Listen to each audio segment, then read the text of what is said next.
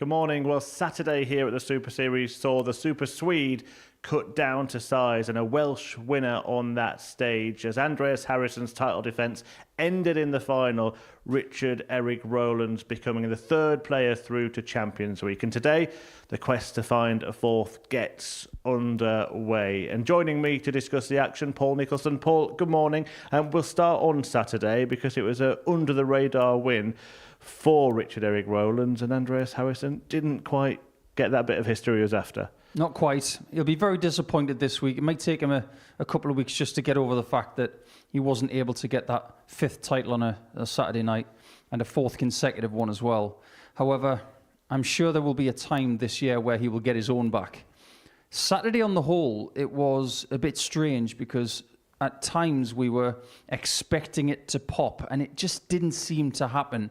Maybe one of the reasons why that happened is because looking around the practice room, everybody had a realistic chance of getting the job done. And in the end, Richard Rowlands saved his best for last. Yeah, full credit to him for that. Let's talk about him for a moment because he was the outsider in both his group on Thursday and Friday and on Saturday night, yet he ran out the winner. I think the one thing he's going to think about over the next few weeks coming back to Champions Week is just how good he was on his doubles in that final. 4 out of 4. Clinical when he needed to be and shut Andreas out. But the way that he recovered from the semi-final where he missed, 13 match starts before he finally got over the line against Ross Montgomery, that is an incredible recovery in the space of about 10 minutes. So that is something we have to remember when he comes back for Champions Week at the end of August. Yeah, which he will, along with Tom Sykes and Jim Long, winners for the first 3 weeks here at the Super Series. But here are the players in action this week. One name on everybody's lips, Richie Burnett. But when you look across the entire field, there is a lot of Super Series experience there, which the 1995 World Champion doesn't yet have. Correct. And I don't think we should get too carried away about Richie. I know we're all excited to watch him, but if we've got our sensible heads on, there are people here this week who need credit too. A weekly winner in Jerome Miok, a weekly winner in Jimmy Van Schie. We've got Jensen Walker, who nobody seems to be talking about this week, but he's had a great few weeks in development. And Mark Dudbridge, of course, a former world master. And this week is proof of just how strong weekly campaigns are now. Absolutely, and we'll talk about all of those players later in the week. But let's focus on Richie for a moment. And you've got a really difficult job here because how on earth can you predict what he's going to do? I've been trying to predict what Richie's going to do for years, and I still can't do it. The guy loves the sport, and he's going to grasp this opportunity and think this is another beginning to the twilight of his career. Looking at what he did with us in our previous studio in Southampton, he was a major fixture for us. He's one of the first weekly champions down there.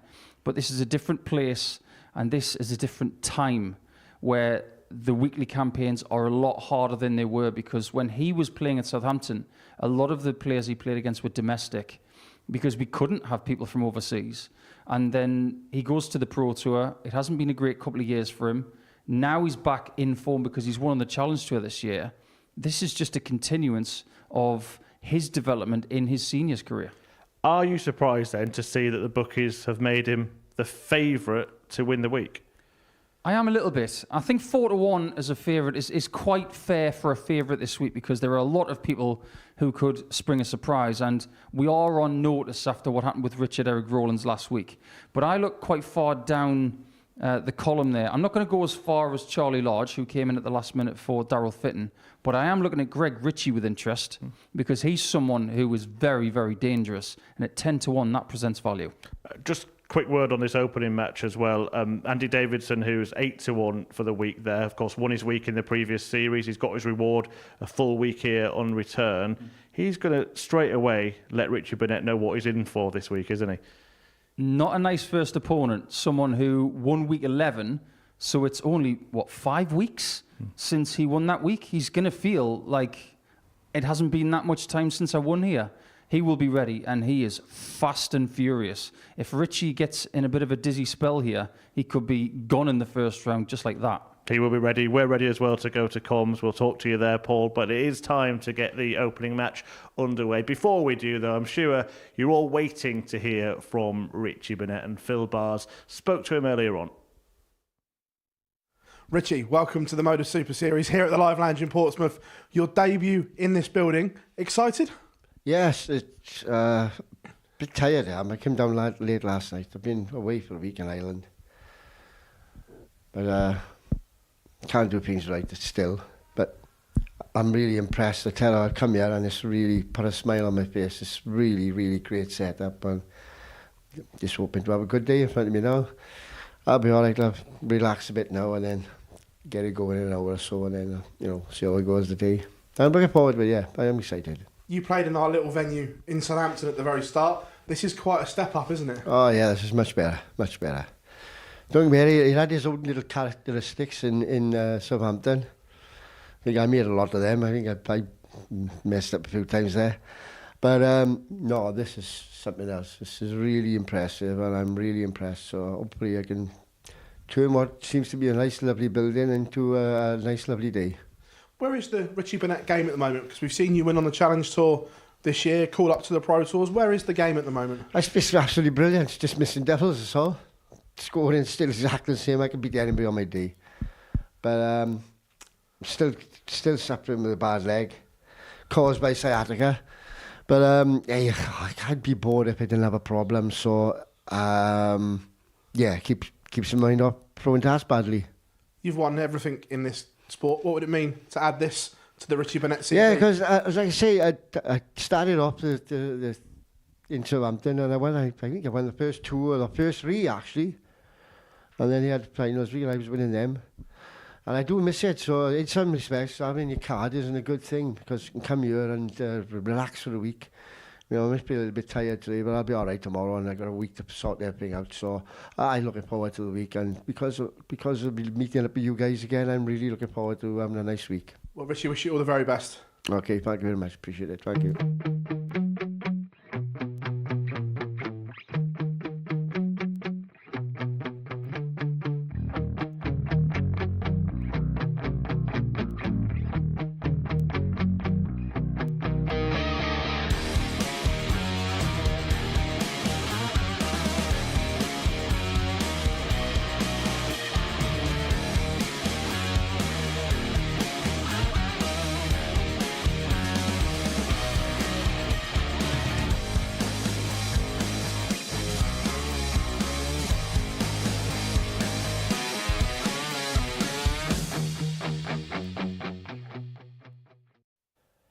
By royal appointment, the Prince of Wales is in the building. Richie Burnett makes his long-awaited debut at the Live Lounge. And as you just saw there, it's not his first foray into this concept, played in our former guise of this tournament. And hit a 9-darter in the process. 1 week in Southampton. Showed how far this concept has come. He's taking it all in, the 57-year-old. Lovely building, lovely week, lovely. The 1995 world champion looking to have success here, but he's going to have it tough from the off. The winner of week 11 in the previous series, Andy Davidson, who made it through to Champions Week on debut, a player at the very start of a career that could reach the heights that Burnett has reached. He's certainly shown potential. It will be a fast and furious start. Andy Davidson will be fast and Richie Burnett will be furious. And alongside me, Chris Murphy and comms, Paul Nicholson. We've been waiting for this moment and we're going to see it. And the first bit of advice to Andy is don't stand too close to him.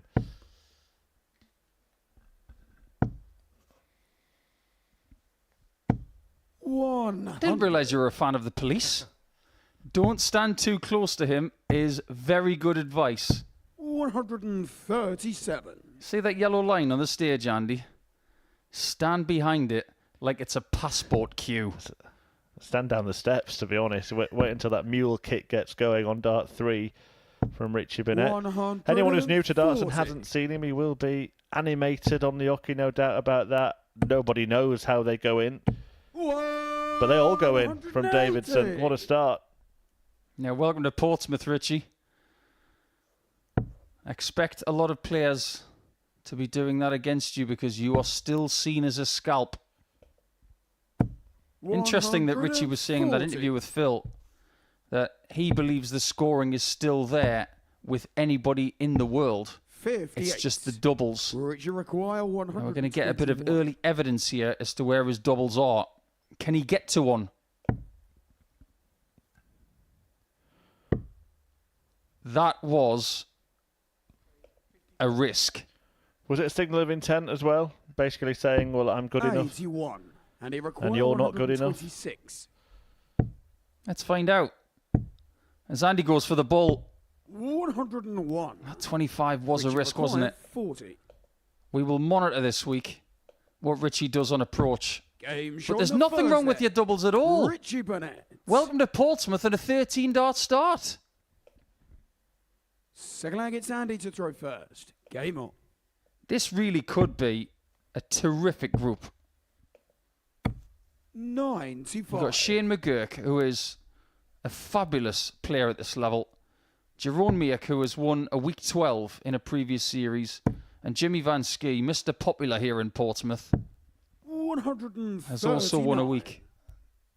This really is a sign of how strong every single week is now. 96. I thought last week was strong. But there's a case that this week is stronger.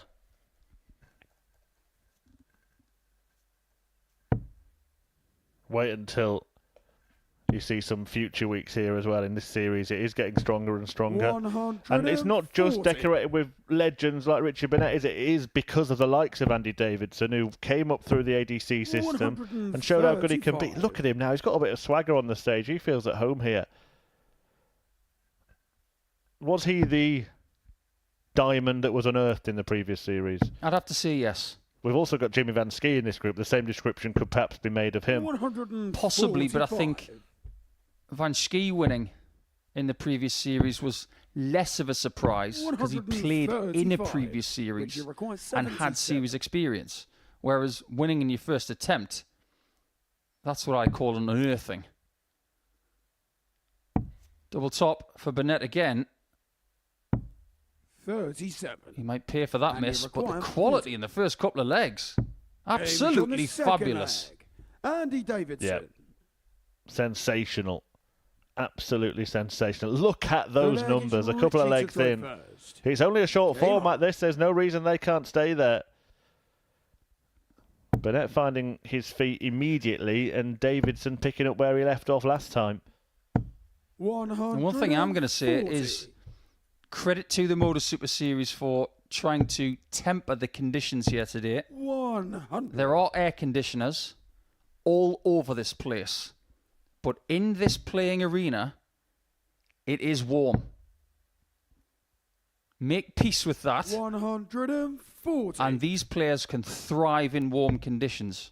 Think of some of the places that Richie's played over the years that have been post 40 degrees Celsius.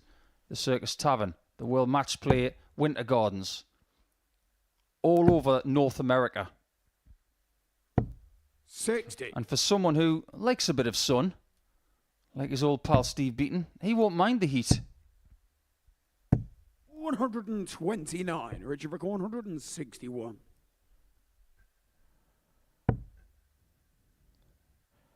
Here we go, treble 17. Not found. So Davidson will get a look at the 97. bull Andy 32. McCoy, 132.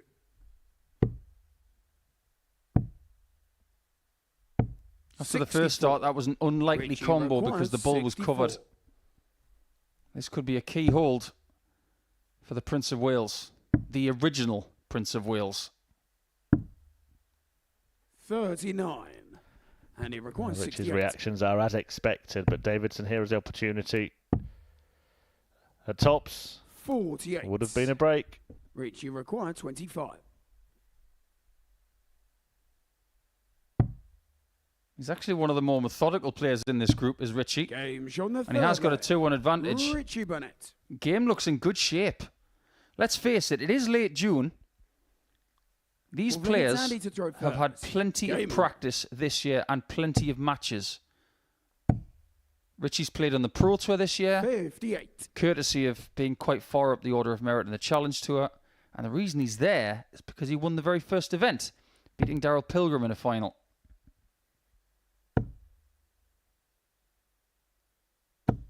$60. Well, you've played him many times, Paul, and stood behind him. And we 80. mentioned that action. People may compare it the sort of snatcher he has, the head tilt to the likes of Jockey Wilson, to Dave Chisnell to a lesser extent. Is it almost frustrating to stand 100. behind a player almost doing a pirouette when they throw a dart and see it land in the treble 20? Yeah, played 96. Richie on many boards, played him in Vegas, played him in Europe, played him in Australia. But the one thing you have to realise when you play Richie anywhere in the world 140. is that what he does is not a reflection on you. What he does is purely what he does. 100. You must keep your distance and keep your focus, and then you've got a chance to beat him. If you get involved and frustrated with anything he does, he's got you. And it's not intentional. That's the thing. He's not doing any of the 100 kicking or the 167. gesticulation to put you off. It's just who he is. Do you know your record against Richie? 84. Richie require 101. But 50-50? Exactly that, yeah. 7 wins apiece in 14 matches. Hunting down the treble 20 here. You did win, or have won. Who's to say you won't meet again, Paul? You have 45. won the last 4. And he require 83. Bullseye again for Davidson. This time he Game finds shot it. on the full A flag. very good first Andy match this. Davidson. Setting the tone for the week, we hope. Welcome to against Portsmouth, Richie to Richie. throw first. These guys are good. Game on. McGuirk, McCormack next. And then Miok, Van Schie. And they'll 140. have to go some to match the brilliance of this one. Still both players averaging in 3 figures. Now 4 legs into the game. 96. We did get a lot of 100 averages in Group A last week. But about 85% of them came from the super Swede Andreas Harrison. 121. He had 6. Some weeks we don't get any, but we get a lot of 59. high 90 stuff.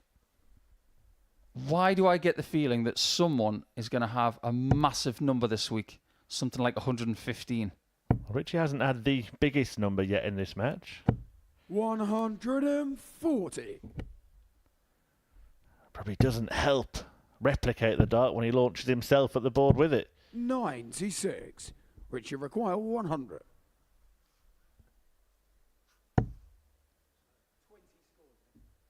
Well, with Andy on 250 here, he's got a lot of options. Hit a steady 60 and leave tops. I think tops is the only play that you shouldn't really do here. But he's going to do it anyway. Game shot on the 5th flag. Richie Burnett. Typical Richie Burnett, isn't it? Take the script, Gets Andy shred to it, throw first. and move on. Game on. Yeah. Gets the question wrong, but somehow gets the answer right. 140. We have leveled the question many, many times. If there was going to be a darts movie based on a player, who would be the best person to have it about? And Richie Burnett is not one of the worst suggestions. As he gets his first 180 of the contest. One of the other big suggestions was Rob Cross, actually, which I think would be a very good one. 44. Well, that last leg was a dozen darter. This one could be even better.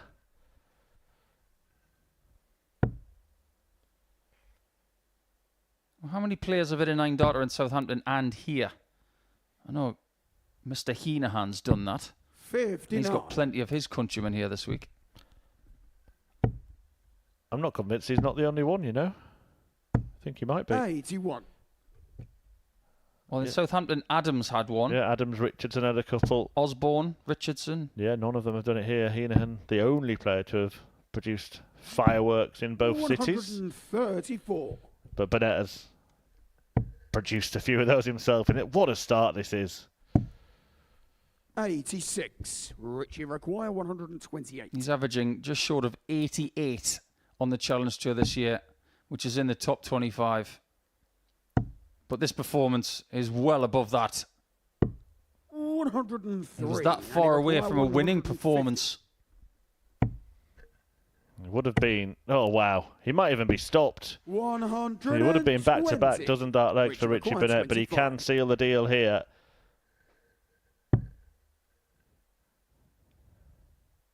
And the Prince of Wales announces his arrival at the Super Series with a sensational start. Brilliance by Burnett in defeating Davidson 4-2, but the numbers are sensational. An average for Richie of 105.18, 4 out of 7 on the doubles, including that tops ton checkout. He was marvellous. Davidson was very, very good as well. This all augurs well for one of the most entertaining Mondays that we've ever had here at the Modus Super Series. Can Shane McGuirk and Killian McCormack carry it on? We'll find out after the break. Welcome to the party in Portsmouth here at the Modus Live Lounge. They've both got the talent where they just reel off leg after leg and dish out a heavy defeats. And what a way to start the day. We're up and running here on Champions Week with a maximum. But what a way to finish. A 12 dart leg. Beautiful check out there from Cam Crabtree. Only needs the one.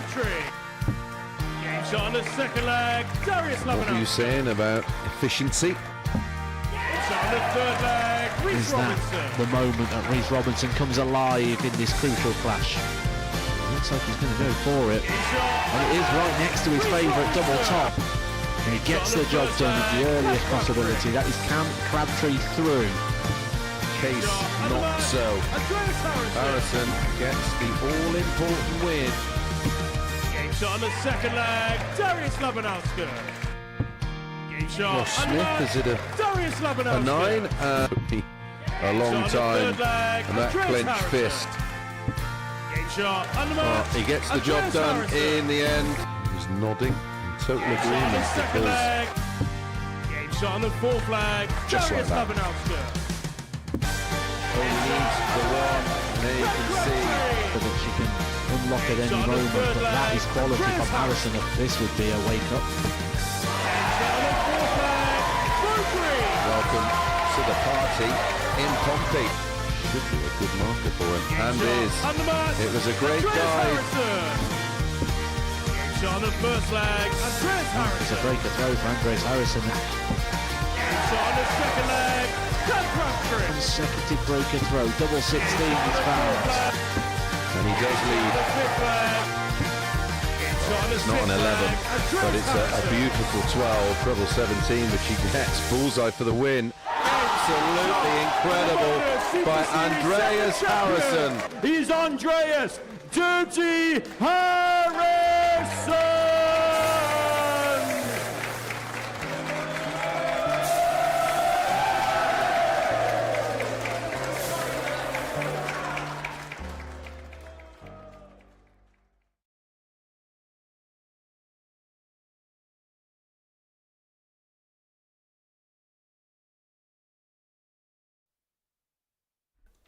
On we go then after a blockbuster start to Monday's action here at the Modus Super Series. And a new face, a new name on the Super Series stage. Magic hands, apparently.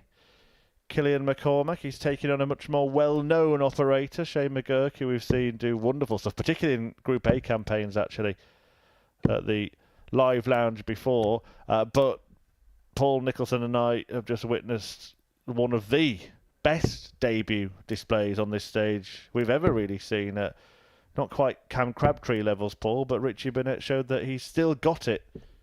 Absolutely. Maybe the odds compilers were right, having him as a 4-1 favourite for the week. But Shane McGuirk's back. Always great to have Shane here. A great personality in the practice room and excellent on the stage. But it is a warm welcome to Killian McCormack. And if he's got magic hands, I'm not really sure where that comes from.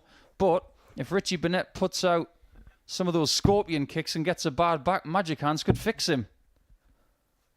I don't know what the climate's like in Dublin, but it doesn't seem the right time of year for an undershirt with long sleeves, does it?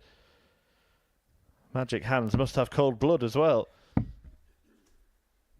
First leg, it's Schie Each to their own. first. Owen Binksy, Game on. referee, who maybe caught a flight over with Killian. I believe he was in Dublin at the weekend, and he's managed to make it back in one piece. No sign of his accomplice yet, though. More on that later. 60.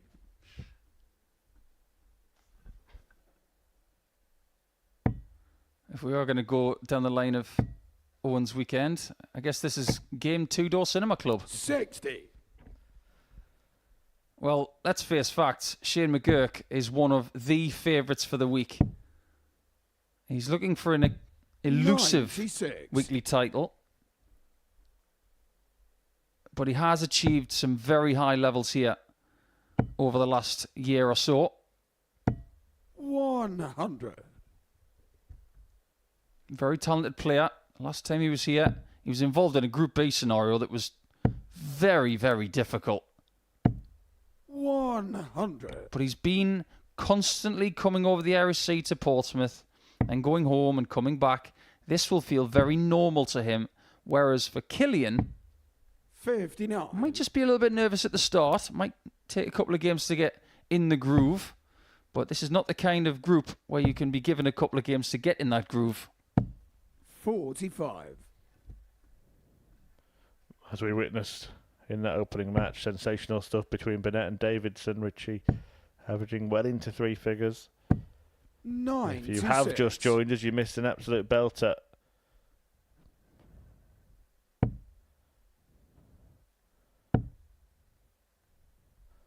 A very rare group as well, Paul. Of course, 60. no English representation in it. We'll have to dig back deep to see how frequently that happens, if ever. Maybe a sign of how things are going right now. It's not that English darts is 137, on the wane. 140. It's far from that. It's that more people from overseas are knocking on the door, so to speak. Well, Shane was thinking of leaving tops at 29. worst, and that has not gone well. 49.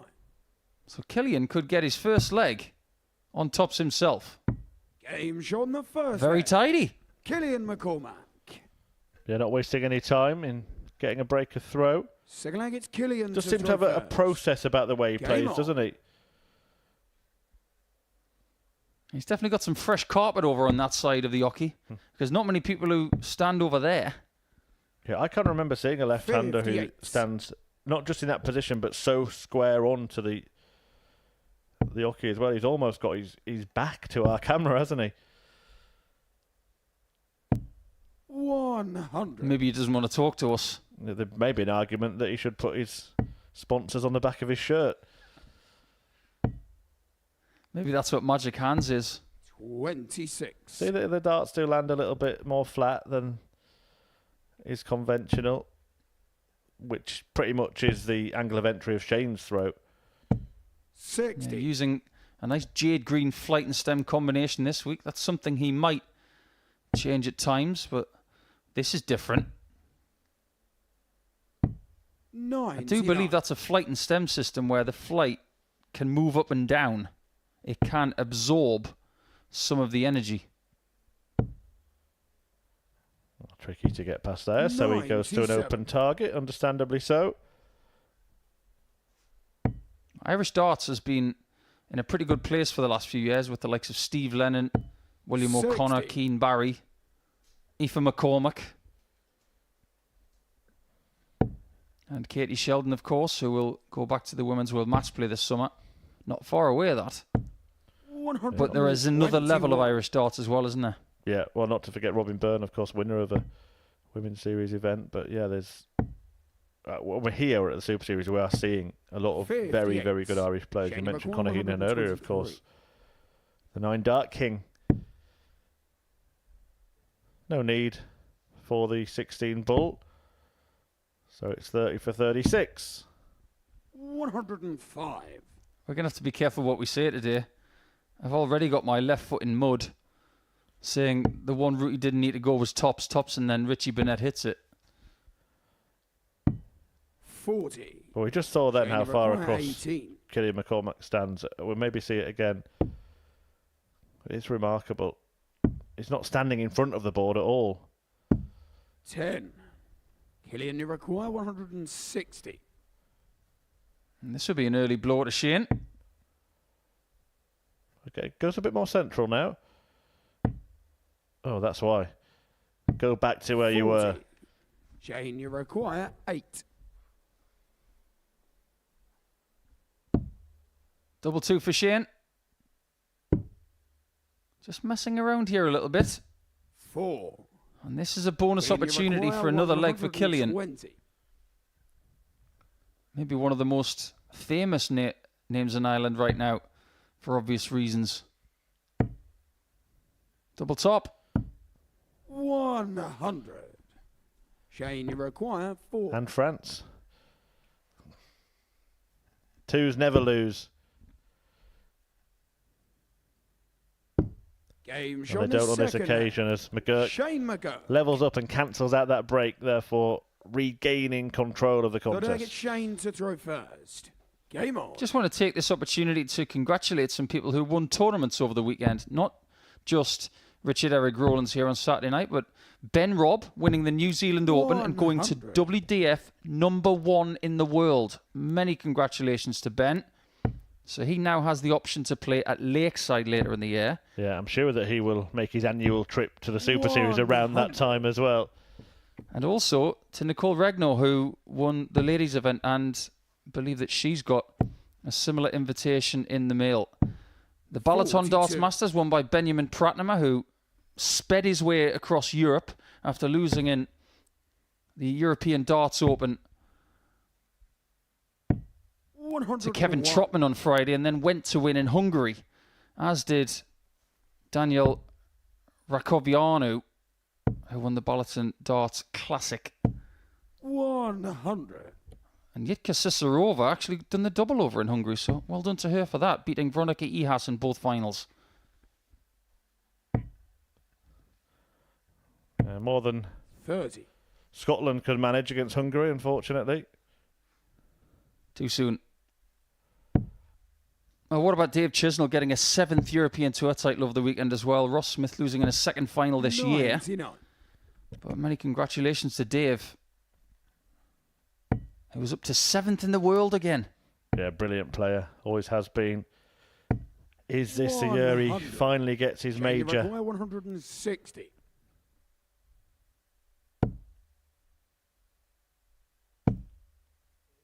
That's actually really good life for another. 83. Just Killian, you require lost the line. 170.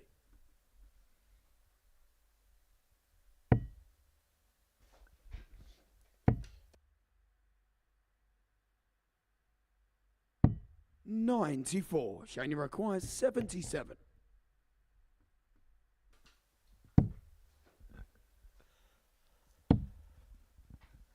Top cent.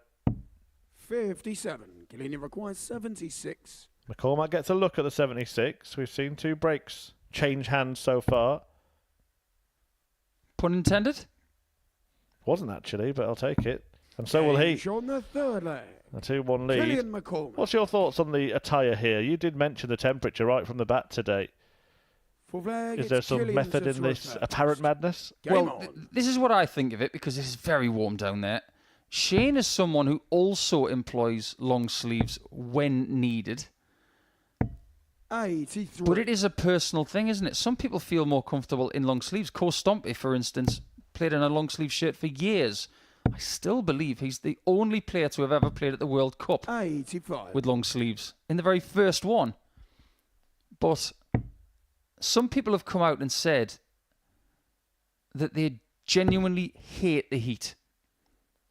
Some people 28. want to feel really warm, and this might just be how he prefers to feel, no matter what the conditions. Jelle Klassen has said for years that he would much rather it be cold than warm. 60.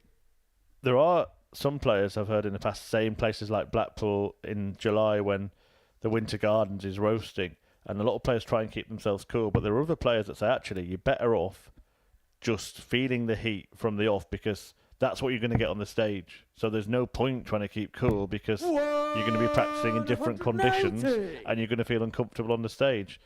I suppose it's the equivalent that we have up north of coming in from a hot day and Mum says, put the kettle on. 140. Well, if you go to India, they say you should have a spicy curry to cool down because it gets you to sweat all of the heat out. So in conclusion, maybe there is method in it. 100. When you said Blackpool in July, by the way, I got a bit of a John Gwynn flashback in a nice way.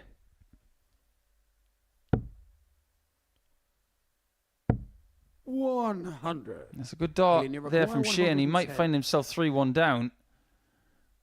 These guys not playing to the same level as the first two. But if you like things double Dutch, you're going to love game 3. Shane, you require 116. He can get past that for the 57. 92. Killian, you require 68. 40, a 3-1 lead to consolidate the break of throw. Obviously prefers tops. 28. So don't expect him to leave 16s if he doesn't need to. Game shot on the 4 flag. Shane McGuirk. Nicely done by McGuirk. Again, can't sing out a break. Can he now follow up and keep control of the game? By the way, if you did miss that brilliant debut from Richie Burnett, then that match is available in full on the YouTube channel, so it's worth a watch after the show today. Make sure you are subscribing. 76. And it's certainly worth watching. Even I might watch it again because so much was going on. I'm sure I missed something. Richie didn't miss much, mind. 66. We had some pretty good development tour action over the weekend. Nice to see Keane Barry back in the winner's circle. 41. And Sebastian Białowski winning the Sunday event. Big stuff for him. 140.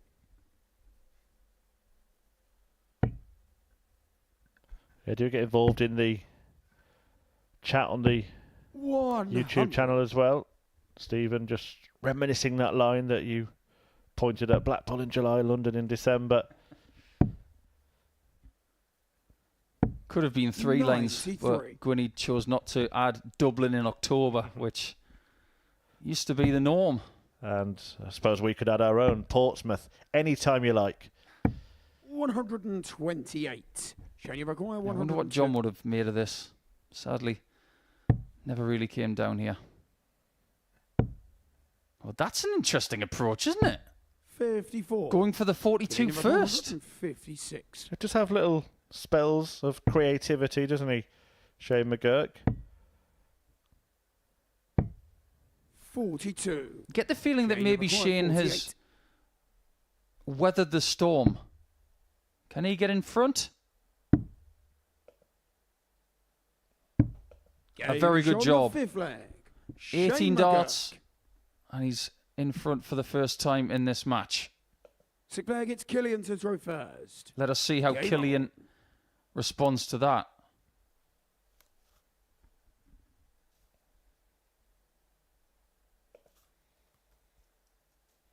When you see someone for the first time coming to Portsmouth and you don't know anything about them, because before starting a little bit of research about Killian, who predominantly plays ADC darts in Ireland, I suppose our default is that they're young. 59. When in fact, Killian is not, say, to the youth level of a Keane Barry or, say, a Steve Lennon was a few seasons ago. He's actually quite seasoned. He's played darts for quite some time. 101. He's been floating around the Ireland circuit for the best part of 15 years. McGuirk, by the way, he played in week 1 of the last series. And in Group 8, he only lost 1 match. A stunning Group A victory. Didn't end up winning the week in the end. Did return for a 2-day spell later in the series as well, but his only defeat came in his 12th game of the week against Adam Mould. He would be very, very happy for a similar result this time around, wouldn't he? 85.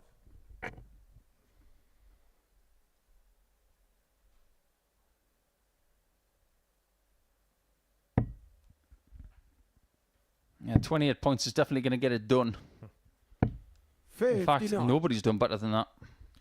And I think it's now, there used to be a bit of a thought that winning Group A wasn't always beneficial. I think that myth has been busted now. We've seen so many Group A winners go on and do well on Saturday nights, reach finals, if not win weeks. Andreas Harrison, the latest, making the final, couldn't quite get over the line. Can Killian here? Oh, he can with a couple of doubles. All square, this one goes the distance. It's the old triple lipstick shot. Final leg at Shane to throw first. Game on. Shane was left back on 158 there, so he should have expected, really, that this one was going to go the distance. And this is where you figure out what kind of player you are. 180. A first 180 of the match for Shane at the start of the last leg. Nice timing. 100.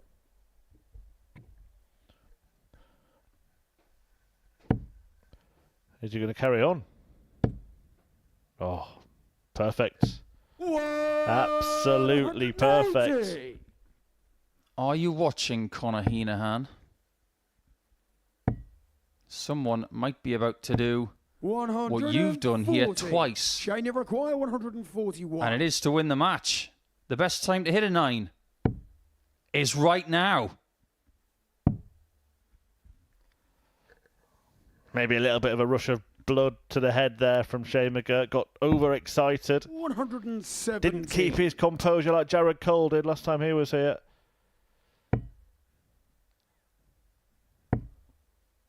The only person to hit a 9 on this stage 66 this year. Yeah, the only one in 24, which is exactly what McGuirk wants to win this leg.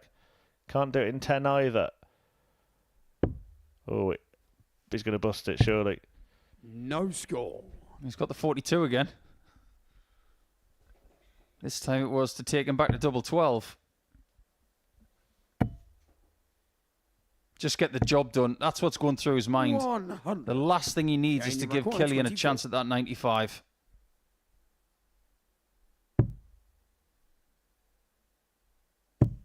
And he doesn't give him a chance. That's a very, very good game under the belt for Arrow, because he could have easily lost that one. But the man with the experience on the stage takes out the debutant, and he joins Richie Burnett on 2 points here in round number 1. That's what we've seen. Steady stuff. We got a couple of maximums from Shane McGuirk, and that's why he was in such command of that last leg. But when we come back, the command will belong to Holland, because it's Miok, a former weekly winner, against another one in Jimmy van Schie.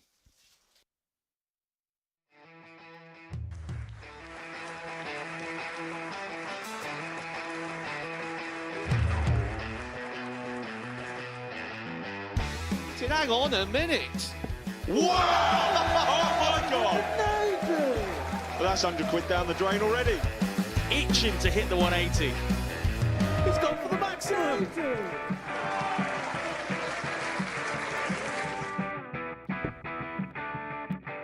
18 for the bull. Bull. 53. No, he said bull. That's a great first out from Adam. Oh, look at this. He's going to leave Schie. Oh, can you believe it? That is unbelievable.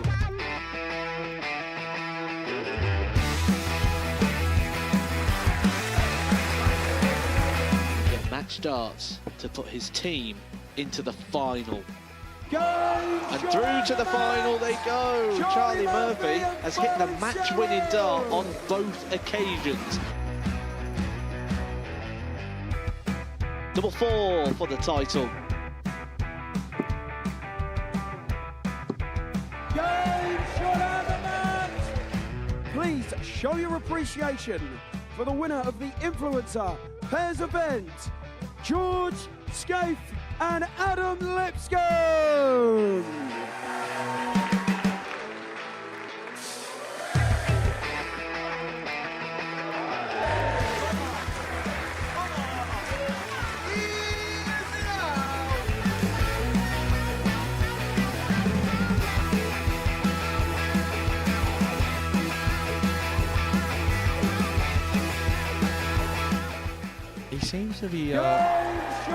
He seems to be out. That's what he is. Charlie Murphy. A couple more visits yet. We're not going to need that. Bosh. Pie Face is through. He gets And he's absolutely buzzing. It was a game that Pie Face dominated throughout.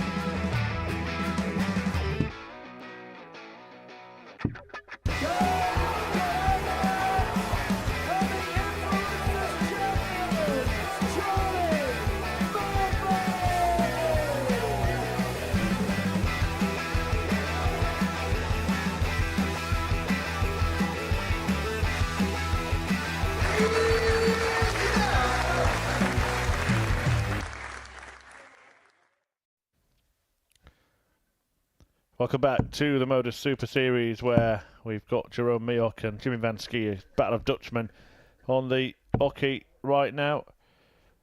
And we've seen some decent stuff so far. Yeah, the second match didn't really live up to the standard of the first, but it certainly provided entertainment, with Schie McGuirk beating Killian McCormack 4-3.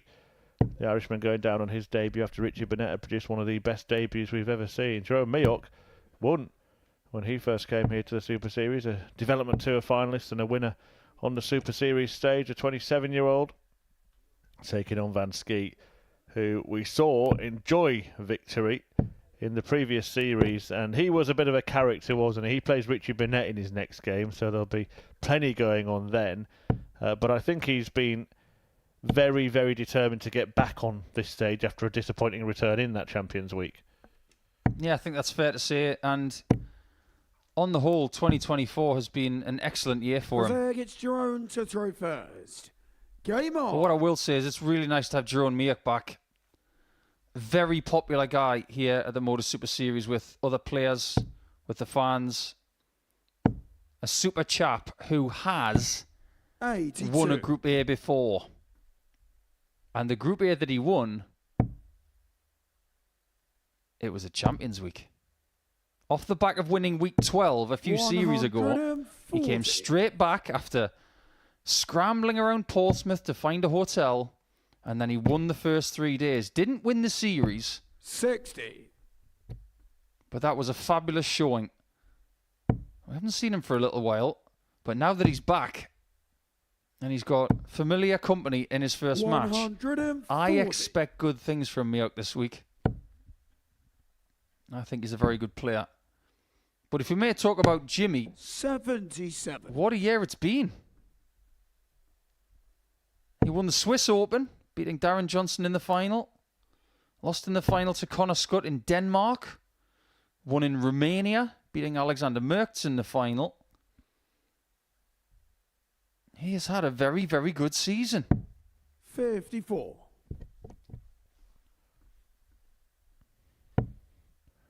Well, it's interesting to see how some players have really 140. surfed that wave of success here at the Super Series, and Jimmy certainly can be counted amongst those, going on to win other stuff in the immediate aftermath.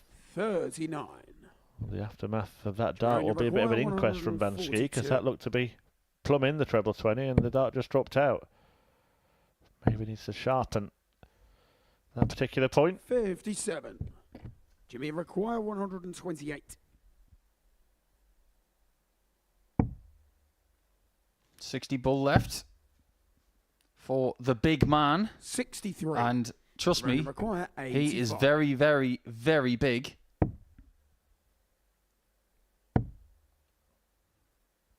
Still got that image of Jimmy Van Schie hugging Tom Sykes. And Tom is about as high as his sternum. Yeah, and he's not short, is he, Sykes? Bullseye. 40. Blocked. Only required 50.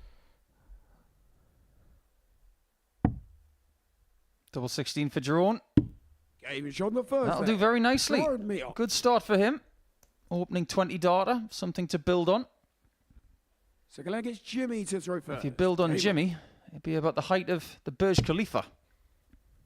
We should do the, you know, when you were a kid and your parents used to put a little mark on the 58. wall. We should do a height wall for every player here at the Super Series. He's the tallest, isn't he? Yeah, mark on the wall. Who's the tallest of them all? 136. Do you know what? I think Killian McCormack might be one of the shortest.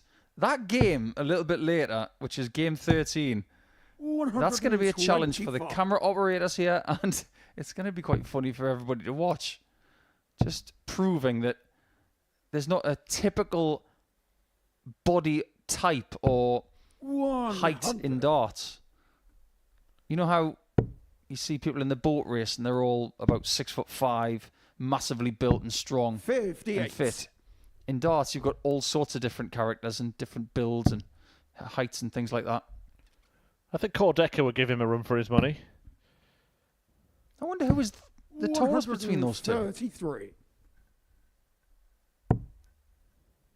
Because that height difference between Cordecker and Mikuru Suzuki was really good, wasn't it? 44. Yeah. Round number 132. This would be really good. Not going to go, though. Yeah, maybe one of our specials weeks, Paul. We should have a Giants week in future. Just like that old TV program, Land of the Giants. Did you ever see that? I can't recall it. It was always on a Sunday afternoon here in the UK when people would have their Sunday lunch. 42. You had a choice of Round that or the number Waltons or Little 88. House on the Prairie. Double top for Jerome. Yeah, that's really good. A 15 dart, it doubles the lead. He is bouncing around this stage like he owns the place. And there's nothing wrong with that. To throw first. Game on. Shout out to Ellis watching from the sunny Gold Coast, as requested. A speak out, I'm not going to shout. 80. Gold Coast this time of year. It's the middle of winter, but it'll still be beautiful. Quite a few people showing their support for Jimmy. He did capture a few hearts, didn't he, when he was a weekly winner here in the previous series. 96. He's been getting a fair bit of social media attention because of wins as well, not just the ones that we've mentioned, but he also won something called the Team Extreme Open this year at Castle Grafenegg in Austria, beating Benjamin Pratnemer in the final, who I mentioned earlier, who won at Balaton this weekend. On the way to that title, he beat Andreas Kumpan, someone who I haven't actually heard of before. He's from Austria. And Moreno Blom in the quarterfinals, someone who we will see in this series. 59. Our friend and colleague Matthew Egger had a decent run, didn't he, at the weekend? He's been going everywhere, 60. hasn't he? I wonder what he thought of Balaton. Beautiful part of Hungary, by the way. I think we're going to hear about it. He's promised a review, as he so often does on his own social media channel. It's right next to a huge lake, right in the middle of the country. I've heard good things about it from some Austrian people I know who go to that area quite often.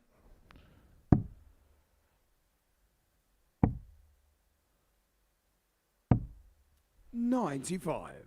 Gurgley on YouTube says break leg now. That's a bit harsh.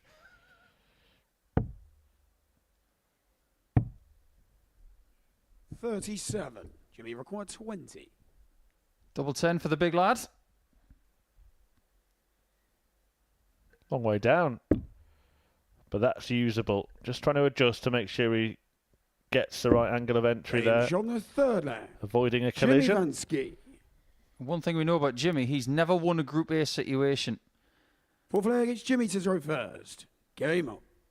Getting to a Saturday has been his issue.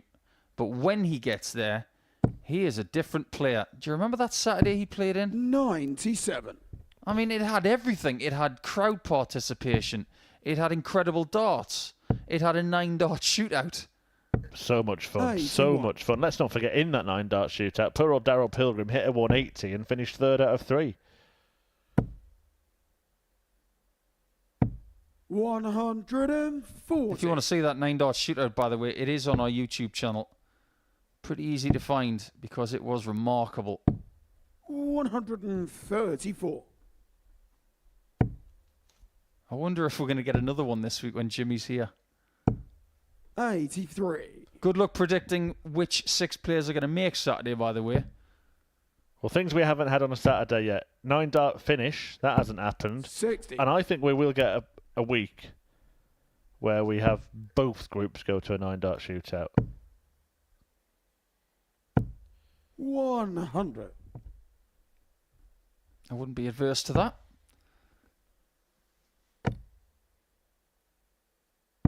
99. Jimmy require 81. A chance to equalise here at 2-2 for Big Jimmy.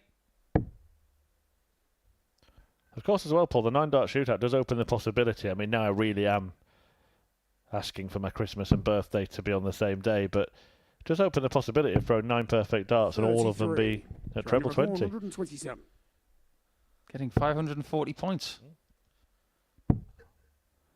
He wants 127, 82. but he can't find the ball for the Jimmy game. require 48. Remember that Connor Scott, when he played the British pentathlon recently, he got 4 180s in a row. That's 720 points in a row. This is for 48 and 2-2. Game shot. Yeah, well done. Jimmy He found himself in a bit of a hole, but I'd like to say he dug himself out, but he's so tall he could probably climb out of many holes. To throw first. Game on.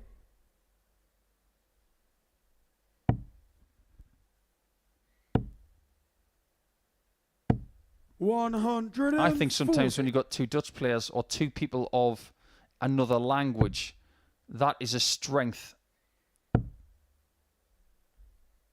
I think the ideal scenario, if 80. one of these 2 does not win this group, is for them both to qualify for another group together. And ideally, that would be Group B this week. 137. Adam says, hi Paul and Chris, what do you think about Bo Greaves winning a Development Tour at the weekend? Sensational. 60. And she only dropped 5 legs in the whole tournament. Wherever she goes, she creates history, and I can't think of one person who's not happy for Bo. A super achievement. Really pleased for her. 140. And it's just another great thing to talk about ahead of the Women's World Match Play, which is not that far away now. 43. Yeah. And require 84. Really exciting times in the world of darts. Choices here. And that proved to be a great one. 64. He has always thrown a very long point, has Jerome. Seems to have the balance of the dart really 100. really good at the minute with that longer point, because some people use them and they don't understand that they're not for everyone. Game shot on the 5th. There's nothing wrong with that one. Miok.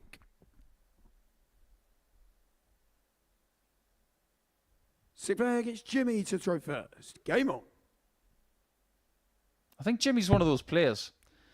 Wherever he goes, it's not as if he can be anybody else. 100. I remember when Mark Webster came to Australia once and someone thought he was James Wade. Not sure how he took it. But if Jimmy Van Schie's walking down the street, you're not going to say, oh, you're that Tom Sykes, aren't you? No, because he's about 2 foot taller. Have you ever been mistaken for anyone? 96. Yes. Do expand. James Wade. When I used to wear glasses. It's a bit lazy, isn't it? Just 36. wearing glasses so you look like somebody else that wears glasses. Why do you think I got surgery? 134. No other times, though.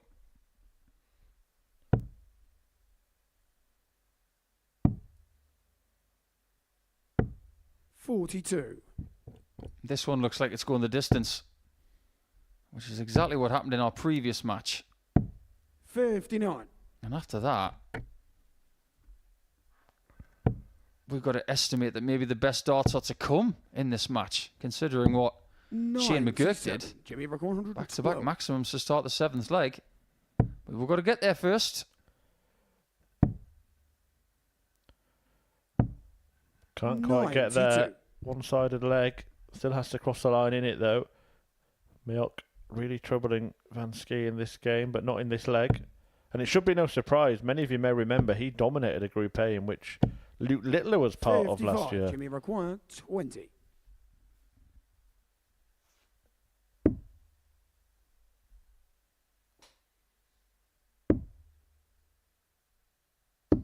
And we are going the distance somewhat comfortably after leg 6. Well, this will be 7th and final leg. the first match of the final round tomorrow. I wonder where these players are going to be in the table come that time. At the end of Tuesday, you must be in contention. 84. This could be a really big match to stay in contention.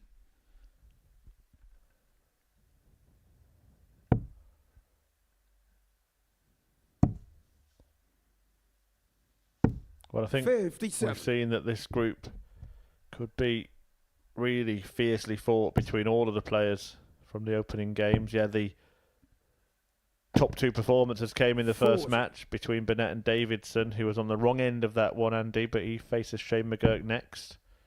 Then we'll see Richie take on this man, Jimmy, who described his winning week here as something massive. 140. And Killian McCormack taking on Jerome Miok in game 6. It's a fairly quiet week in the world of darts.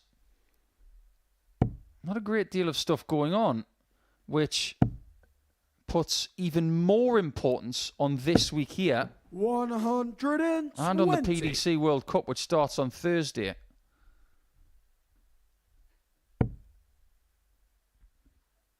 So all eyes are in Portsmouth 140 for the next few days. Maybe a few headaches in Scotland after what happened last night with Hungary. And don't get me started on that penalty claim for Scotland. That was a travesty. So if you want to heal your sporting wounds, this is the right place to come. Because we don't have any assistant referees here. We don't need them because everything's clear cut. This is bullseye for the match for Big Jimmy.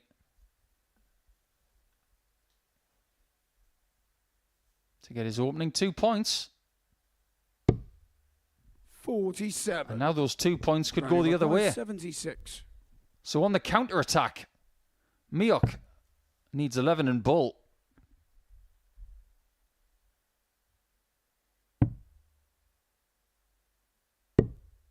$26. In and out. Jimmy require 39. You heard the wire first, then the sisal, then you heard the dart hitting the floor.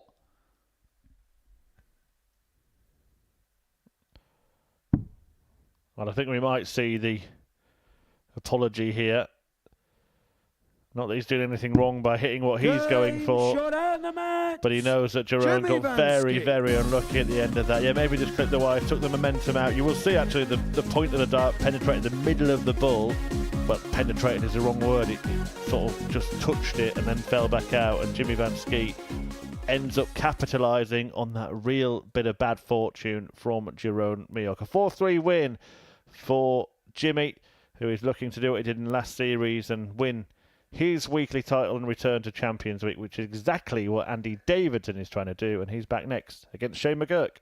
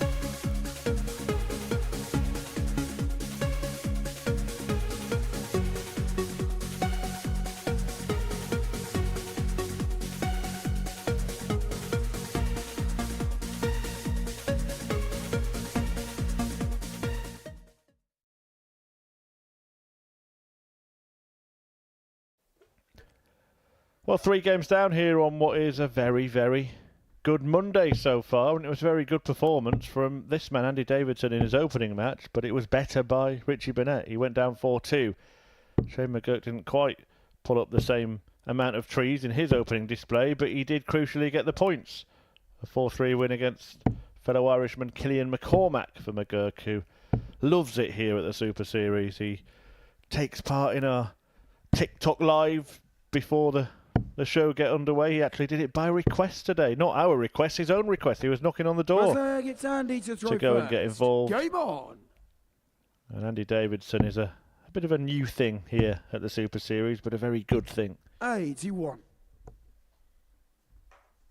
It's amazing how fashion trends and behavioural trends change, because, what is it? Close to 25 years ago, a very famous wrestler said, "Can I get a hell yeah?" 100. Well, now we've got people knocking on the door saying, "Can I do a TikTok?"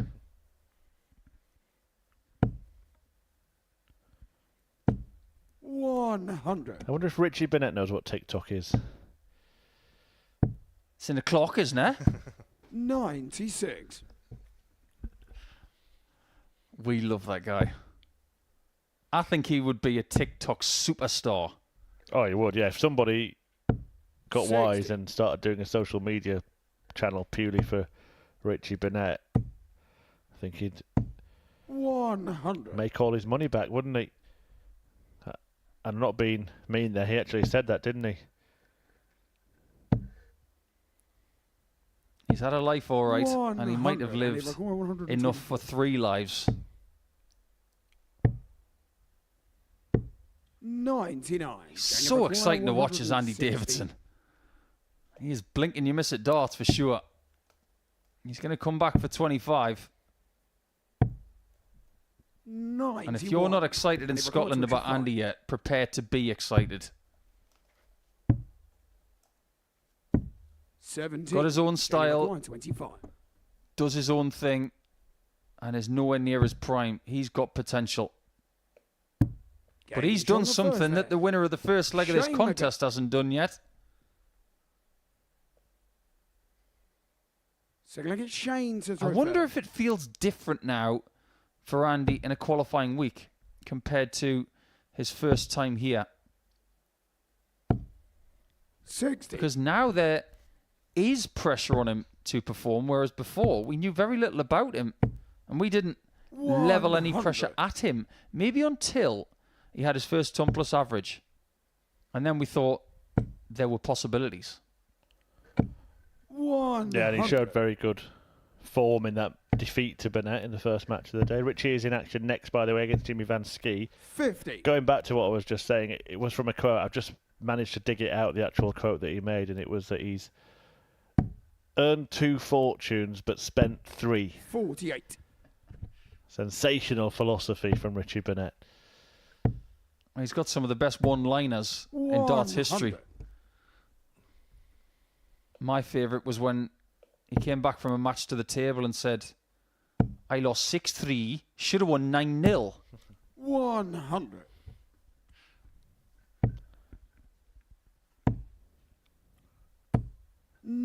By the way, apologies to everybody in Wales for my terrible Welsh accent.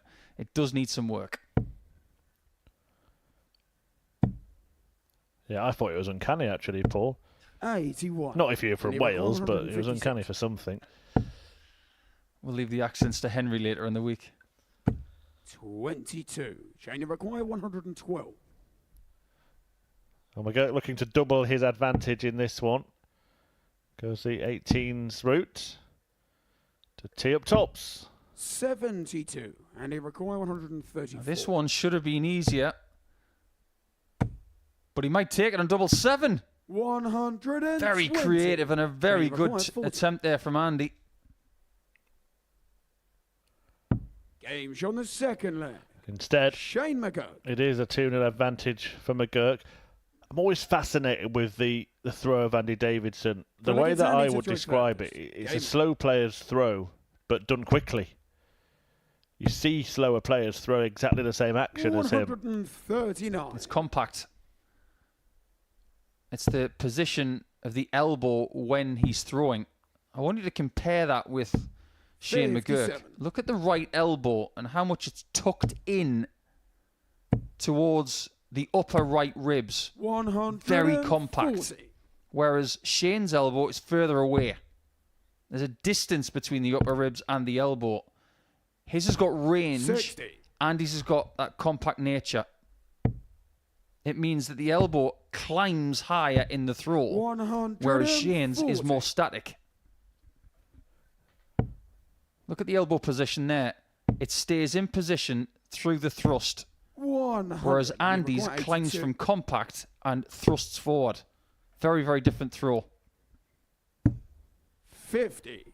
Almost a fantastic leg of darts from Davidson, but he will still expect to win it, despite those 2 misses at double 16.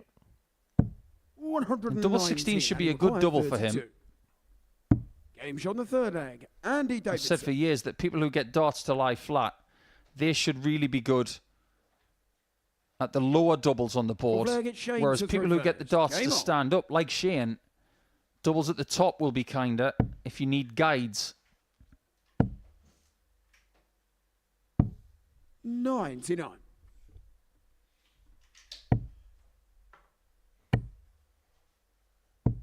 $90. The question is, levelled sometimes at places like this to unearth the next available talent in certain countries. I think we've done a really good job with the Netherlands over the last 55. year. I think we've done really well over the last 3 years with Scotland. 100. With Jamie Clark, with Andy Davidson, with Darren Beveridge, who's on the tour at the minute, Greg Ritchie, who's coming later in the week. We've continued to welcome the likes of Jim McEwen 99. and Andy Bolton. And we've had Sean McDonald as well, who's had some good times. 134. Yeah, we're seeing a real strength in depth from many nations, and that's what the Super Series is all about, really. They're getting the chance to showcase that. 120. I think they were too well grouped.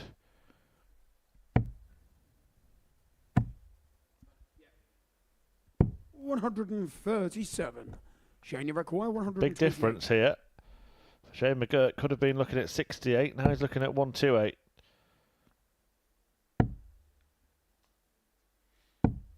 $56. Now we get an opportunity to see Andy at the top of the board. Game's on the And he's all right fourth there as well. Andy Davidson.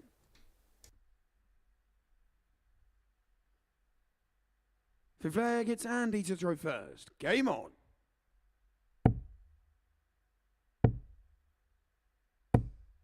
$41.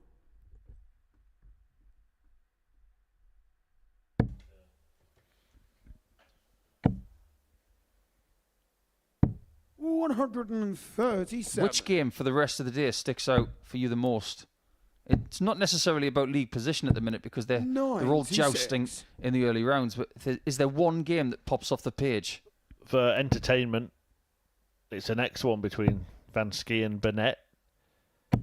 140. But I think in terms of significance in the group, it's the penultimate game when 81. Richie meets Shane.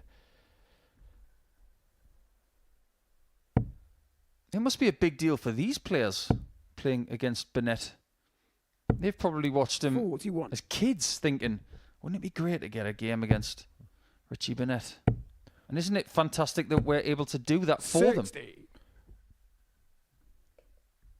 Yeah, I know that players get things in their heads as well, and rightly so. You know, we've promoted Richie's arrival here. He's been made the marquee player of the week, but that can just 37. irk the other 5 in the group, can't it, at times? I suppose it could. There's a lot of ego when 59. we start on Shane, Monday you require morning 146. from certain players, but if I were in that situation, I wouldn't be bothered because it's putting all the pressure on Richie. I like what I'm seeing here. 140. Same And route you require for Andy, 164. but with a bull at the end. Oh, 2 near misses 139. for the 5th Shane, leg. you require 32.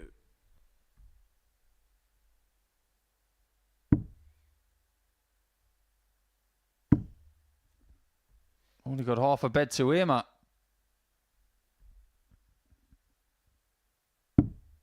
16. And he Quite required arrow 25. that one through. Well, total turnaround this could be. McGuirk won the first Game two shot legs. the fifth Davidson's leg. won the last Andy three. Davidson.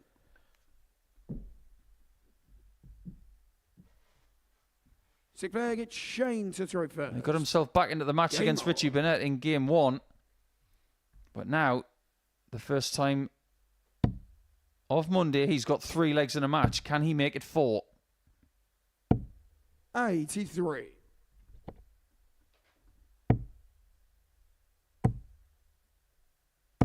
$90. I was just looking at the last time Shane was here. The Group B situation he was in involved Richie Howson, who was really on form, 140. Ross Montgomery, Ted Everts, and Fallon Sherrick. 40. He lost his first game against Sherrick. Then he lost to Montgomery 4-2 as well. He beat Richie Howson. 100. And he was the only person to beat Richie Howson in that group. 140. But it wasn't good enough to make the final of that week. That was week 10 of the last series. 58.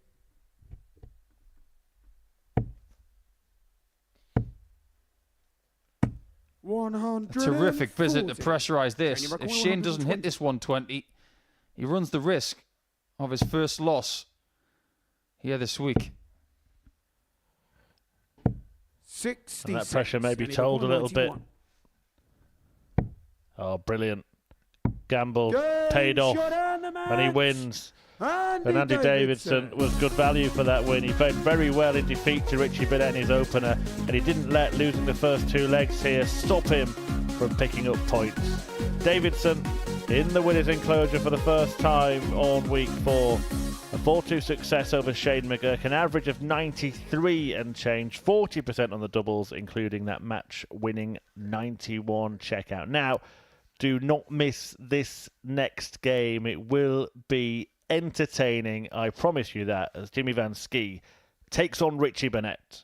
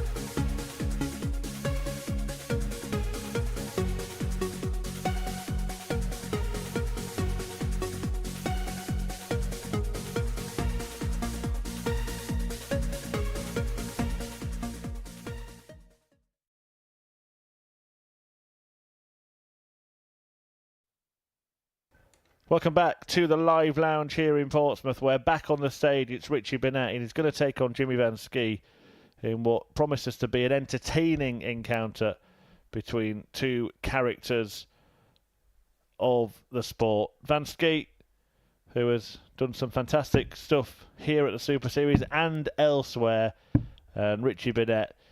I think it's time to make the point, Paul, one that you made during the coverage last week, that yes, in his own words, he's done it in the past, but he's also been doing it in the present as well, hasn't he? He has.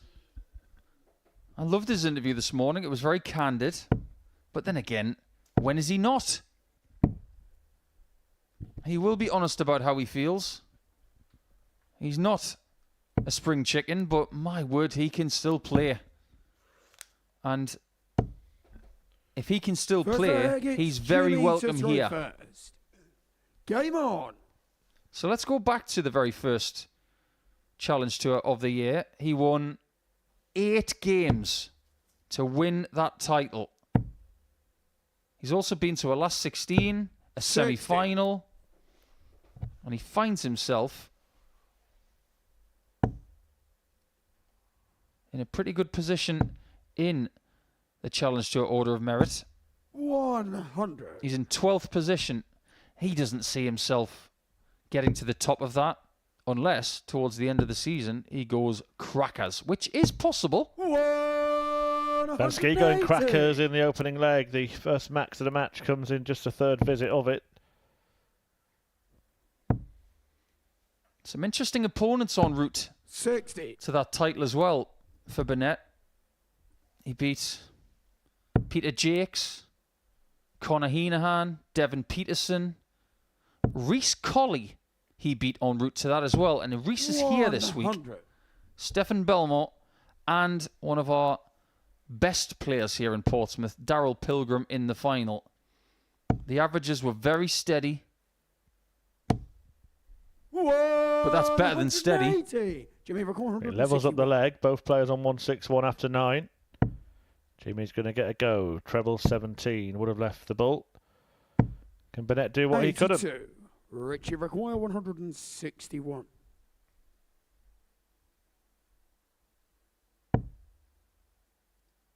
$51, anybody?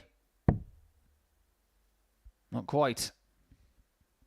137. Jimmy requires 79. Jimmy's on notice here. He knows exactly what the threat level is from Burnett. 59. And he could be Richie down required 24. the break of throw already, courtesy of double 12. He looks in really good nick. And I don't know if you've noticed this, Murph, but these darts are different to the ones that he has used a lot of the time in the last 30 years. He's not changed a great deal, but look at these. They have a slightly different end to them, which is tapered towards the point. 100. When we showed our promo of him earlier, he was using the same type of dart that he's used for decades. It had a more square nose at the end. So what is the perceived benefit of that, Paul, just for the unlearned like myself? When it tapers from the end of the barrel towards the point, as you can see there, there's a little sleeve as well on the top of the point by the looks of it.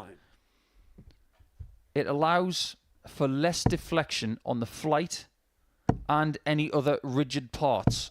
135. You can nestle the points closer together. So it should maximise scoring. Correct. One of the tricky things to get used to is where you hold the point, because he does have 81. his middle finger on the point. For years, he'll have been used to the fact that the end of the barrel had some square piece to it, so you've got something to guard it against. 100. When you get rid of that and it's smooth, it places more importance on where the third finger is. He's obviously got used to it. And the angle of attack in the board has never changed. 100. Since the early 90s to now, it is exactly the same.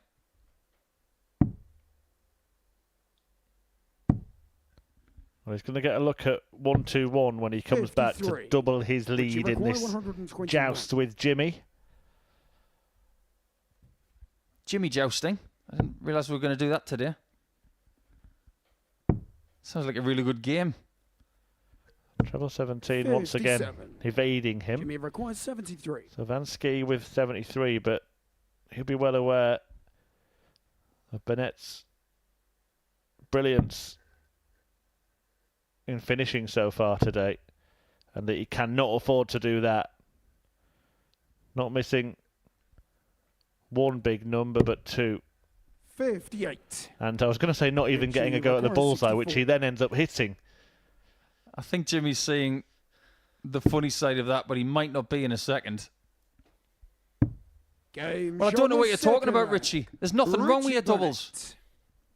You were 4 out of 7 in your first game, and you're The 2 leg from is 2 Jimmy here. to throw first. He's a hard man Game to on. please, isn't he? He's just admiring the craftsmanship. 55. That's a lovely telly pole, isn't it? It's getting better, the accent. By game 15, you'll be campaigning for Plaid Cymru. Well, I think he likes playing Dutch players, you know, because he won his first 28. and only world title against a Dutch player in the final, Remy van Barneveld. Yeah, it's remarkable longevity, isn't it, for Richie Burnett? And make no mistake, it says on the graphic 1995 BDO world title. Now that, to the younger audience, held a lot more weight then than perhaps it has done in more recent years. Correct. Yeah, Taylor was world champion in the PDC from 1995 all the way through to the 2003 championship. He 134. dominated at the Circus Tavern, but there is an argument to say the strength in depth in darts was predominantly in the BDO from 1995 100. until the turn of the century. Many tell me, I was only a whippersnapper at the time, Paul, I don't recall, but many tell me that there was a huge argument that Burnett was 55. actually the best player in the world then, better than Taylor. He was. It's not even up for debate. I was around watching darts like a real stato back then. 140. But I promise you this, and Chris Mason would back me up, Richie Burnett was the best player in the world in 1995. Bar none. 30. Richie required 93.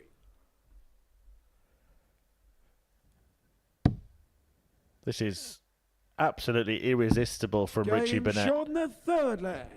Richie If he plays Burnett. like this all week, then it's going to be an incredible performance to beat Full him. flag, Never it's mind stop Richie him to taking the throw title. first. Can I change my answer from earlier? Game on.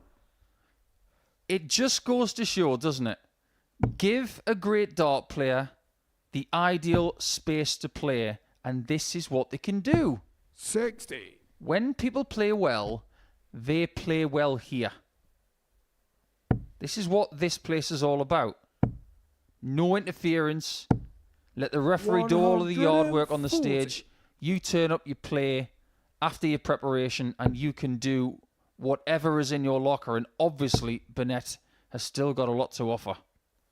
Fabulous 44. angle there to see the backwards headbutt that Richie Burnett does as he's throwing his darts.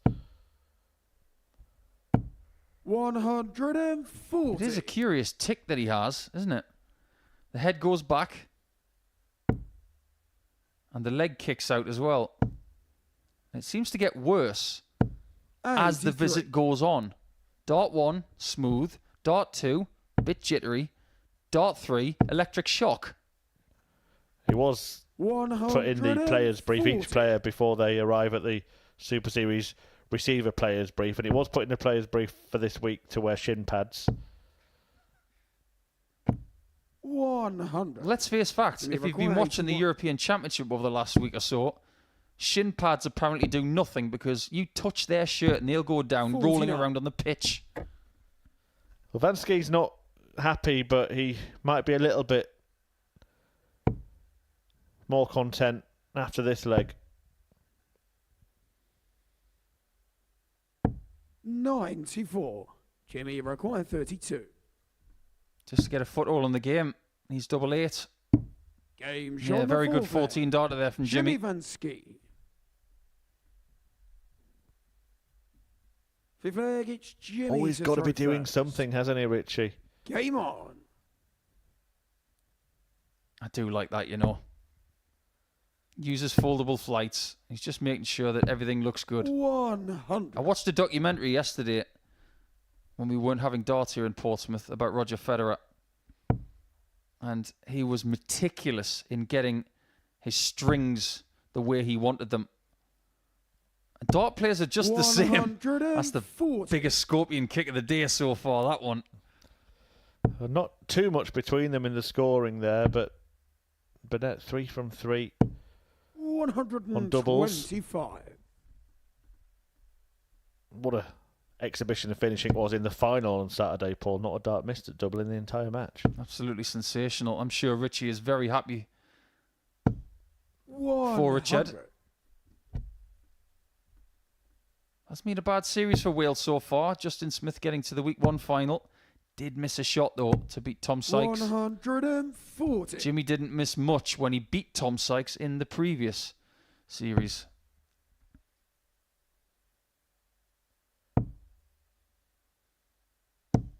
$100. Jimmy require 136. This one could have a 6th leg. 128. But then again, it might not. Richie require 161.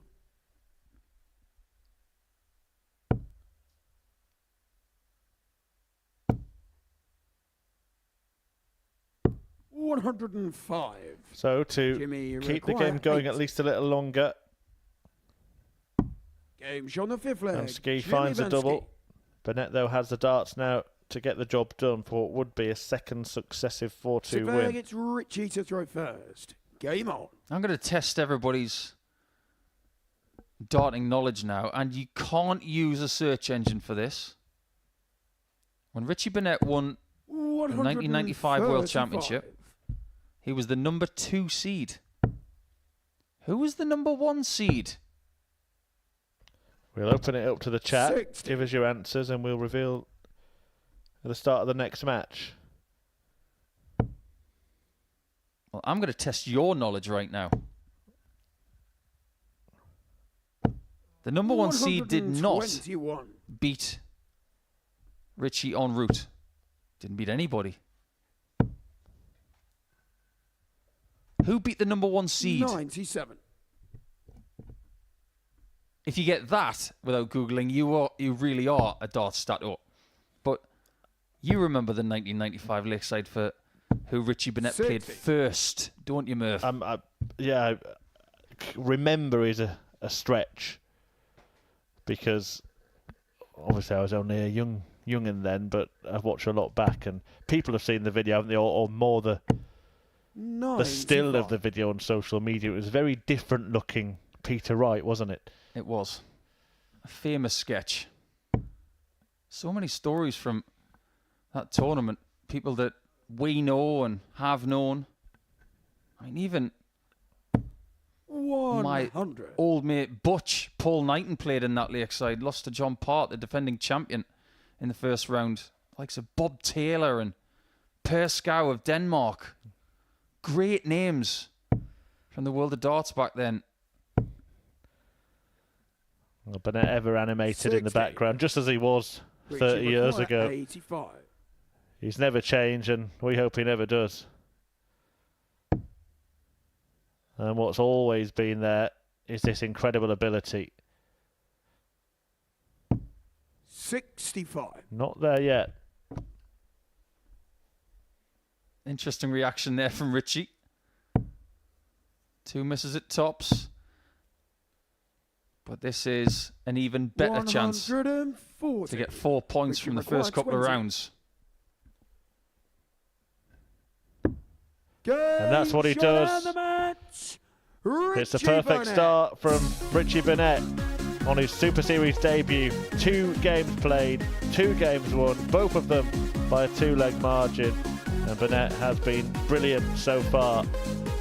Again, his opponent played well against him, a 95 average from Van Schie, but bettered by Burnett, 97.59, and the finishing absolutely on point once again. 4 out of 6 this time, even improving on the 40% from the previous game. It's really good stuff from him. He's top of the table in the early exchanges. Coming next, a battle between Killian McCormack and Jerome Miok.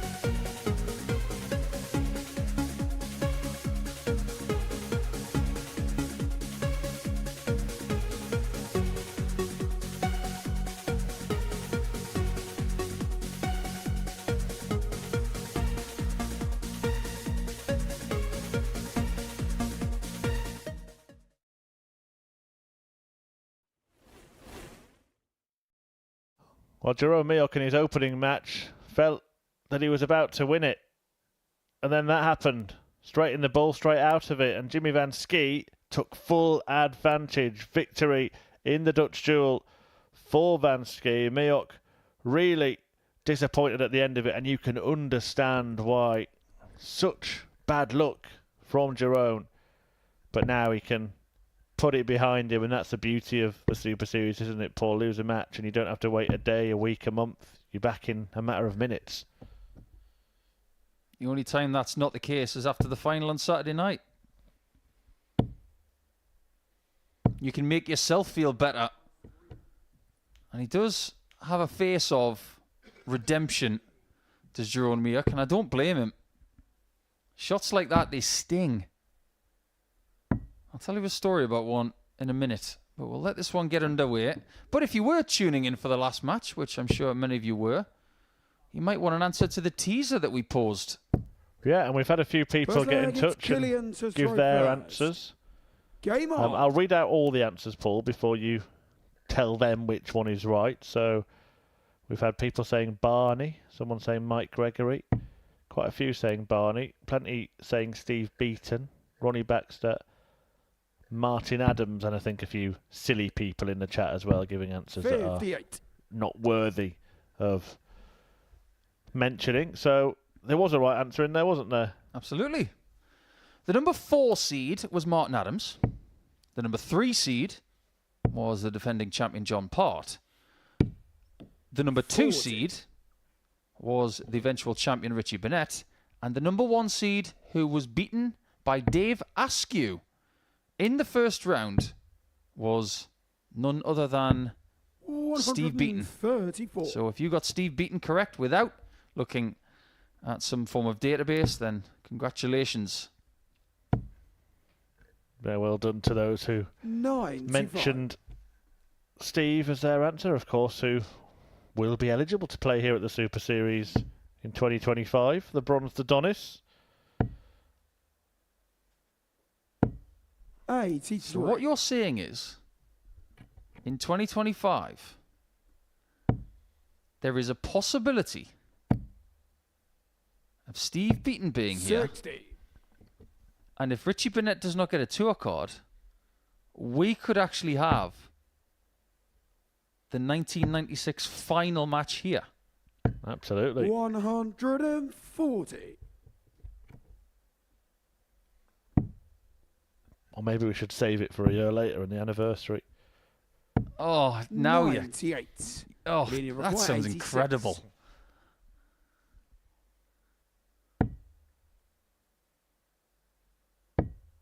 Good recovery from McCormack. 66. Can't quite cross the line.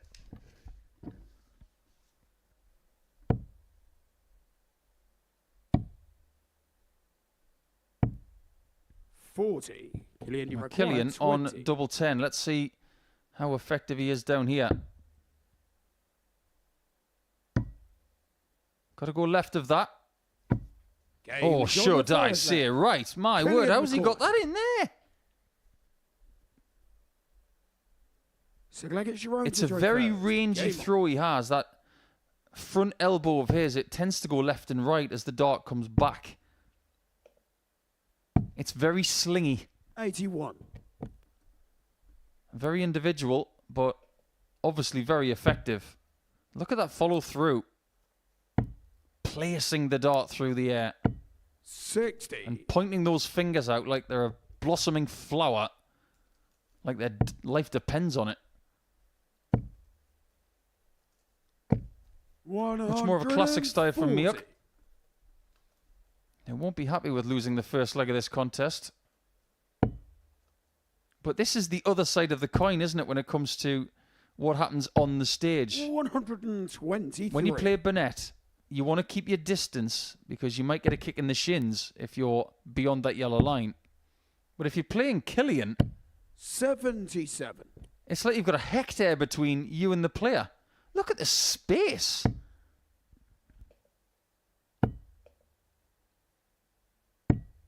That's what happens when you play certain players. Say Andrew Gilding or Mervyn King, who stand out on the left-hand side. And if you're a right-hander approaching on the right side, it feels like the playing arena is bigger somehow. 124.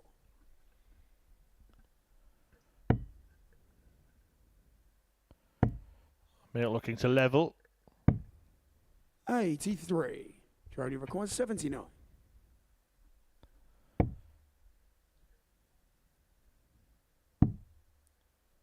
Just going to lay up for tops. 39. Effectively.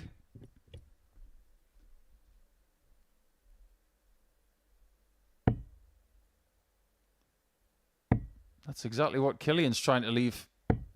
98. Doesn't quite get there. Only require 40. So in order to make yourself feel better, hit doubles just like that, right in the middle of the bed. Miok. Both these players representing the ADC in both the UK and Europe. McCormack coming through a qualifier to get here. And we did have a new batch of qualifiers played at the weekend. Saw a few of the winners, including up in Yorkshire. A return for Martin Turner, once again winning through. Yeah, he's very happy. Saw him tweet about it yesterday. Congratulations, Martin. See you soon. Yeah, there's a big list of players waiting to appear.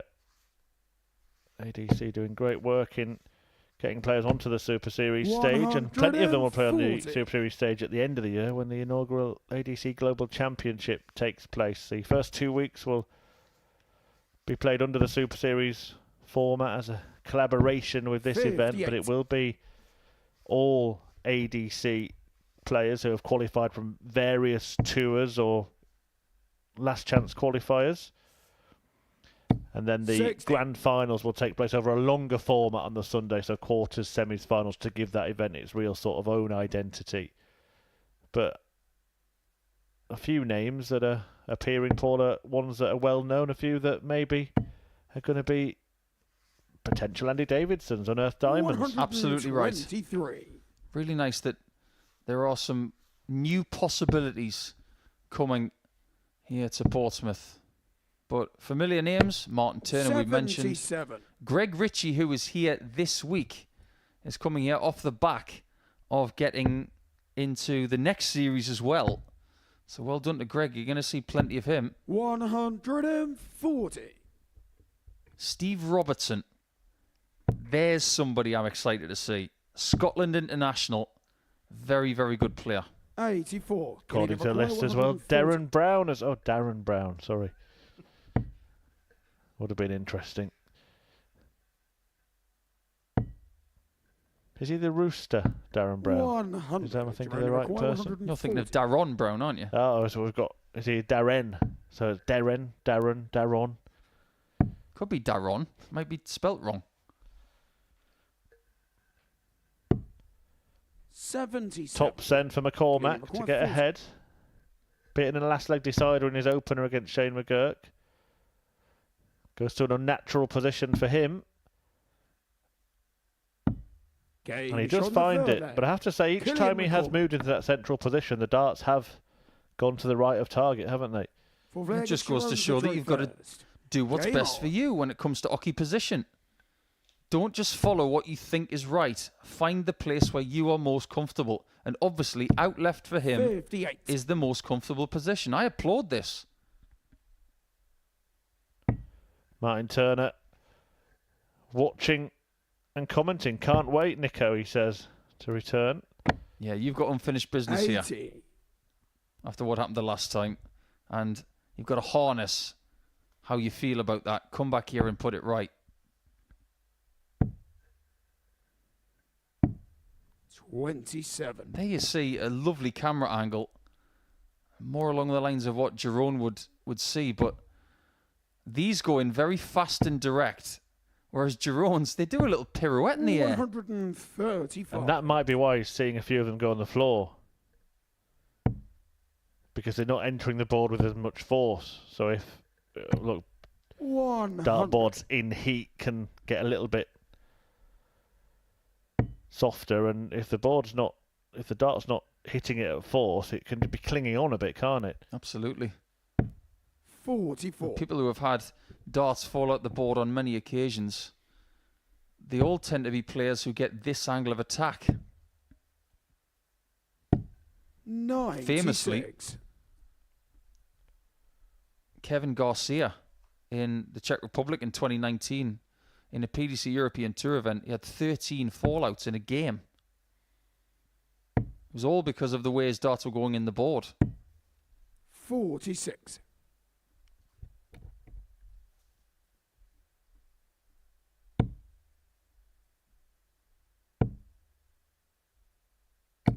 That is a beautiful visit. He's under the pump here in this game, the 6th of the day. He's put himself into position to get back into it. Level at 2-all. 95. You only require 80.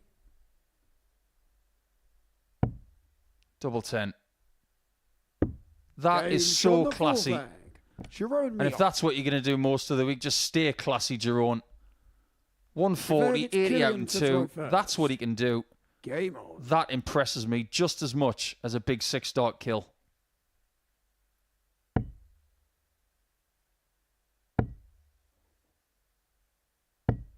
$140. Jerome's been playing on the Challenge Tour this year as well. Maybe not to the same degree of success as a Burnett or Schie or McGuirk.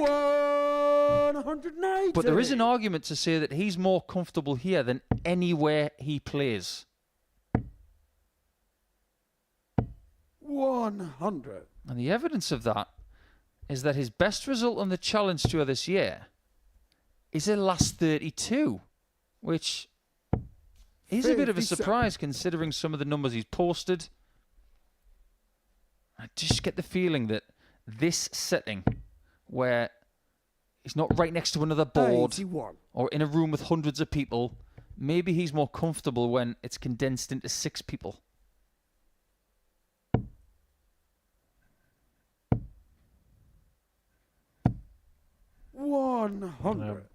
Plenty of you enjoying the action, and yeah, Stephen in the chat saying some group with Burnett, Davidson, Vansky and McGuirk. I think we're amiss to not mention these two as well. It's impressive stuff so far. Isn't it just? Well, he was looking to trim off the 64 at worst there, and that was all about hitting the flight first. 120. Yeah, it's another dart on the floor for him, and it's going to creep into his head. You could see from the reaction that it's starting to annoy him.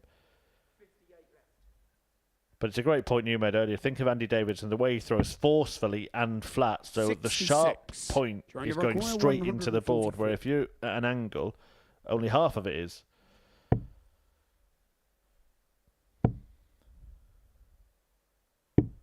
That's one of the reasons why Simon Whitlock has used really sharp and aggressive points over the years, because he wants to maintain that upright angle of attack, and he doesn't want the darts flapping down.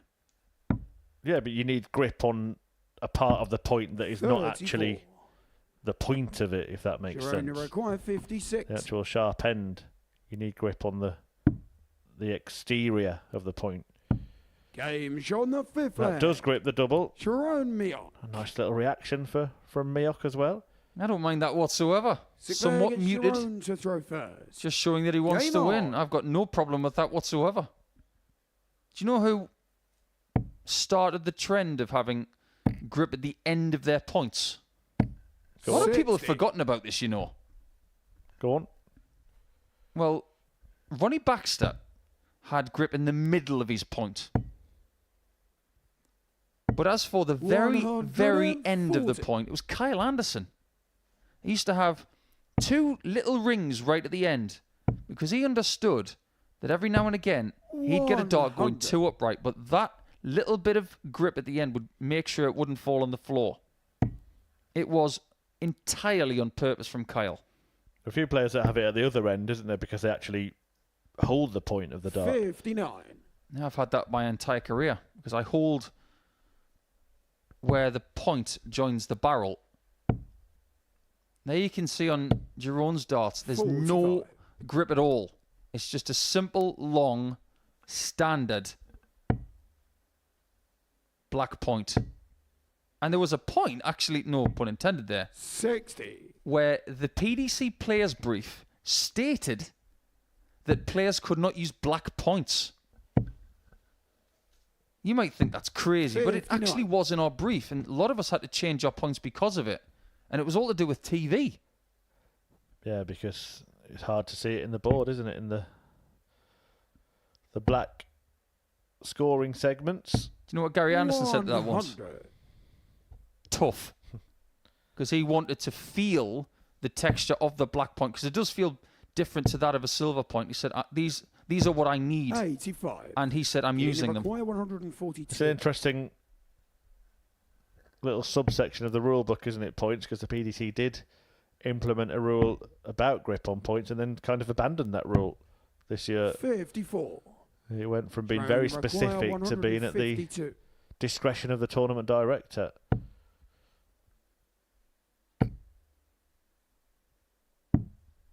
Have you seen any games that reflect 88. a playing surface that has been ruined? Not really. I can't remember one. Maybe that's to do with the board manufacturer, but we won't get into politics. 60.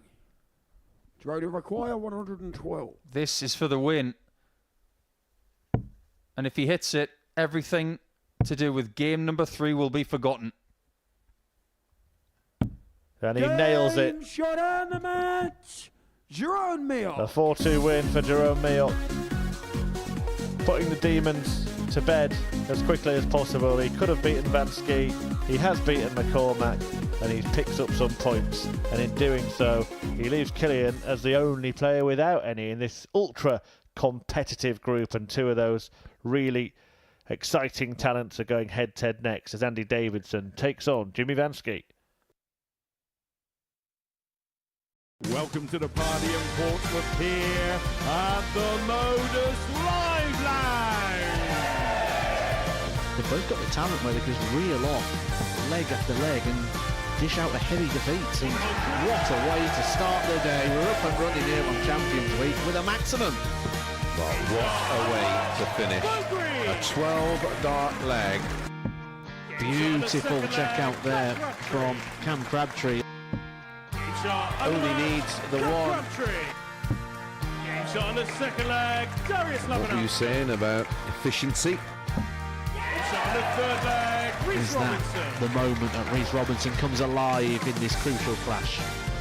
Looks like he's going to go for it. And it is right next to his favourite double top. And he gets the job done at the earliest possibility. That is Cam Crabtree through. Case not so. Harrison gets the all-important win. Game shot on the second leg. Darius Labanowski. Game shot. Ross Smith, is it a 9? A long time. And that clenched fist. Game shot. He gets the job done in the end. He's nodding in total agreement because game shot on the fourth leg. Just like that. Only needs the one. And there you can see that she can unlock at any moment, but that is quality from Harrison. This would be a wake-up. welcome to the party in Pompey. Should be a good marker for him, and is. It was a great guide. Shot on the first leg. It's a breaker throw for Andres Harrison. Shot on the second leg. Consecutive breaker throw, double 16 is found. And he does lead. It's not an 11, but it's a beautiful 12, treble 17, which he gets. Bullseye for the win. Absolutely incredible by Andreas Harrison. He's Andreas Dirty Harrison!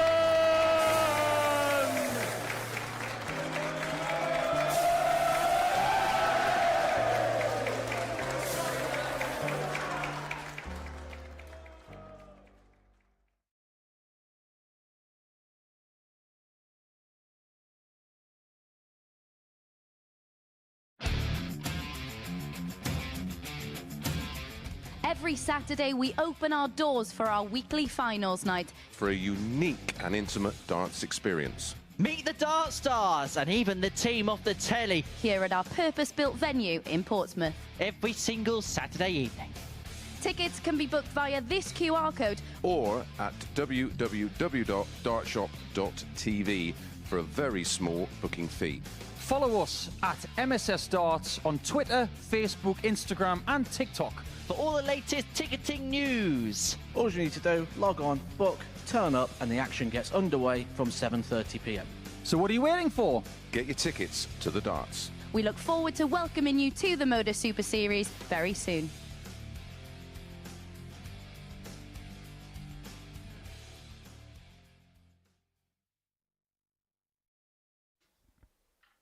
Round number 3 is about to start. And if it's as good as the first couple of rounds, then we're in for a treat, because we have seen some really good stuff here today so far. A great start for Richie Burnett, averaging over 105, taking out the man you can see right here, Andy Davidson. Jimmy Van Schie finds himself on 2 points, as do most of the players. It's only Killian McCormack who has failed to win so far, showing that this group of players may be very tightly packed, with the exception of Richie Burnett, Chris Murphy. Yeah, absolutely. 57. It looks like it's going to be a competitive group. There is the possibility that Burnett could run away with it. If he carries on playing like he has been, then that is a real prospect. But everybody else will want to make sure that they're the one that is clinging to his coattails. 96. These are the two that have been beaten by Burnett so far today. Whoever wins will go level on points with the Welshman, who takes on Killian McCormack in this round of fixtures. Shane McGuirk is going to take on Jerome Miok between now and then. 100.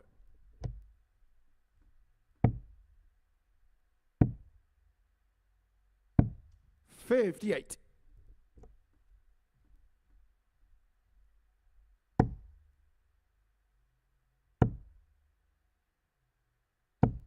98.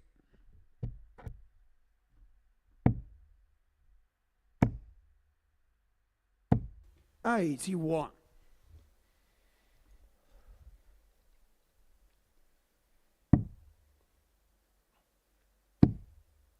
Davidson's a really good counter, so I would imagine he's trying to do exactly what Jimmy's just done. He's trying to get it a different way. 129. Jimmy records 70. 2 great approaches. But double 16 for Jimmy gives him a 1-0 lead. And Jimmy in the Van past, Schie. Murph, Jimmy has not so much been criticised, but we have noticed that maybe his Group A campaigns have been a bit of a warm-up for later in the week. This is a better start, isn't it? Yeah, he's looked very, very impressive. Just felt when I watched him, we get the 78. advantage of seeing what the viewers at home don't see during the breaks. When I watched him walk on stage for the first time, he played in the third game. 125. As soon as the second game was over, he was pretty much on that stage, just determined to be back here. He loves it here. 125. I like that kind of behaviour, because if you've ever been to a Pro Tour event, which a lot of these players who come here this week have had, 100.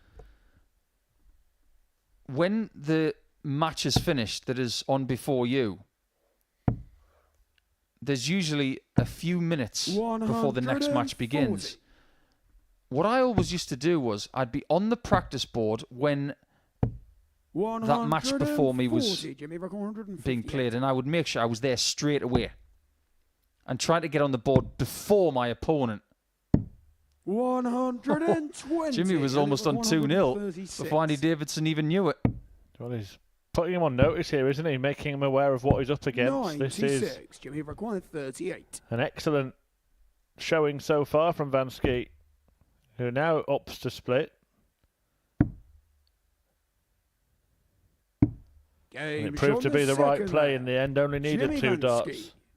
to win leg 2. The leg it's Andy to throw first. Game on. Just imagine if Jimmy can win this group and have Thursday and Friday off. I'm not even sure he'd know what to do with 96. himself, because this is a guy who plays multiple tours, and when he wakes up in the morning, he probably says to himself, 60. where am I playing today? If he's got 2 days off, that might feel like a holiday to him. See that angle of entry from 140.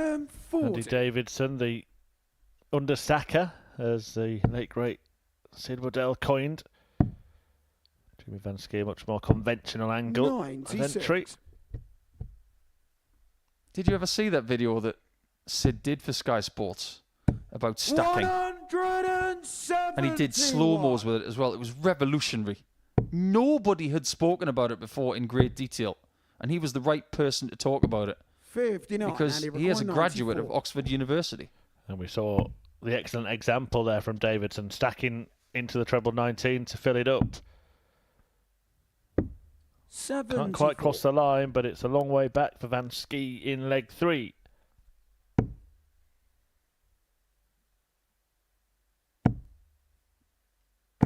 Ooh, a little bit of shoulder action there.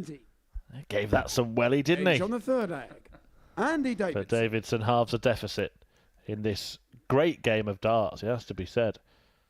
Do you know what Jimmy has for breakfast, by the way, before he plays darts? Miracle Grow.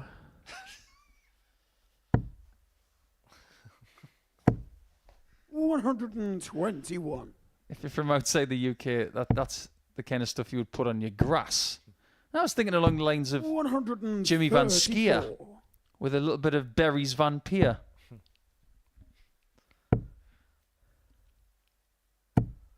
$55.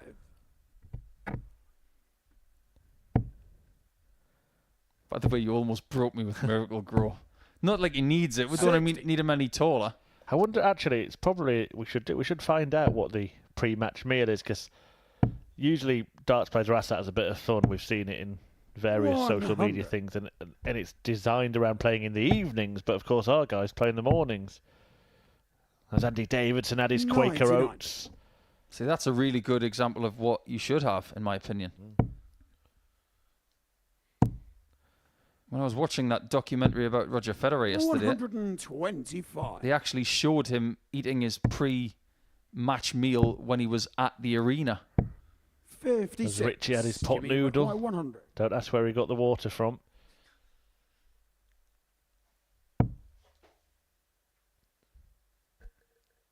He's going for the treble 16 here. Calculated risk 43. With Davidson on a big one. 152. But if the first start goes in, then he'll worry. He's very much a follower, isn't he, Andy Davidson? 79. Jimmy required 57.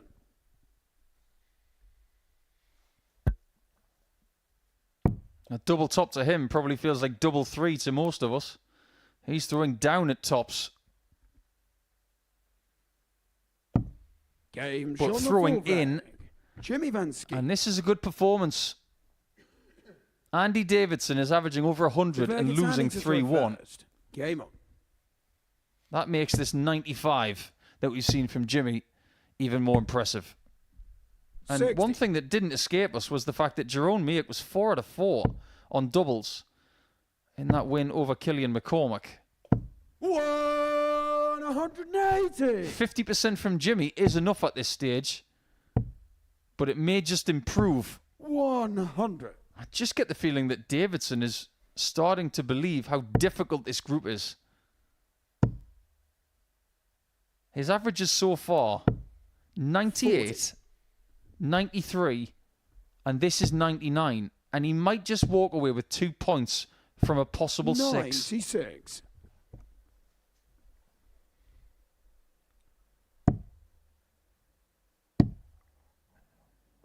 Mesmeric stuff from Van Schie. Filling it up. This is by far the best he's ever thrown on a Monday here. By far. Is it going to result in a result? 86, and he required 145. Perfectly placed. And he will return with 3 darts in hand at double 12. 60. Jimmy required 24. And I expect him to hit this. And he does hit it. And he is better than 50% on the doubles. Jimmy Van Schie. That was an excellent performance from the big lad. Nearly a 99 average. And Andy Davidson is maybe going to be one of those players that people play well against all week. We saw that last Monday, didn't we, from Rhys Robinson? He was averaging 100 and more after 3 rounds and didn't have any points. But Andy's got 2. Jimmy's got 4. But when we come back, it's going to be Miok, who hasn't had much of a break since his last match. He's going to be against it and up against a certain Shane McGuirk.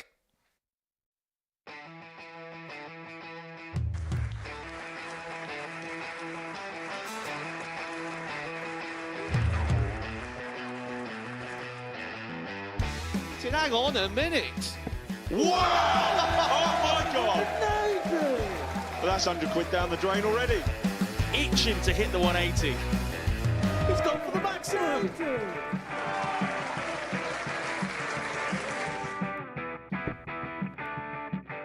18 for the bull. Bull. 53. No, he said bull. That's a great first start from Adam. Oh, look at this. He's going to leave Schie. Oh, can you believe it? That is unbelievable.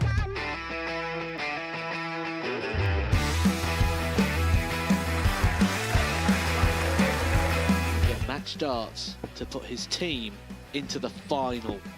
And through to the final they go. Charlie Murphy has hit the match-winning dart on both occasions. Double 4 for the title. Game shot out the match. Please show your appreciation for the winner of the Influencer Pairs event, George Schie and Adam Lipscomb.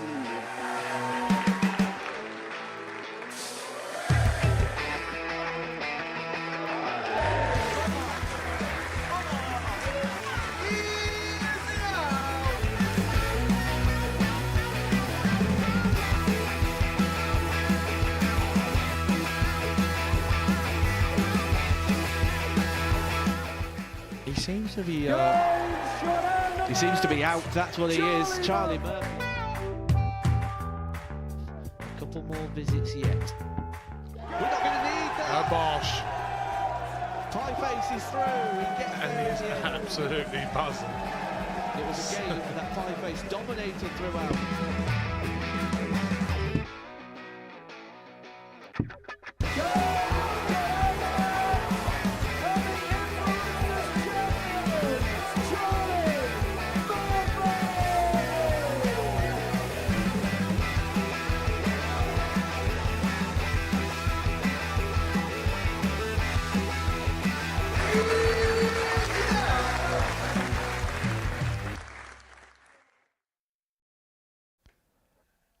Welcome back to the Modus Super Series on this Monday morning, which I'm sure you are enjoying. What a way to kick off your week, and what a session we've had so far. Some fantastic performances from the likes of Richie Burnett and more recently Jimmy Van Schie. Every player in the group with points apart from the debutant ADC qualifier Killian McCormack, but everywhere you look there is quality, and there are people who've had dominant groups like Shane McGuirk, who in his last Group A campaign only lost one match.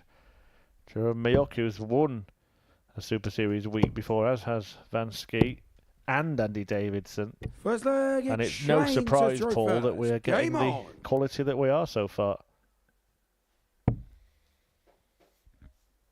Not surprised at all.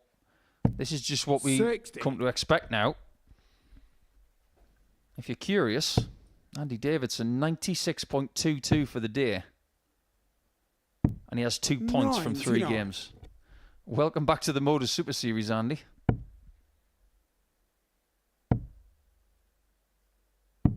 $59.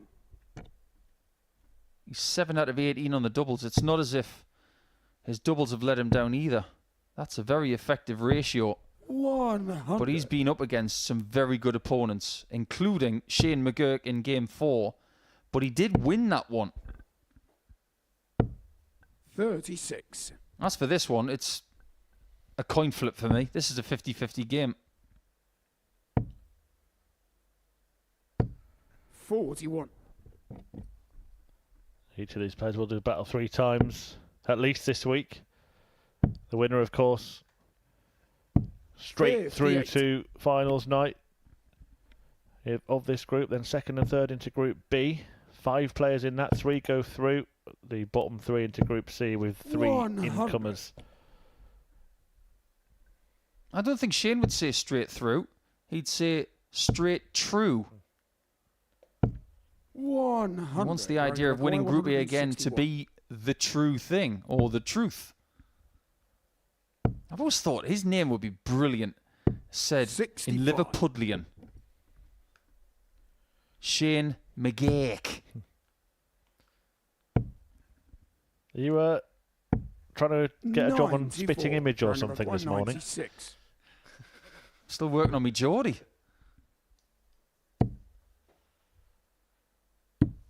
72. Okay, that'll work. Number 194. As long as he gets a shot. Which he might not if Shane's got anything to do with it. Went for the double-double, which in that spot, 54. that's the exact time to do the double-double. When your opponent is sat on something like 12. Back he goes. 21. He splits 3 times, giving Shane a chance to take the first leg of this contest.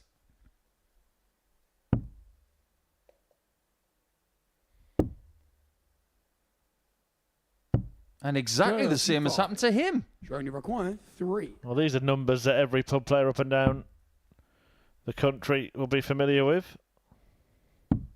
And that's a very difficult skill. Miok. I say to a lot of people who ask for advice when it comes to practice, practice the shots that you're likely to have when you're in a match situation. 81. And that includes 3 and 5, and 7 and 9 and 13 and 11. If you can practice those finishes, you're going to be doing something that a lot of people don't do. Don't just practice things like 85 and 102. 57. Practice the small ones as well. Because you never know when you're going to need them. 100. And we've already seen one example of when you could need one.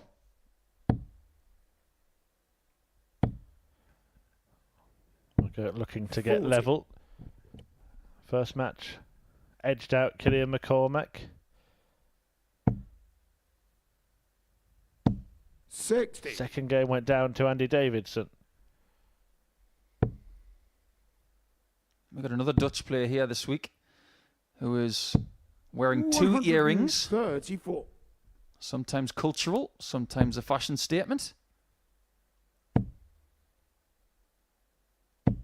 We didn't really get an answer to our question last week, did we? Who's the most famous dart player for earrings?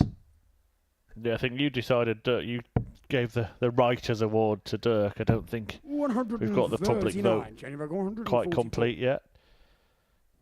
I bet Maureen Flowers had some good ones. 96. Well, Jerome, is this going to be 2-0 for you? No It score. isn't with darts like that. Oh, you don't see that happen very often, do you? Busting 50 in one dart. He knows.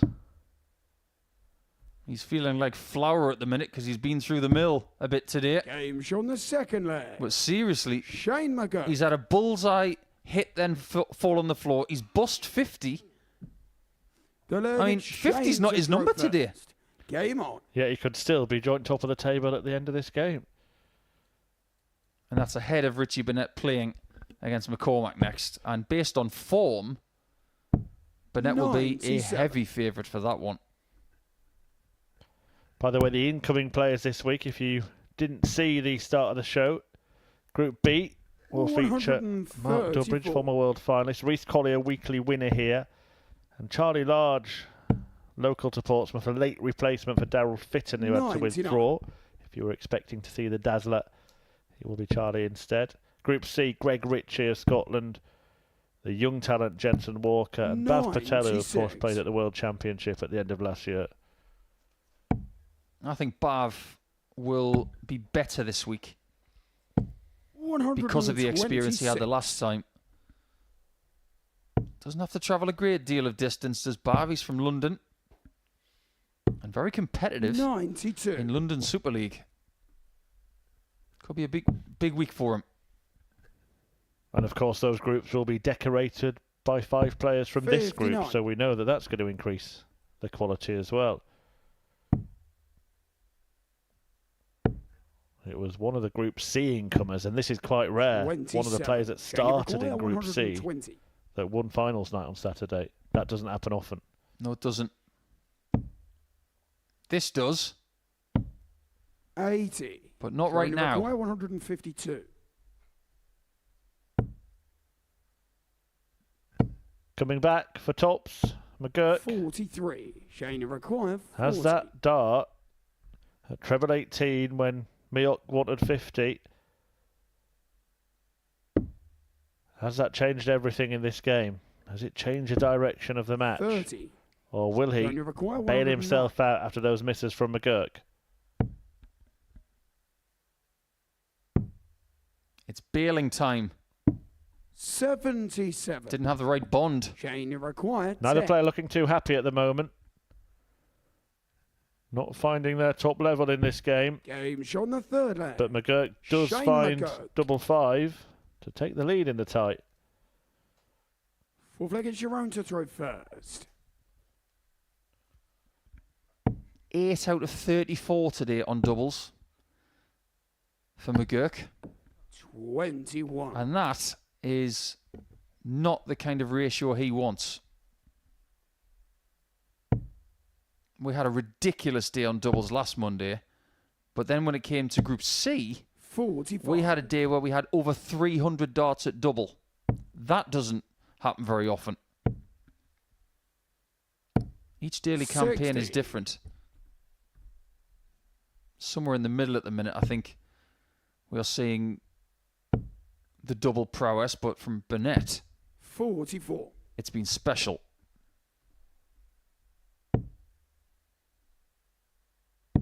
Now, why do you think Jerome Miok has switched 98. right there? Because he's starting to question the behaviour of Dart 2 against his own barrel. I think he'll switch a bit more because of what we've seen so far today. 180. If he's already got a sort of less forceful throw, and then the danger of collisions stopping that momentum, 140. you can understand that. Sometimes the lie is just too tempting. If he's going to find a small 20 with his first 65. dart at the start of a leg, the switch is the right play anyway.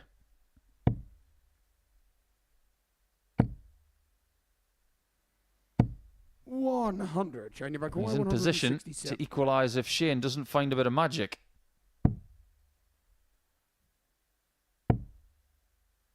Forgot his magic wand. Must have left it 131. at the airport. 82. So, 17 and tops. 62. He doesn't get that equaliser, and suddenly McGuirk 36. can breathe easy if he finds this, which he Game shot on does, the and full will back. now throw for the match. Shane And let's McGuirk. not forget that bust on 50 that does seem to have turned the direction of this game. Shane to throw first. Game on.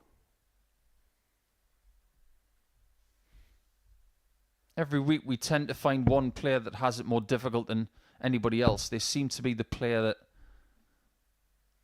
doesn't seem to have the rub of the green. 100. But today, there's an argument for two people. Davidson's averaging brilliantly, but he's not getting maximum points. 180. Jerome Miok is playing very, very decent today, but he has had a few unfortunate incidents. 100.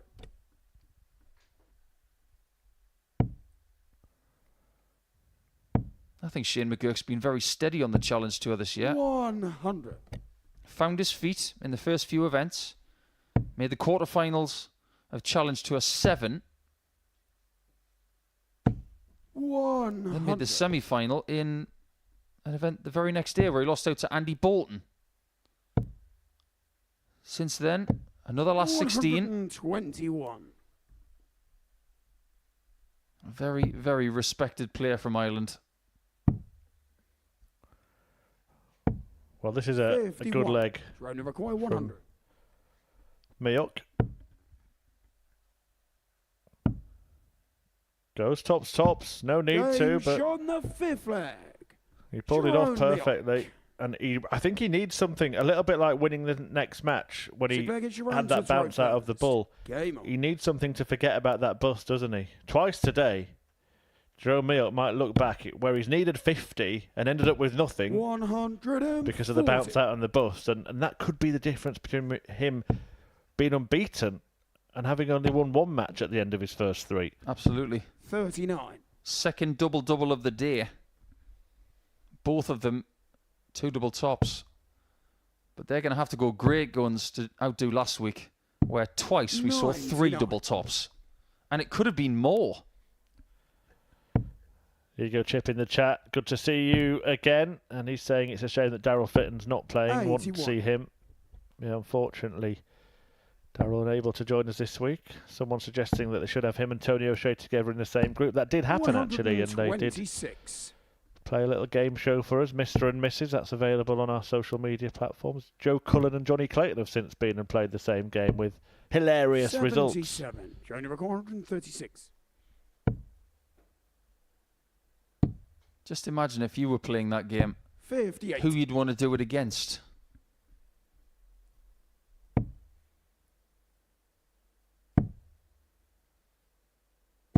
$134. Good darts from Schie. But Miok is in position to take us the distance.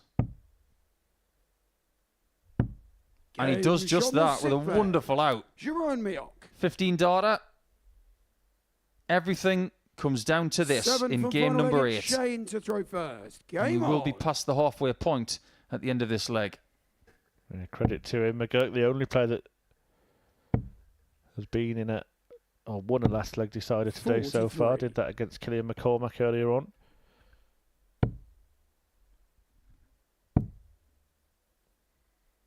But it's a slow start from Shane in this one. I wonder if a 15 darter is going to be good enough for Jerome to take this leg. He's got to be in position to do 96. that.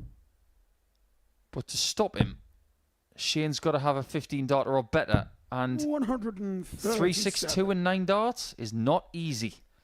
You just mentioned the attempts at 3 tops, successful attempts actually last week. It's been mentioned in the chat that there were also attempts at 3 bulls. In fact, one of them was for a 9 darter. And we also saw one where 2 of them went in. Rhys Robinson tried it and almost succeeded. 126. Well, Jerome Miok could win this match with a 12 darter if he finds 2 big trebles and the double of his choosing. 98. Jerome require 142. But McGuirk is there to win the match in 15, but he may need the bull at the end of the combination. 102. Shane require 124. He sets it up perfectly. Treble 18. And Miok gets his chance. Shane require 40. Turns out 5 visits is enough to win the match. Worked very, very hard for that. And you can see how much it means to him. I think that is a direct result of what happened in game 1 against Jimmy Van Schie. That bullseye that fell out really hurt him. But since then, he has been excellent. He wins 4 legs to 3 against McGuirk, who's going to have to settle for 2 points after 3 rounds. How many points is Richie Burnett going to have? Because he's up against the person who hasn't won today. That game is McCormack and Burnett coming next.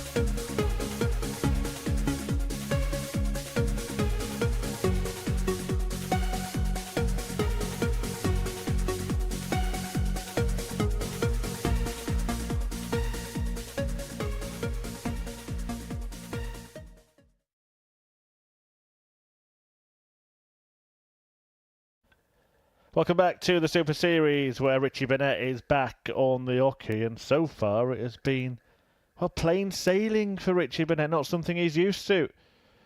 He's won both of his games with apparent ease. He's played very well in each of them, and now he's taking on the only player in the group who's yet to win a game. So a victory here against Killian McCormack, and it's going to be a real stroll in the park for Richie Burnett, who at the start of the day kind of referenced the fact that he never does things the easy way. Well, Paul Nicholson, he is on easy street so far, isn't he? Just doing whatever he likes here at the Super Series, including putting his towel wherever he wants, because really that should be on the table. Not on our speaker, Richie, thank you very much.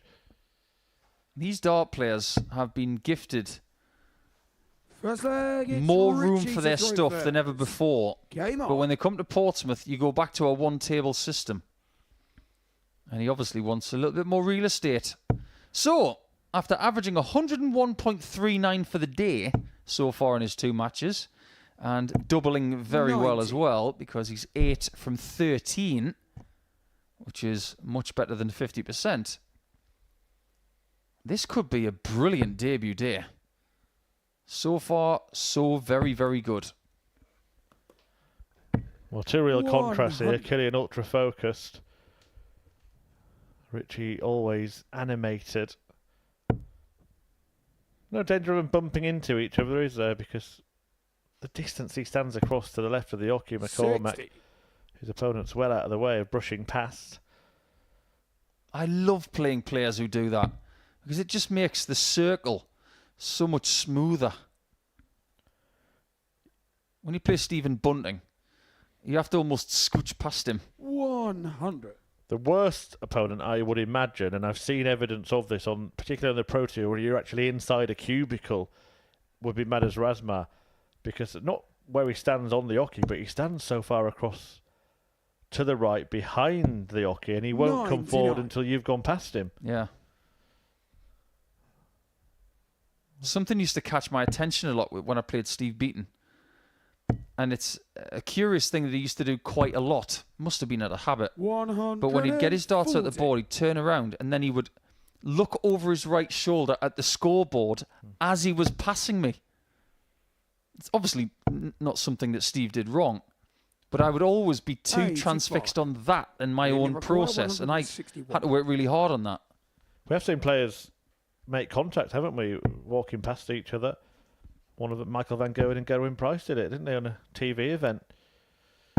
Yeah, someone tried that at me once. It didn't end well. 167. It used to be a bit of a dark art, brushing past someone's shoulder when you were on the way back. Some tournaments you didn't really have a choice because the dartboards are so close together. Well, this is a surprising start here. Burnett hasn't made much progress, and Killian could kill off the leg. Hasn't done. Will he be punished? Richie require 124.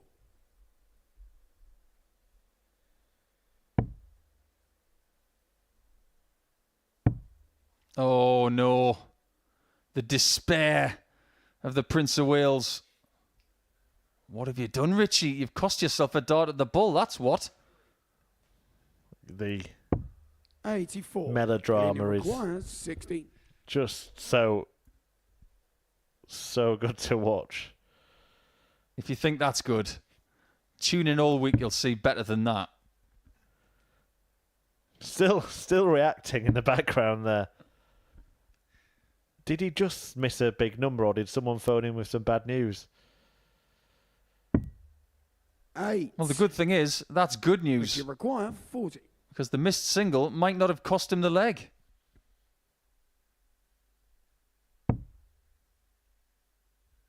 It's not quite as sharp as the first 2 games yet. But it doesn't matter. He does win the leg, rather apologetically.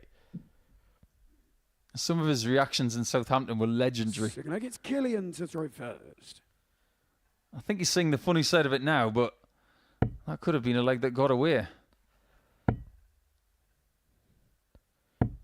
Well, who is the most famous Killian in the world, by the way? Is it Kylian Mbappe? Is it Cillian Murphy? Is it Cillian Heffernan? Irish dart play, so. Definitely not him or McCormack. You have to go with Mbappe, right? Right now, definitely. By the way, did you see the size of the bonus he got for signing for Real Madrid? I'm sure it was only a little bit more than yours, Paul. I haven't signed for them yet. Well, Richie, you will notice he takes quite a wide berth as he does walk back, and it's because he just doesn't like standing still, so he wants to take longer in getting back so that he doesn't have to wait forever at the back of the stage. And if you've ever seen Richie Burnett play against a particularly slow player, then you will see, there he goes, steps back because McCormack's still at the board there. He likes everything to be on his terms, doesn't he? I'm not sure if you're interested in this, but I've always stood behind my opponent so I can see over their right shoulder. I don't feel comfortable being on the left side. I always stand on the right. That's always been my thing. And there used to be a rule in Australia. This was black and white. You don't go to the board until your opponent has retrieved. We used to have exclusion zones before exclusion zones were in Europe. And it was stringently policed. It's again the leg that McCormack has raced away with, but he's again left an awkward double. This time he hits it. Killian McCormack. And we're all square. Here's another thing as well. The next time you see Killian throw from his left-hand side position, because he's so side-on as well, he might actually have a really good view of what Richie is doing. If you're a right-hander, you won't see a thing because you're looking the other way.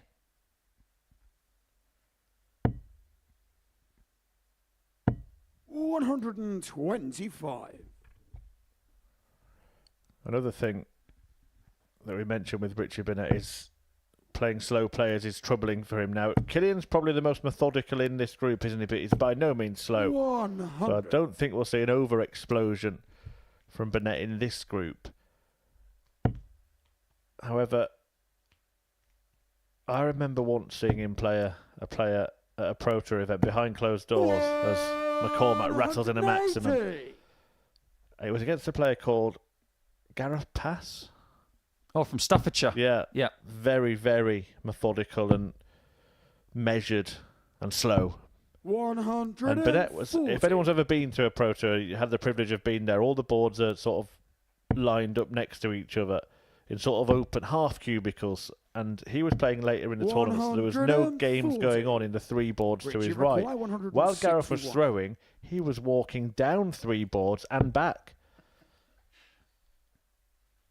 just to occupy his time. 65. I think that's quite smart. Killian Iroquois, 56. Well, has been quite smart is the standard here from Killian McCormack, who's really turned it on, really upped his game. 36. He could be in the distance Richie by now. 96. Should be 3-0 up, shouldn't he? Absolutely. Could be 2-1 down. Stays on the 60 and masters that one. Game and hits the 96 as well. Old Richie school, Burnett. but brilliant. There's a 17-point disparity in the averages here. It's McCormack with the 2 180s and the 103 average almost, but he's behind. See, this is how much of a darts nerd I can be. Back when Richie was world champion, he had a moustache, he had a lovely bonnet of brown hair. He was using Welsh Dragon flights, black Alamo stems, and a somewhat uncomplicated looking dart it was. But if you look at his flights now, 30. They are actually modelled on something from that tournament. They're modelled on something that he doesn't actually own. Those flights are modelled on the shirt that he wore in that tournament. And he doesn't even have it. Good spot, good spot.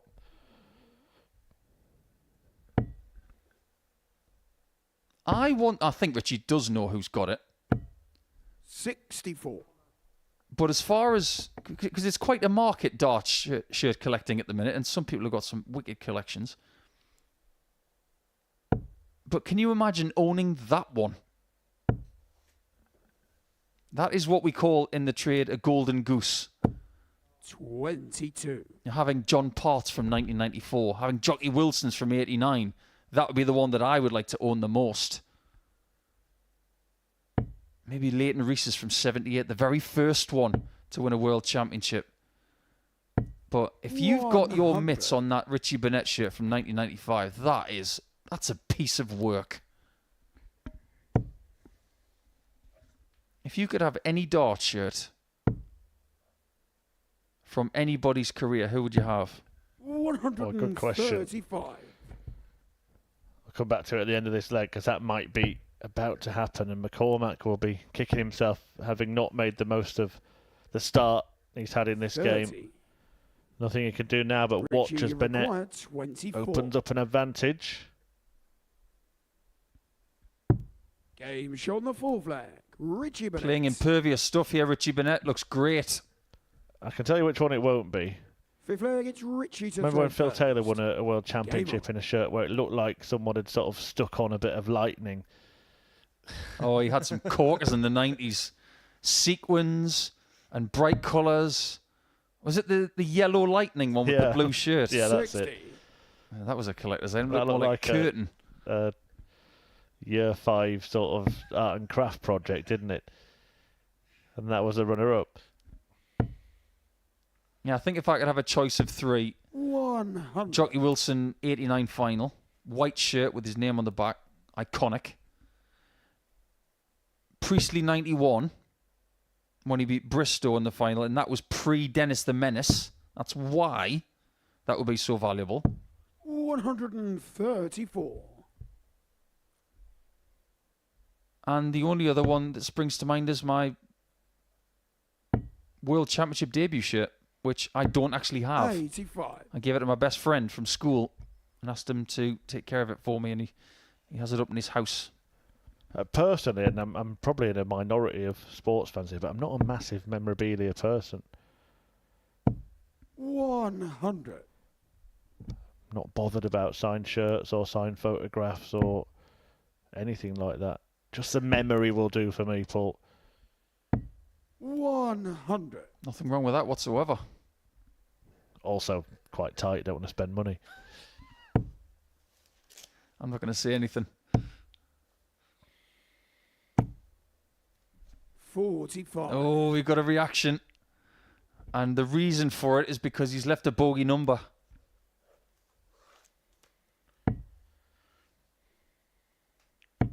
Now, are you watching Burnett in the background, or are you watching Killian McCormack throw darts? 42. Because there are multiple things to watch when this guy's on the stage.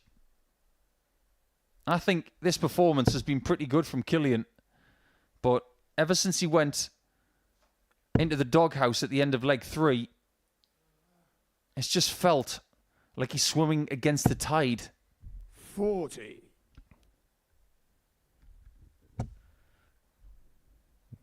We're going to have to get to the bottom of that nickname, aren't we? The Magic Hands thing. I wouldn't want him to touch me if they're on fire. Looks like Ghost Rider.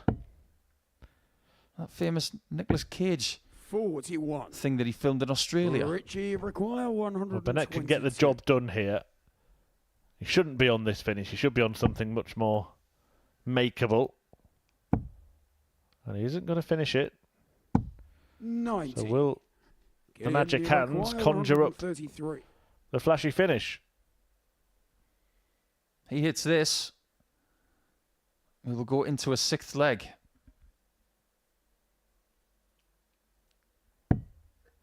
I like this approach. Now he's got double-double. So 2 double 19s or 36 tops. And he went for the treble, of course. I like the approach until the point he didn't know what he got left, because it suggested that he was really unaware of what he was doing. Richie knows what he wants. But that is a disaster. 16. Not only does he miss, he misses by so far that he doesn't get a third dart at double. Maybe the biggest mistake he's made today. That's not a mistake. Killian McCormack. He's had more darts at a double in this match than Burnett, but he's still behind. Now, is Richie tying a shoelace there with one hand? Now, if he can do that, he's a genius. If he can do that, they should swap shirts. Maybe it's those shoes that you can just turn a dial 26 and get the laces to tighten themselves. There's always something going on with Richie Burnett. I remember the first time I ever saw him play live. It was Trentham Gardens in Stoke. 22. It was the BDO Gold Cup. And he was in the final against Andy Jenkins. And he missed double 12 for a 9-darter in that final. Richie won it, and he did his classic celebration at the end. And I thought, one day, I would love to have a match against him. And I was really, really pleased that I got so many against Richie. Every single one of them was an event. But one of many, many titles that Richie Burnett has had in his career over a very long period of time. But what a lot of people might not know is that he only has one PDC title. Just one. The same as Mark Webster, the same as Martin Adams. 180. And now, Killian McCormack might be getting back into this match. And I think he might be starting to annoy Richie Burnett a little bit. He took umbrage there at the little 93. mini celebration for the maximum. He's old school, isn't he? Yeah, he's the you don't praise the postman for delivering letters kind, isn't he? I've never heard that phrase before. I quite like it. Roy Keane, I think, was the first to coin it. That's his job. 100. That's me not tipping my postman this year. 136.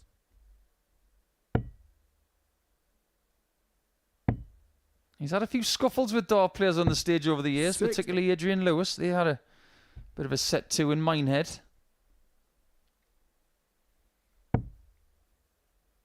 He once headbutted me at the World Cup, unintentionally. 60. That's what you think. Killian, you require 76. 76 then to force a deciding leg. And we will await Rich's reaction should this dart go in. Game shown the 6th. It does go in. Killian McCormack. And again, he fist pumps, and Richie would have seen that. 7th and final leg. It's He does have the Richie darts. to throw first. Not sure he wanted to engage with that. But did you notice how Killian waited to do it? Yeah, he delayed it, didn't he? Until it was the start of Richie's approach. 60. One thing's for sure, if you're throwing from the left-hand side of the hockey there, you're not going to get kicked in the shins. But if that scorpion kick turns into a roundhouse kick, 100. then he's in trouble. But it's not the game of the day. It's certainly not the performance to follow the first two from Richie Burnett. And I wonder if he's just lost a little bit of sharpness having had 100. 3 games off the stage, which is the longest spell you can have. Yeah, that's it. You've got to use your time effectively in the practice room. I did notice there that there was quite the reaction 140. to the third dart from Burnett, and McCormack was close. Just beware.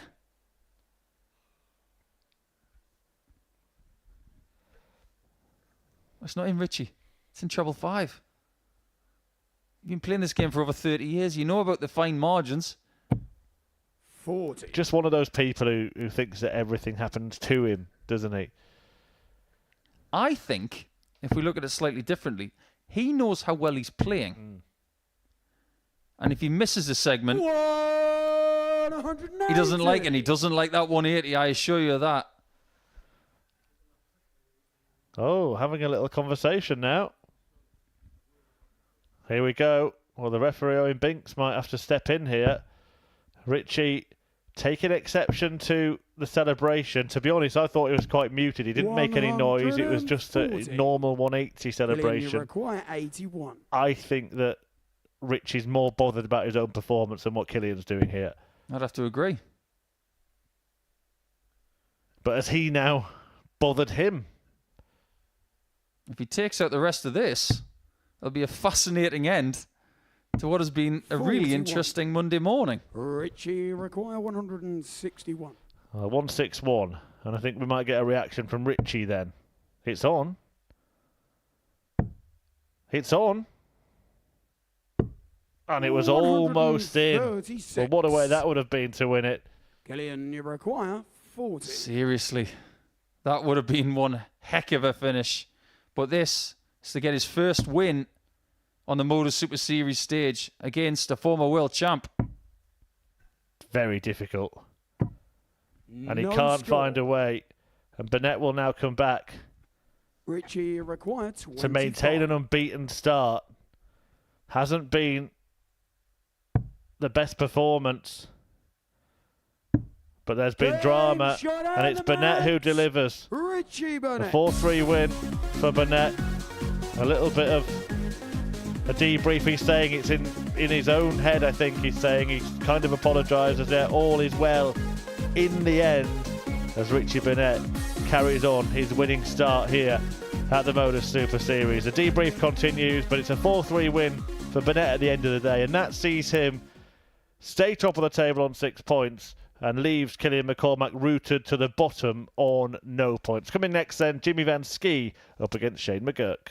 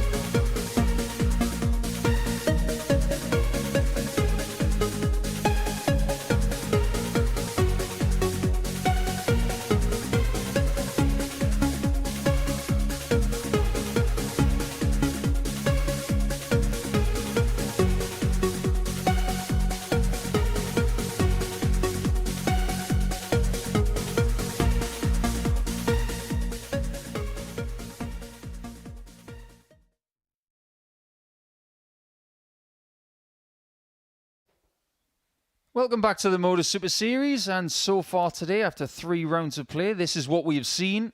Best performance of the day came in the very first game from Richie Burnett. He has maintained an unbeaten record so far, but other people are in pursuit, namely Jerome Miok, who has won 2 out of 3, as has Jimmy Van Schie, and 1 win apiece for Andy Davidson and Shane McGuirk. So, Burnett at the top with a decent leg difference and a very healthy points total, which obviously is not going to get better than 6 because we've only played 3 rounds. But it's Killian McCormack who is feeling the pain at the basement of the table currently.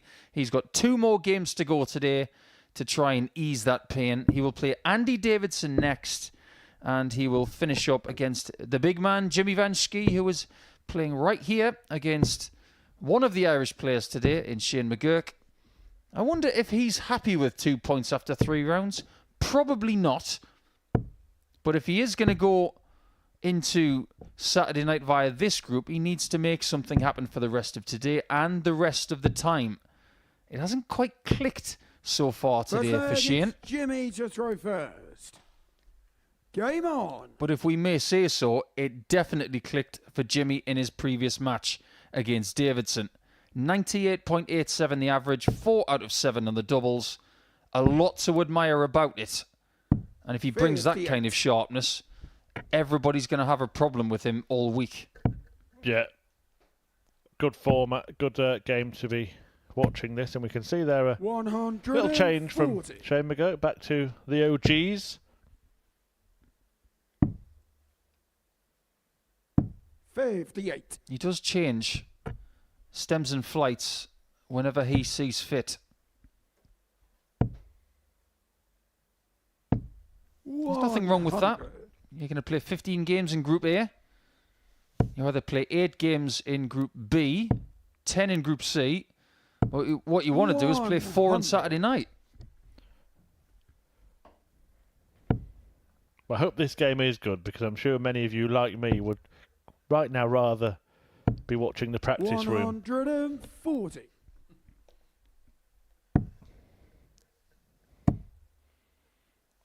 Practice room dynamics are something else. 121. I'm sure there'll be a documentary at some point in the future where we'll get the behind the scenes look. 58. It's divided the chat room, actually. Who was in the right, who was in the wrong in that previous match. 60. Shane requires 63. Do you want to elaborate on that? I'll read some out in the next leg. This is a interesting route. I don't think he meant it, did he? Double 19. Game shot in the first leg. That'll work. Shane McGuirk. Well, here's the thing, Shane. If you got 63 in future, don't go for a 25. Shane to throw first. Game on. Or do, because you've just hit it. So some of the comments in the chat room then, based on the little bit of drama, a little bit of needle in the previous game. Richie was on the verge of losing, and rather than just play his game, he started saying things which affected his opponent's throw. I don't think that's a fair characterisation. It happened once after a 180 from Killian, who he did 93 celebrate, but Paul and I both agreed it was a nothing celebration, really, par for the course compared to what you do see from some players. 140. Imagine he was playing Rhys Robinson last week. Might have to bring back social distancing. Some people's comments will be removed, and so will they, so goodbye. Well, one thing we do know is that Killian hit 4 180s in that game and lost it. Can Jimmy Van Schie get on level terms with a 1-2-1 after a maximum of his own?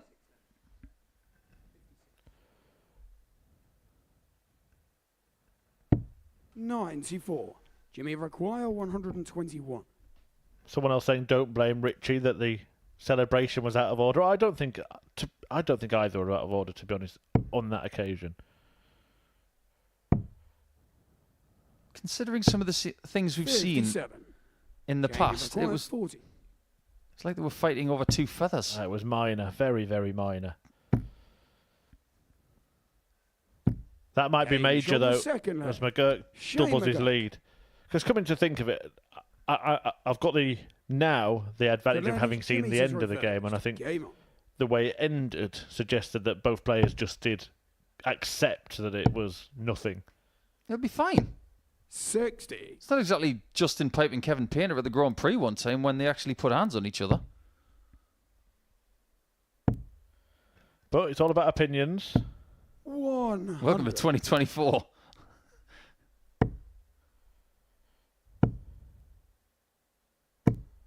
$140. Someone said you don't talk to your opponent while you're up there. Fair comment. The only thing I would say to mitigate that is Richie stopped his own throw to speak, not his opponent's He throw. didn't speak when his opponent was talking, when his opponent was throwing. That would have been over the line. He was talking when he was throwing. That's entirely his prerogative. And 100. Jimmy, you require 100. But when you speak to someone when they are throwing, that is the only no-no in that department. And plenty of people talk during a game. 29. And also nobody knows what he said. He might have said, well done, old chap.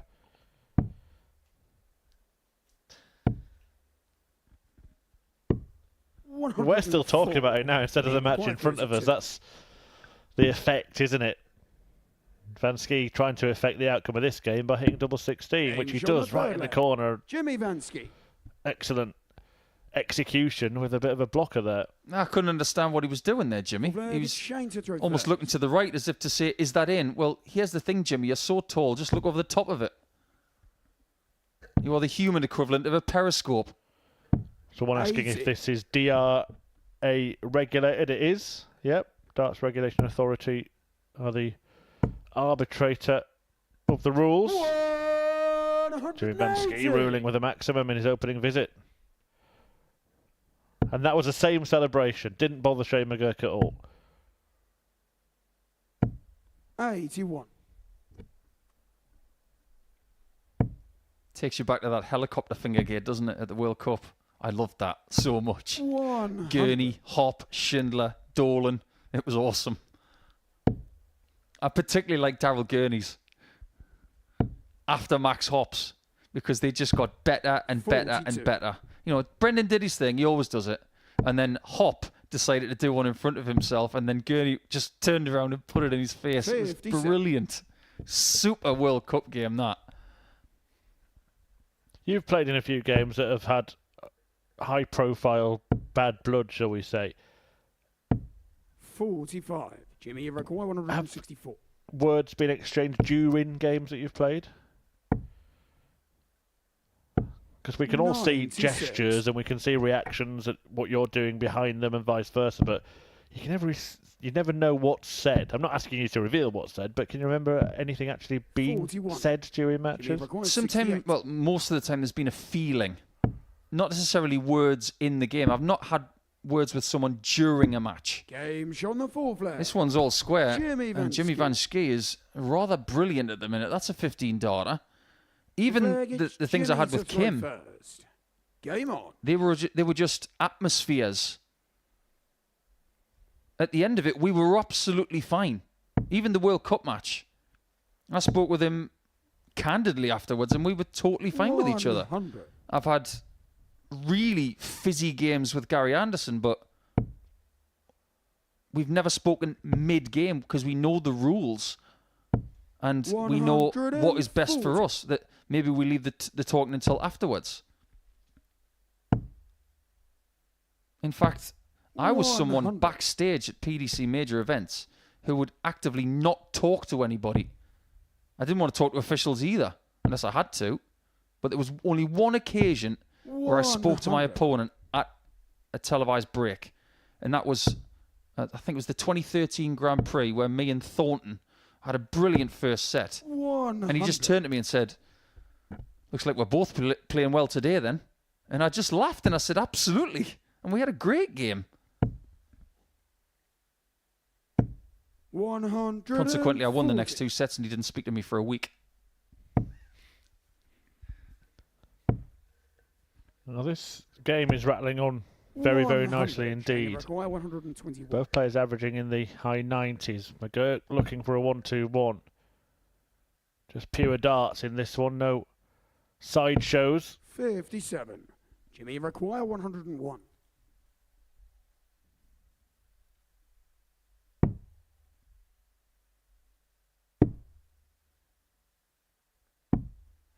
He 83. will try and leave that 36 when he can. He does love it.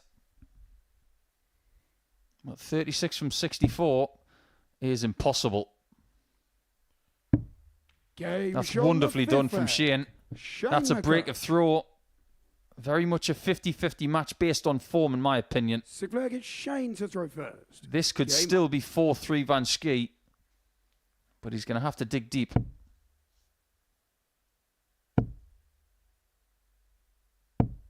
$100.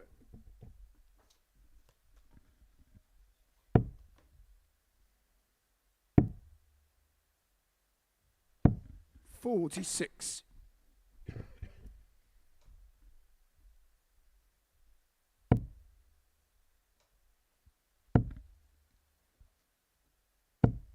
$100.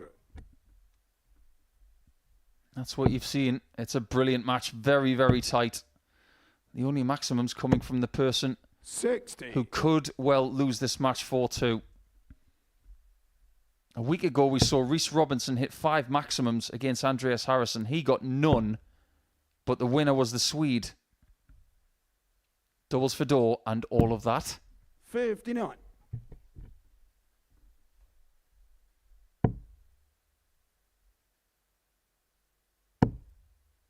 He's throwing those darts with some force. And every now and again, he does put a bit of extra sauce on it with that shoulder coming through. He's got to watch that. Sometimes it can be too much, and you could twinge something. 140. I wonder who the tallest dart player is that's graced major events. 60. I know Vincent Camphouse 102. was close to 6'9". I can't think there'd be many larger. 9. What about Charlie Large? Well, that's a large setup from McGuirk, and it may mean the match is going to go his way. 65. Shane, you require 8. Double 4. Found by McGuirk, who gets the win against Big Jimmy. Van Schie goes down 4-2. McGuirk arrows on with a second win of the first day of Group A. Good stuff from him. Both players played well there. 93.31 for Shane McGuirk against 91.53 for Van Schie. Both hitting 50% of their double attempts, but McGuirk getting the points in that one. Coming next then, Andy Davidson returns. Killian McCormack still looking for his first win.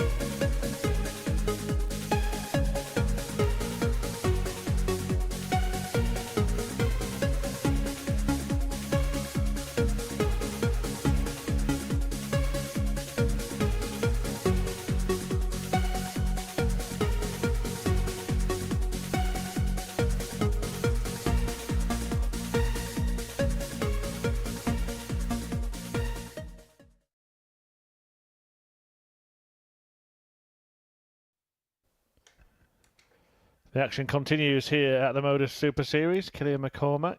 Oh, I don't know quite what's going on there between him and the referee, Owen Binks.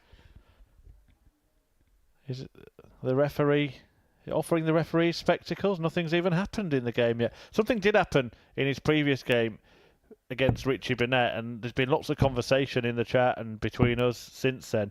Maybe he'll be relieved just to get out of the practice room. I'm wondering, Paul, does he need to clean the specs? Is that what he's doing? Is he asking for permission to go backstage and get something to clean them with? He doesn't need permission to clean his glasses, but he might not have anything on the stage that can get them to a condition that he really wants.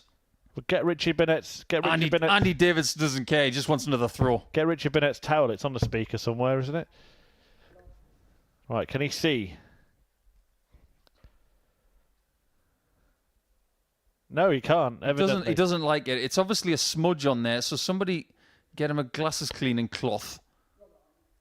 Well, 3 years at uni, 9 years in the job. I don't think I ever expect to be commentating on somebody cleaning the glasses. Oh, there's the players' marshal, Gary Powell, making an entrance. I thought he was giving us a yellow card. Don't know what he's giving. Some sort of lens wipe. Right, can we play some darts? Maybe smudged after he kissed and made up with Richie Burnett. Well, let's hope they're not cracked. That will get the chat room stirring. You're the one that's stirring. Oh, that is a glasses cleaning wipe. And that should do the trick. Yeah, carry on, Paul, commentating on this incredible event. I'm not sure about this technique, though. It's just a little bit one-dimensional. You've got to use both sides. There it is. That's better. Yeah, not really living up to his Magic Hands nickname there, is he? Sufficient time to clean the glasses. Nice respect between the players. And he's not bothered. He's not bothered about anything. He is so easy going. Right, all good fun. Now he can see the game can be played. I honestly thought at the start of the match he was showing his glasses to Owen because he wanted a pair and he was telling him where he got them from.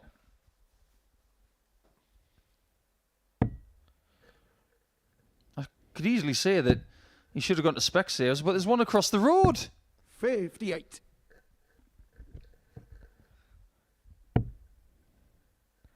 He's still adjusting them as he wandered back from that first visit there. You know, this is one of the reasons why I got eye surgery. Because I was sick of having to clean my glasses. And in certain warmer conditions and then colder conditions, they'd fog up 100. or something would get on them. Didn't want that anymore and just said, do you know what? I don't want to have to wear glasses at all anymore. 137. And I haven't since. One of the best investments I've ever made. It did provide a little bit of insight into what goes on backstage here at the Super Series and in most darts events that are professionally run. The person you saw come and provide the wipe was the players' marshal, Gary Powell. His job is to ensure they're on stage and looked after, on stage on time and looked after in the practice room. 100. And it just goes to show the readiness of this place when we have something like that to hand. Unless they are his own and it was just fetched for him. 96. And he required 164. We're still talking about the glasses, never mind the match. Well, that would have been spectacular, wouldn't it? 96.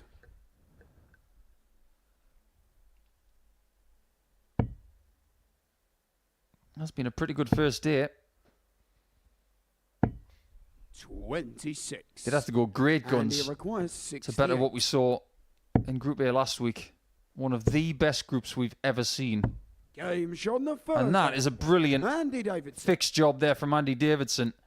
He thinks quickly, he executes even quicker. So it's Andy to throw first. Game on.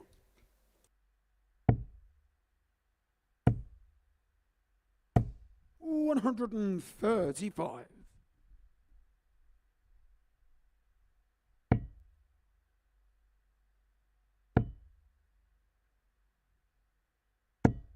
$140.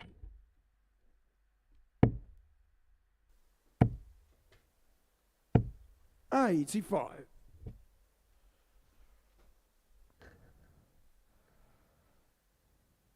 Nice and clean, Paul, or could do better? I don't know. I didn't see a squeegee. 81. Or one of those motorised window cleaners that you get from a very famous German company. But obviously good enough to throw. 60. Have you just invented inadvertently windscreen wipers for spectacles? I think they've been around for years.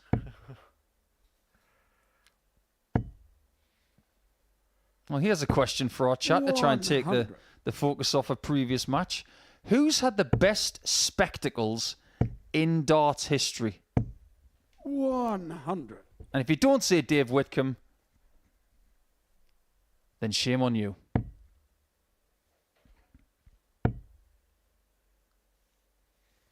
But if you've got any suggestions, by all means, tell us in the chat. 121. I would love to know. No bullseye shot here for Andy. 85. But he is racing through this game. 120. Potentially, if Killian misses 120. Can he get a shot at tops? Not on this occasion.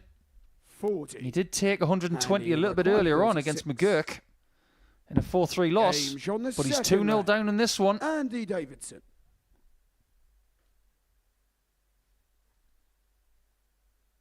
That gets Killian to throw first.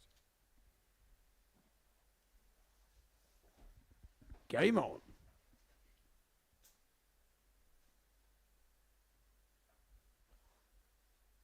He's in trouble now. And if he doesn't get out of this with a result, he's going to have to beat Jimmy Van Schie in his last match. Otherwise, it's going to be a pointless day for Killian. Wherever you look in this group, there is trouble ahead.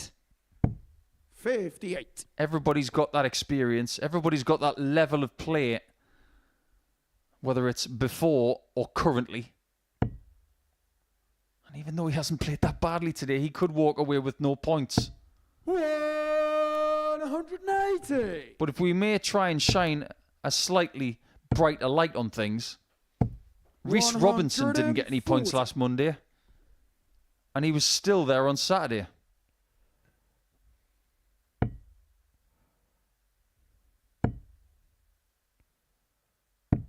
$99. 19s should be the shot here. 95. Killian, you require 88. This is where the fight back must start. Yeah, he needs to get himself together here. And that's what he's doing. He's making sure he's aware of what his opponent's on. So no need to go 18 for the bull. Instead, it's going to be double 4. 84. He'll be back for 2s.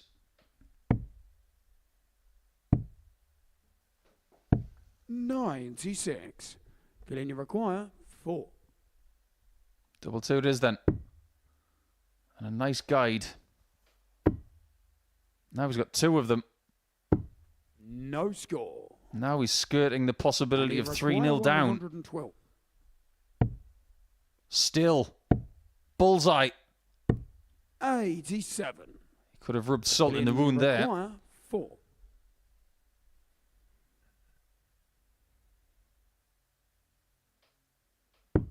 Game shot on the third. So the deficit is cut in half. A few suggestions for famous glasses in darts. Someone's mentioned my sunglasses, which is very flattering, thank you. Dave Chisnell's glasses were catchy. 60. I'd totally forgotten about them. Someone said Fallon Sherrick. I tell you what, Mark Webster's got some 60. snazzy ones at the minute. He looks like Parker from Thunderbirds. In a good way. What do you make of players who just put them on and take them off as they please during the game? Raymond van Barneveld went through a spell of doing that. Makes no sense to me. If you need them, you need them. Why would you need them for only part of a match? 60. There are a couple of players well documented at different times in their career who basically can't see and still play to an incredible level. Like Ryan Searle. Ryan Searle's one of them. Gary Anderson for a long time as well. Alan Lawler in our chat has come up with a corker of an answer. Right in my wheelhouse, this one. Kerry Morgan. 42. Back from the 1980s, a great Welsh player. Superb answer. Who can forget Andrew Gilding as well? He's never going to lose them, is he? 130. Yes, because they've got a tie at the back.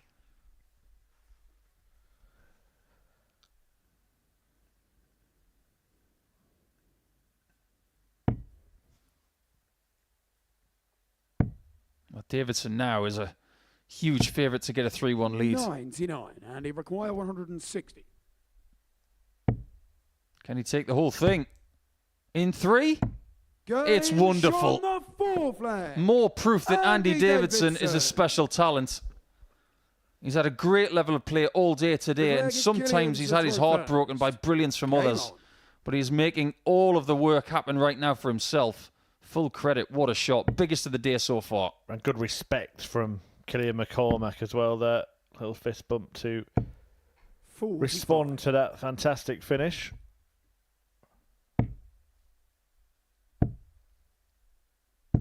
$96.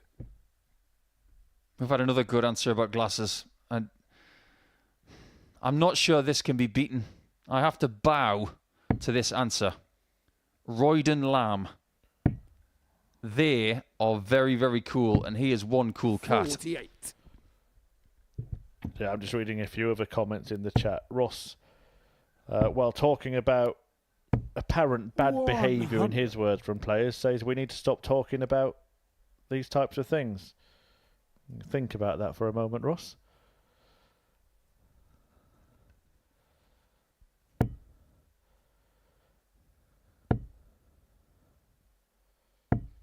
$140. He's in position to leave a finish first, potentially, but only if Andy slips. Well, he has slipped. He's not left a finish, but it's very much a Newton's Cradle type of match, this. Toing and froing. And the most important part of this match might be about to happen. Davidson, as it turns out, didn't need to leave a finish. Yeah, looks like he's going to win this one well. I'm not sure McCormack has recovered from missing those opportunities to beat Burnett in his previous game. Richie, by the way, back on stage next against Jerome Miok. 100. And he requires And the game might be up again for Cillian. Really interesting. But really good. He has got his own ways sometimes. But Andy Davidson is here to upset a lot of people this week on the dartboard. He is a very, very good player with 4 points in the bank. And he might even make it 6 if he beats Jerome Miok in the last game of the session. 97.89. And if you think that is the best performance of the day, it isn't. It's almost normal for Davidson today to do things like that. He has had a really good Monday standard-wise. When we come back, the next game is Jerome Miok, and he is up against the aforementioned Richie Burnett. Welcome to the party in Portsmouth here at the Modus Live Lounge. They've both got the talent where they can just reel off leg after leg and dish out a heavy defeat. What a way to start the day. We're up and running here on Champions Week with a maximum. Well, what a way to finish. A 12-dart leg. Beautiful check out there from Cam Crabtree. Only needs the one. Game shot on the second leg. Darius What were you saying about efficiency? on the third leg. Is that the moment that Rhys Robinson comes alive in this crucial clash? Looks like he's going to go for it. And it is right next to his favourite double top. And he gets the job done at the earliest possibility. That is Cam Crabtree through. Case not so. Harrison gets the all-important win. Game shot on the second leg. Darius Labanowski. Game shot. Well, Smith is it Darius a 9? A long time. And that clenched fist. Game shot. He gets the job done in the end. He's nodding in total agreement because Game shot on the fourth flag. just like Darius that. Labanowski. Only needs the one. There you can see that she can unlock at any moment, but that is quality from Harrison. This would be a wake-up. Welcome to the party in Pompey. Should be a good marker for him, and is. It was a great guide. Shot on the first leg. It's a breaker throw for Andres Harrison. Shot on the second leg. Consecutive breaker throw, double 16 was found. And he does lead. It's not an 11, but it's a beautiful 12, treble 17, which he gets. Bullseye for the win. Absolutely incredible by Andreas Harrison. He's Andreas Dirty Harrison!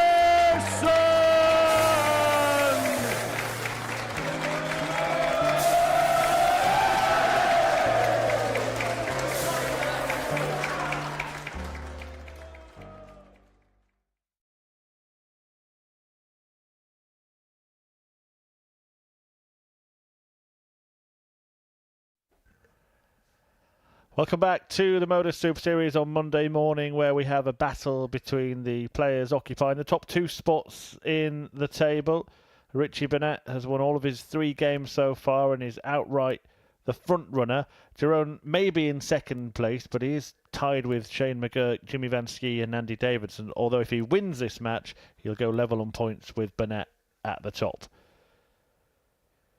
Killian McCormack hasn't won any games at all after that defeat to Andy Davidson and the previous one to Burnett, which has rather captured attention today. Burnett may have calmed down. The winning double in that match may have been calming, but he may be facing his toughest opponent yet, as Miok looks to be the first to beat Burnett on the Welshman's Super Series debut.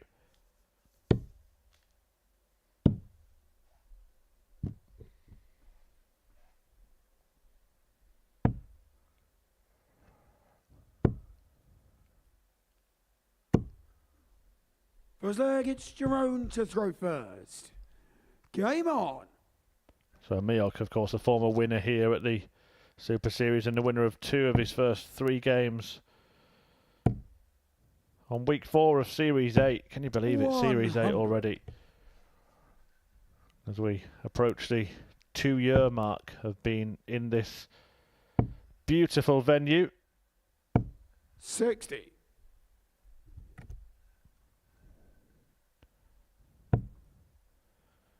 Miok lost his opening match. It could have been very different. They could have both been on unbeaten streaks here. He had a bounce out on the bullseye in the last leg decider before Jimmy Van Schie cleaned up. He then went on 41 to beat Killian McCormack and Shane McGuirk 4-2 and 4-3 respectively. As for Burnett, he started his day with a sensational showing, an average of 105.18 60 over Andy Davidson.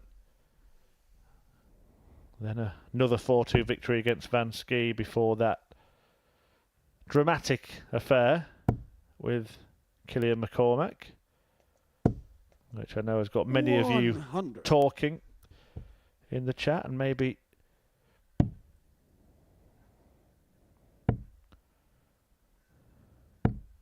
$118 in your own homes as well, chatting about your opinions on what went on. I think it was something and nothing.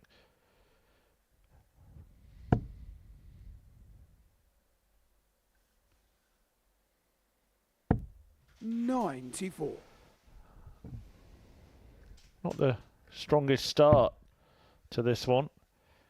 But Miok on course to hold on to his throw. 100. Burnett could make his presence felt with a big visit here.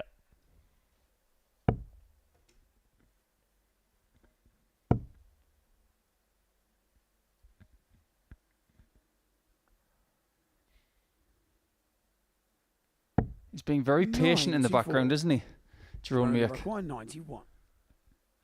If you've watched Burnett over the years, you'll understand that this is just what he does. He despairs at minor 51. misses. Richie So you've got to be really secure in yourself to be able to succeed against Richie. And you've still got to be very, very good as well. 60. You only require 40. Tops then for Miok. That should be a usable guide. Really took a nosedive, that one. Game But shot he does get the leg in the ledger. Miok. Miok leads Burnett 1-0. Does anybody strut on that stage better than Jerome, by the way? He just comes across as a really confident guy. He does not like these darts landing low. I think it's apparent for everyone to see. 80. Good to see Niall Cullerton in the chat room today on YouTube. Had some good days and bad days last week, but when it was good, it was good, and I'm sure he'll be back for another tilt another Saturday. Can't get enough of the place, eh, Neil? Yeah, we'll see you back. Don't worry about that. 100.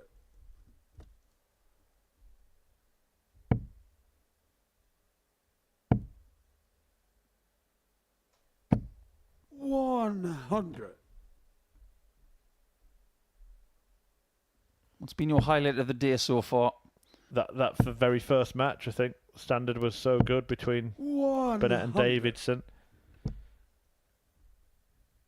Richie looked like he might be carrying it on, but it wasn't quite the same standard by his third game. Can he pick it up again for his fourth?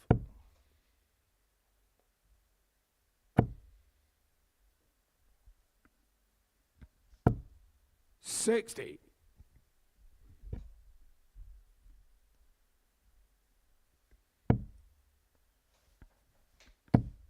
Almost hit this 161 to win that previous match, didn't he, Richie Burnett? Richie Rick 160. I almost wanted him to hit it because I wanted to see the reaction from it. Well, doesn't get near it this time, but the one had to go at some point, and with Miok not on a finish, he won't mind that. I know that he is unbeaten at this stage of the day, but how do you think Burnett's going to feel if he walks away with those 6 points instead of something better? You've always got to try and better yourself. You can't be thinking that 6 points is enough. Oh, not again. 60. We've seen that today already. You only require 100. Ironically, we could see Miok going for tops in a minute.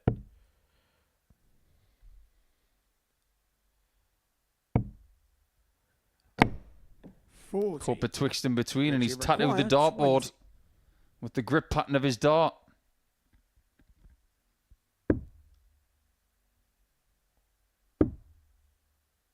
Well, that could be very kind if he has the right angle. Just like that. On the second leg. Draws level. Richie Burnett. All square. We're seeing two sides of Richie Burnett, aren't we, in terms of his performances today? We've seen two really polished ones, and then it looks like this is going to be a second in a row where if he's going to get a victory, he's really going to have to grind it out. Well, how many different ways do you think someone has to play throughout a week to get the campaign that they want?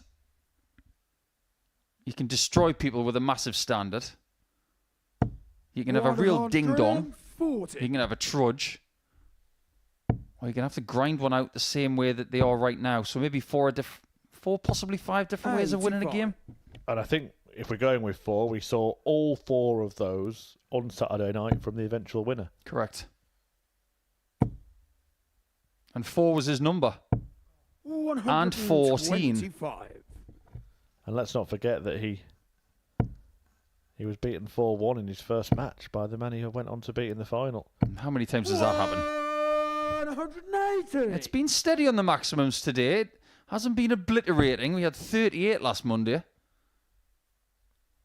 Yeah, Richie himself very much a 2-treble man, isn't he? He's not the prolific maximum hitter that maybe he once was. 47. He's got 3 so far today, 1 in every match. So his token maximum is yet to come. 46.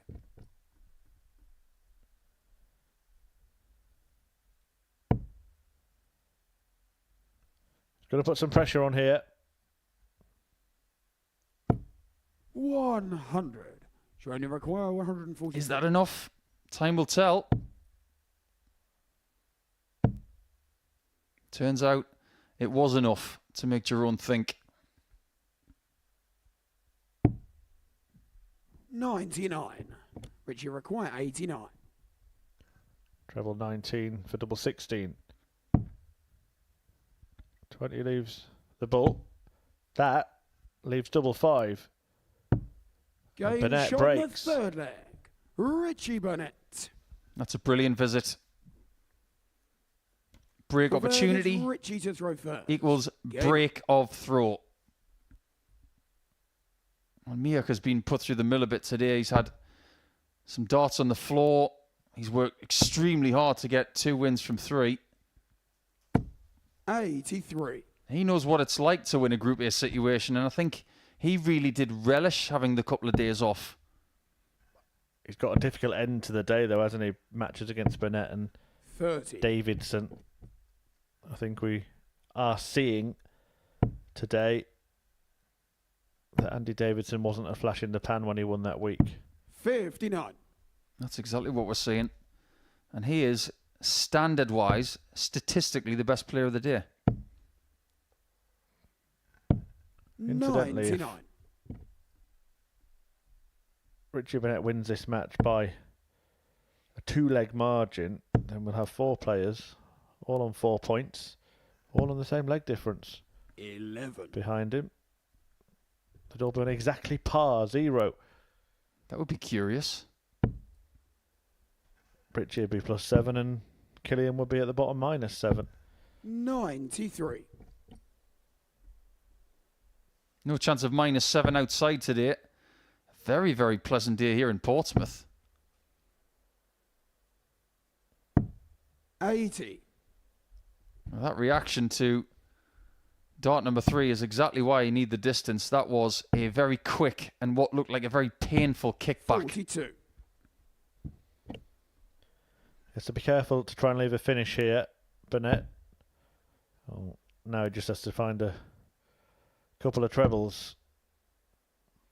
Not going to do it, so the break opportunity will be 41. returned to Miok. If he can at least find 1 treble. 39.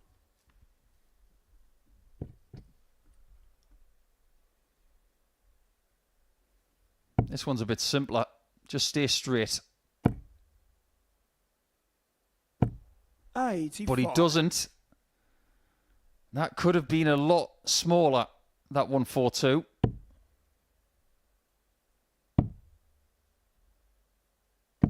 And he's under serious pressure to hit it if he wants a 3-1 lead. 142. It's going to stay on the 60. The thing is, if you are starting to find a lot of small 20s at the start of visits, try something else. Try the 2 51s and tops. Only requires 64. Try 2 treble 19s and a double. Well, this time it's 2 single 16s and the double. 32. Can't manage it.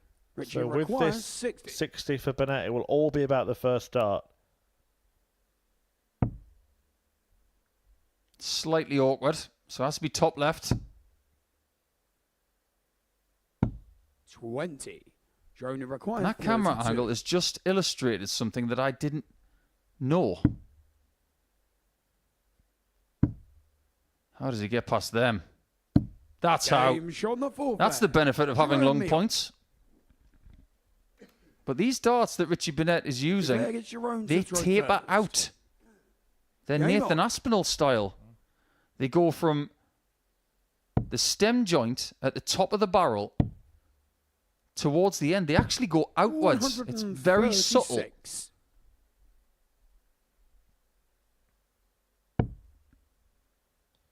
Again, it's that low dart from Richie that he's shaking his head at. 83. And we saw why from that 60 shot, actually. A low dart on a target for Burnett is very difficult for him to navigate. Have you ever wondered why he's got these 45. different reactions to certain darts? I've always wanted to ask Richie, but I think it would be slightly disrespectful of me to do so. It's his business. 100. But I don't think it's pre-thought out either, is it? It's totally organic. It's totally natural. He's got no control over it whatsoever. So anybody who thinks that he's doing it on purpose, think again. This is something he's got no control over. It always has wore his heart on his sleeve and his feelings on his face. 100. And sometimes his shoe on his head. I do worry for his lower back sometimes.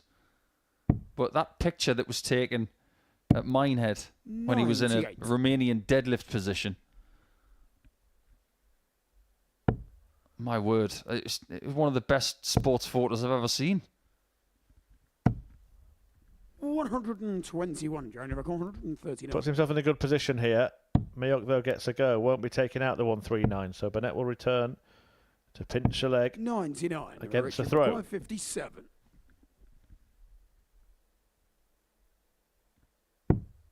Could be a big turning point, this one. That one's just flattened out a little bit. 37. Jeremy McCormack. Give himself 40. The full Richard.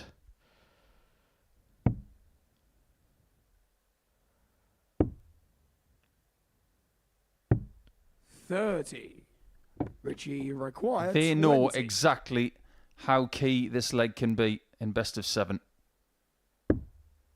Double 10 has been an ally today for the man from Wales. But not this time. Score. Jerome required 10. Game on the 5th leg. That will make Miok feel a lot better. 6th leg, it's Richie to throw first. Game Burnett on. bemused. I think Miok was seeing the funny side behind him there.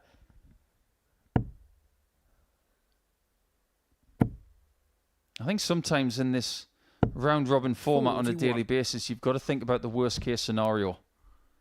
The worst-case scenario for Richie is a good one. So don't put too much pressure on yourself. This is not knockout darts yet. 115. This is a format that he knows very well. He just hasn't played it in a while. I mean, I'd hazard a guess he's played in at least 5 or 6 Group A's. Countless Group B's and C's. And has got through most of them. Yeah, for those who 31. maybe weren't watching before the Super Series started here in Portsmouth, he did play in the Online Darts Live League. And he was very successful in it. He had a 9-dart finish. He won a Champions Week. Almost with a 9-dart finish. Yeah, that was going to be something. That was around 2:30 in the morning when he tried that 9-darter. And the collective groan of everybody in the studio that day was heard all the way through Southampton. 54. Great question in the chat, and I don't know the answer. It just simply says, has he ever fallen over? I assume they mean when he's throwing the darts, but you can see why someone's asking that question. Yeah, it's a good question, and I don't recall a time where he has fallen over, which means he's got exceptional balance. He could probably play darts on a balance beam.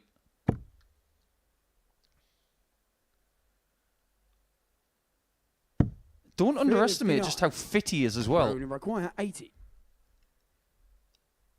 Well, this could be over. That is a great guide. 33. Burnett has to hit. Require 113.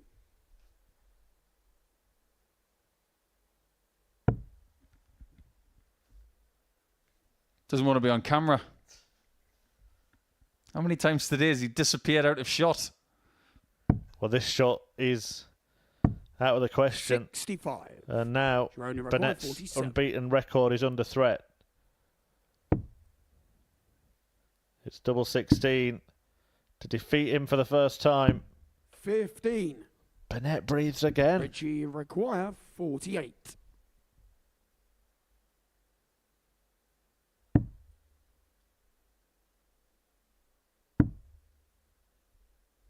Over the top to take us the distance. That is a wonderful shot. Richie Burnett. He may not lose today. But if he is to have the 10-point day, 7 from final leg. he is someone who has faced match darts. Game on.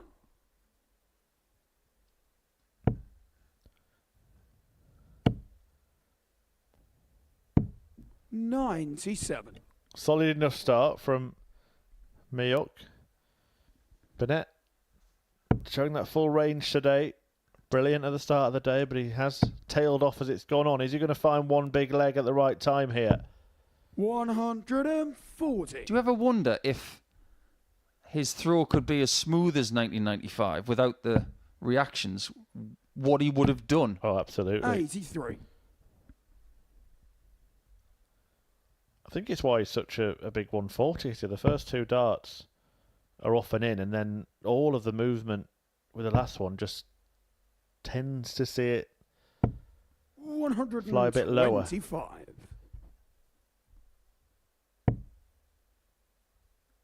Some physical reactions are purely based on 41. mental aspects. That's what dartitis is.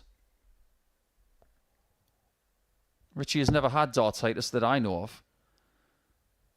But through his career, he has had significant reactions like that. That's probably the biggest one of the day, in fact. And I think that one hurt. I'm not surprised. Well, I thought he was practicing for the Olympics then for a moment. Triple jump. 55. Richie require 151. Here's a chance to win the match, to make Jerome feel even worse than he did at the end of the last leg.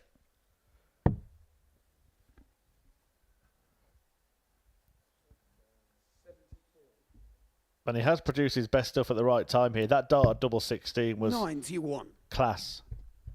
No doubt about it. And this leg has been of the highest quality as well.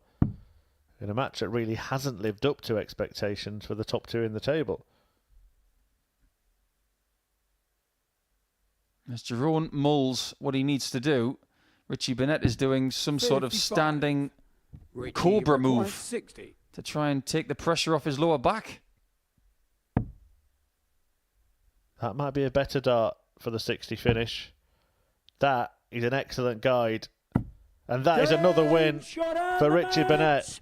I'm not sure he knows quite how he's done it. Miok had him where he wanted him, but Burnett made that experience count, found that quality at the right time. It's taken it out of him, Richie Burnett.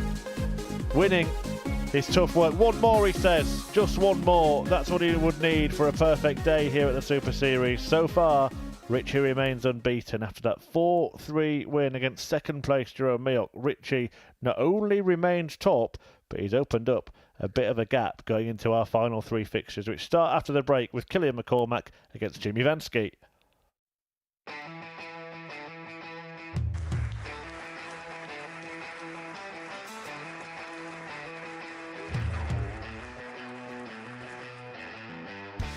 Hang on a minute. Wow! Oh my God! Well, that's £100 down the drain already. Itching to hit the 180. He's gone for the maximum.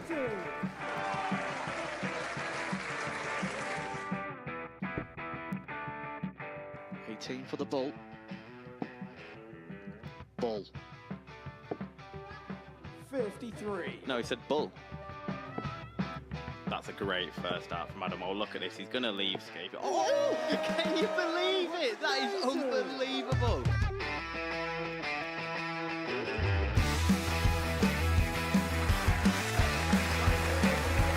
Yeah, match darts to put his team into the final.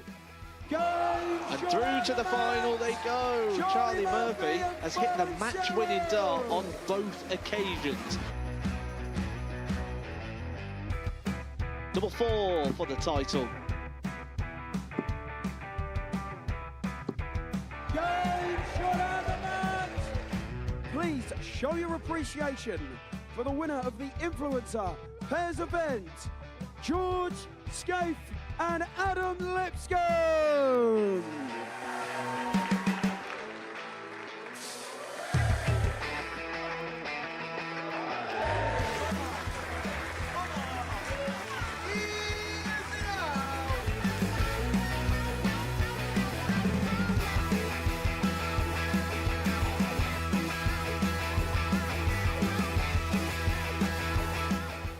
He seems to be out. That's what he is. Charlie Murphy. A couple more visits yet. We're not going to need that. Bosch. Pie face is through. And he is absolutely buzzing. It was a game that Pie face dominated throughout.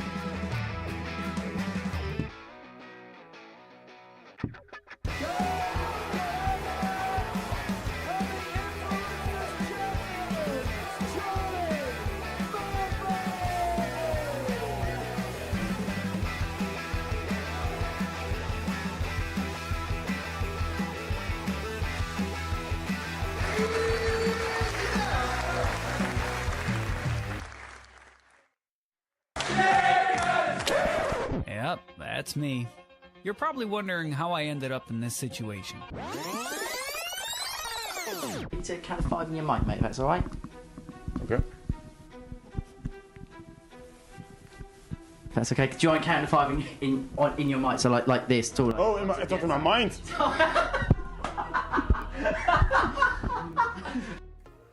And you can relive Jimmy Vanski's memorable weekly win from the previous series, which featured a loud crowd, plenty of drama, and a tense 9-dart shootout. It's available to watch here on the Modus Super Series YouTube channel, amongst other content, including fun darts challenges and insightful interviews. All of that and more available on the Modus Super Series YouTube channel. And there he is, the man of the moment. And that was one of the moments of the previous series, wasn't it, Jimmy Vanski? Counting in his mind to test the microphone. It didn't start so well for Jimmy Vanski that week, but it ended very well, didn't it? What a debut it was, and what an impact he made. I think he's given the tech world some sort of insight into what could possibly be next. Thinking in your mind, speaking in your mind, and testing electronic equipment with your mind. Game on. You heard it here first, and he heard it first in his own head. So Killian's job in his 5th game of the day is to get his first 2 points to make sure he has a basis 43. to work on before he plays Jimmy in game 3 tomorrow. But I've been impressed with Jimmy today. I think he's played at a very good level. I can't let that go by again. Next time we see Killian McCormack on this split screen, it is hilarious 60. because he stands so far over to that side. When Jimmy stands behind him, you cannot see his head.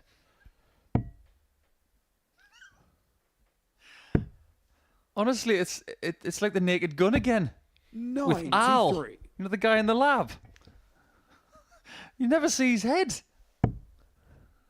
Well, that is a real contrast, isn't it? And look at that.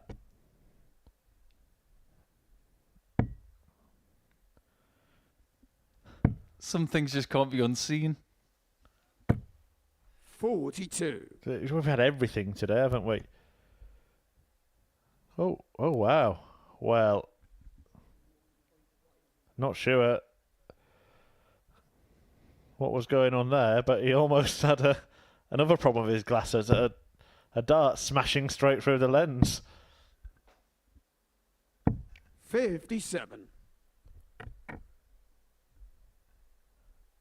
Just an apology there. I think we'll put that down to beginner's naivety, shall we? Yeah, I think so. If you've never been on a stage before, and in particular this stage, you don't know its intricacies. You might think I'm talking completely out of my behind. But look at the people who make their debut on a massive stage where there are 2 markers, a referee, an MC. Some people don't know where to walk. They don't know what to do. 140. If you've done it before, it's second nature. When you come here, it takes you a bit of time to realise where the cameras are, what the intricacies are. And that's about, it's about getting experience, isn't it? He will feel 100. much more comfortable tomorrow because everything will feel more familiar. It's like being at school for the first day. Who remembers their first day at school? You looked around, you didn't know where to walk, you didn't know who to ask. By the end of the week, second nature. 84. Killian, you require 143. And by the end of the week, he could be head boy, couldn't you? That's what Jimmy Vanski achieved when he first turned up.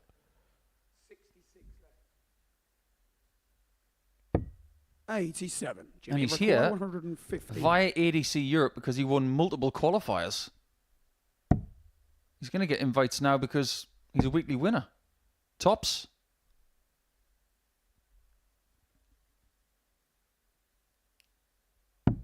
$75. Not far away at all. Killian, you require 56. Chance then for McCormack to take the opening leg on throw.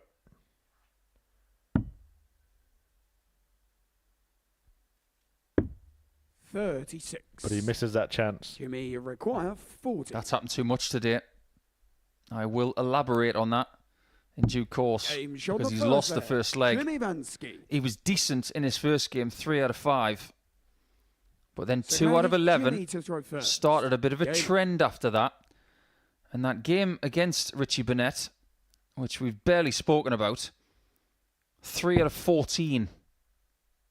And then 1 out of 5. He is getting opportunities. He just isn't taking most of them.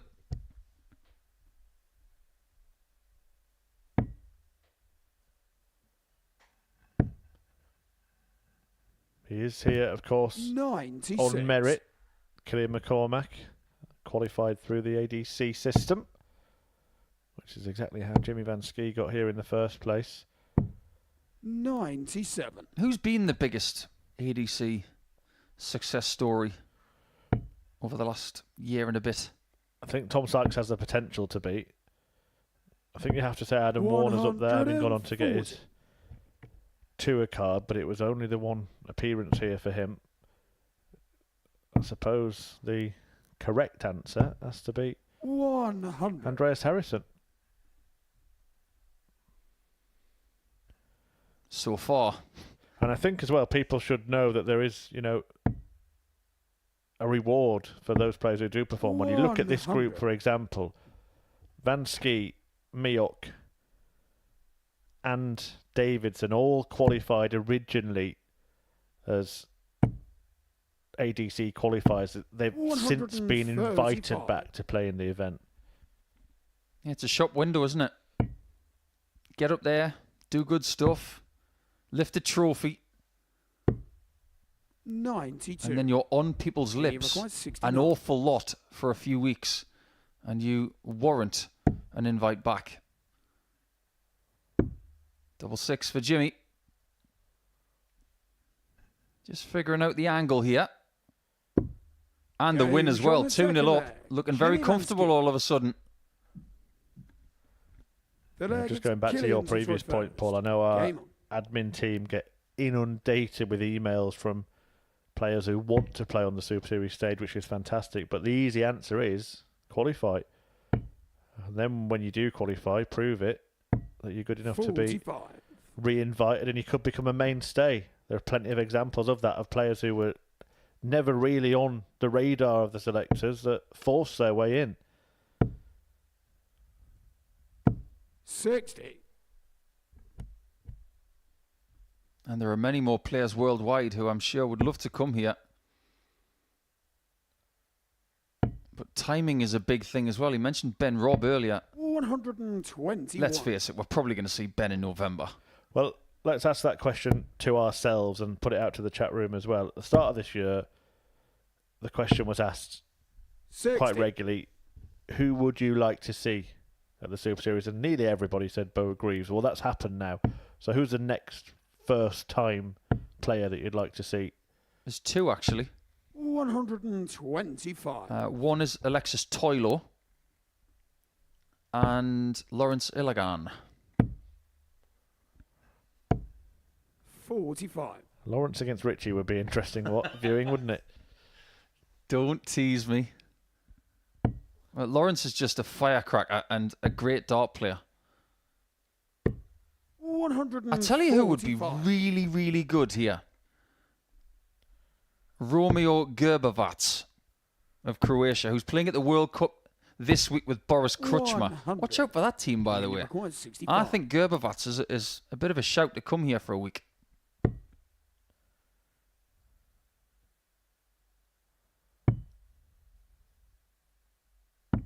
Oh, lovely fixed job there from Killian. Killian McCormack. Missed his first start, but it didn't perturb him. He's got himself Back into this one. Jimmy to throw first.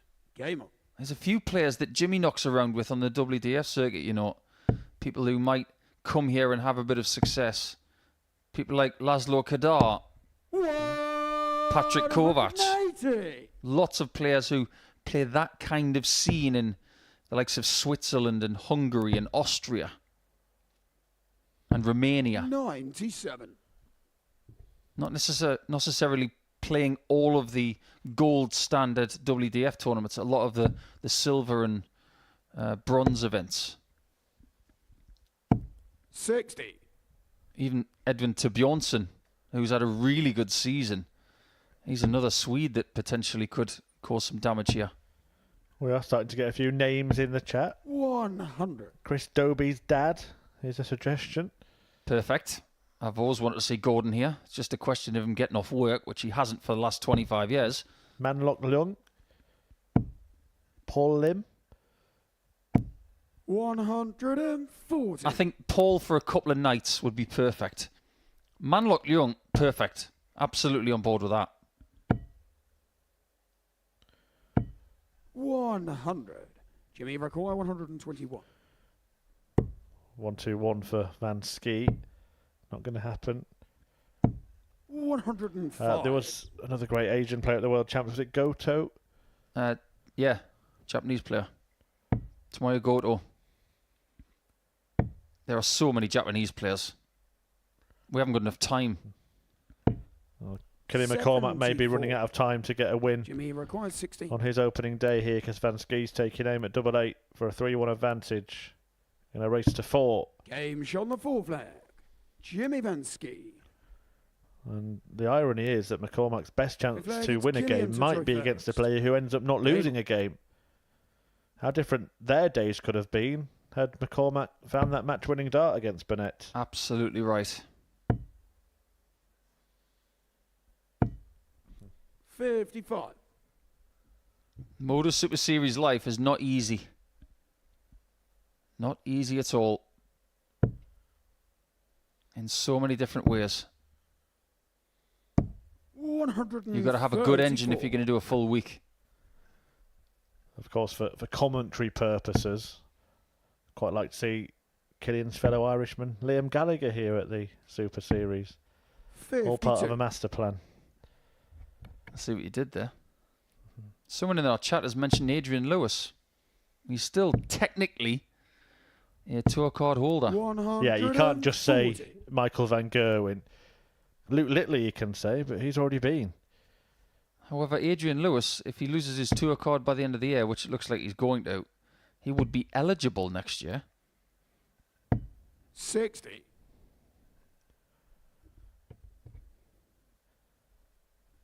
There's some excellent names being floated out there.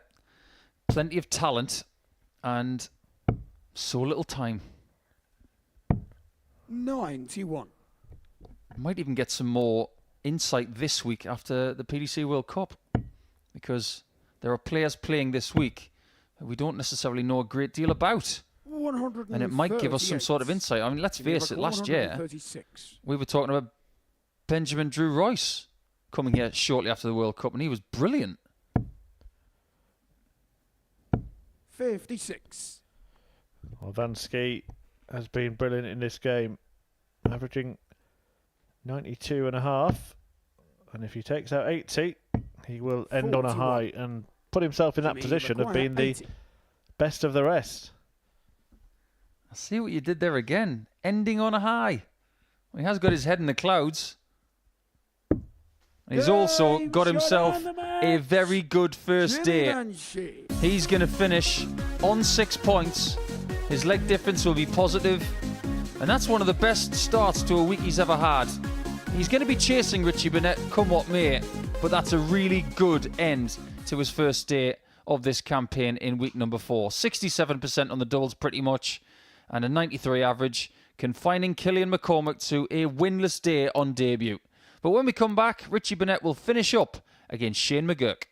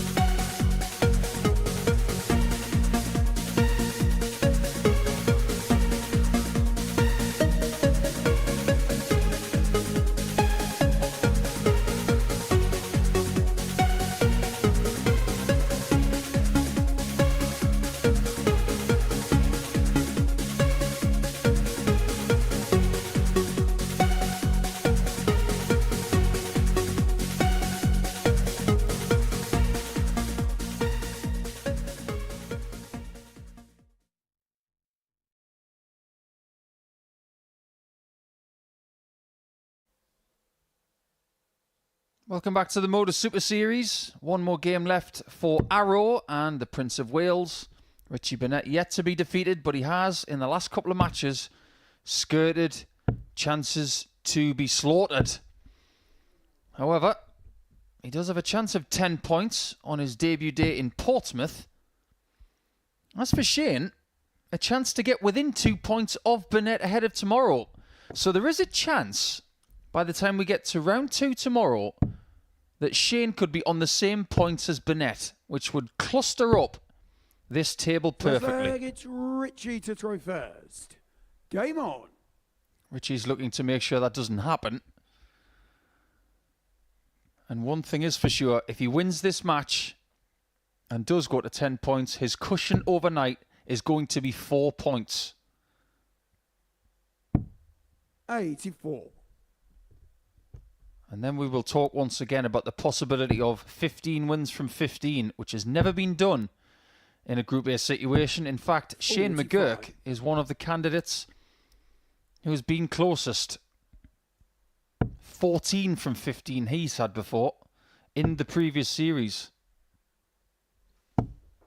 60.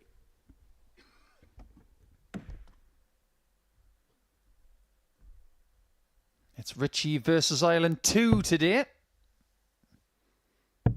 After he had a really interesting match with Cillian McCormack. 125. I thank you to everybody in the chat who's been floating names towards us for future appearances here. We've had everything from Adrian 86. Lewis and Paul Lim to Alan Tabin. And some names we may not have heard of. And some names we are definitely going to see, by the way. 85. Some names from the qualifying events recently that have been released on social media. But one of the best names I've seen was Martijn Kleermaker. I'd love to see him here. 95. But he decided to hand in his tour card at the end of last year because he wanted to focus on family. So whatever Martijn wants to do is all right with us. 100. If he ever does come here, I'd like to see him here in the same week as Jimmy Van Schie. It would be Battle of the Giants. Single 16 to leave a dart a double to take this first leg then. Or should I say darts, because he has 3 if he needs them. If he gets a look, which he now will. 79. Richie required 40. Doubles have been better in the earlier part of the day. Game show on the first leg. But that's Richie more like Burnett. the first match that he had and the second, where he was 4 from 7 and 4 from 6 in his Leg it first Shane 2 to throw battles first. of the day. His worst performance on the doubles came in his previous match against Jeroen Miok. 4 out of 16, which is 25%. But as a collective, it's been pretty good.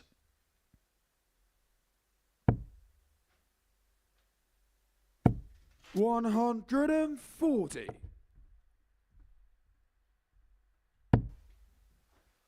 As for Shane's day, his doubles have let him down quite a lot.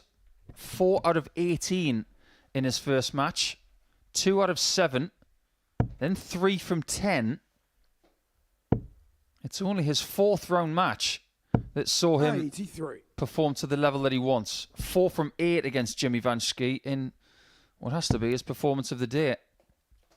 Well, there seemed to be a pattern that Richie was declining in standard as the day went on, but the start of this match suggests that he might be about to change that direction. 44.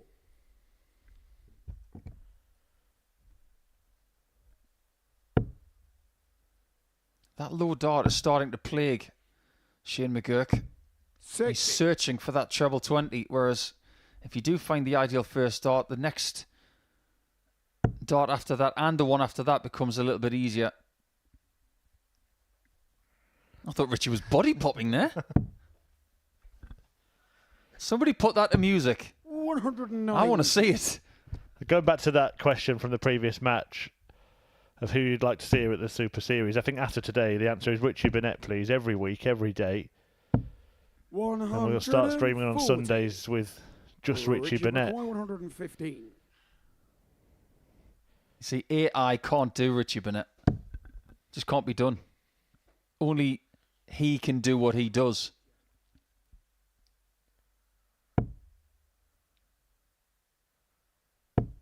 $59. Shane requires 61. This is no gimme. If you're going 25, don't get the bull. That could have been worse.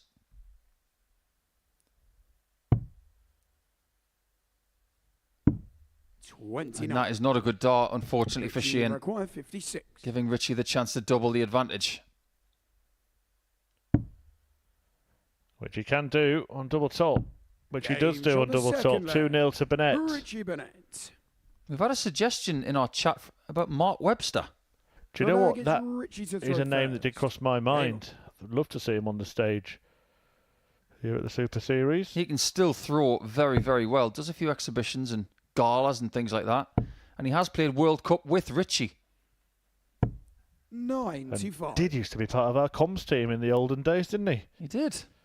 And a lot of people tend to forget, in Southampton, he won a week. 123. Beat Robert Thornton in a final. I haven't really seen much of him since. Come on, Webby, if you're watching. Yeah, he likes being called Webby. He doesn't like being called Webbo or Webbington. Well, now Burnett's been. It's a bit of a... Come on, prove who's the best. That was a great World Cup team, by the way, him and Richie. It was. 40. They've always played well, Wales. Whether it's Barry Bates, Jamie Lewis, Mark Webster, the captain for many years. Who are your favourites for this World Cup? 42.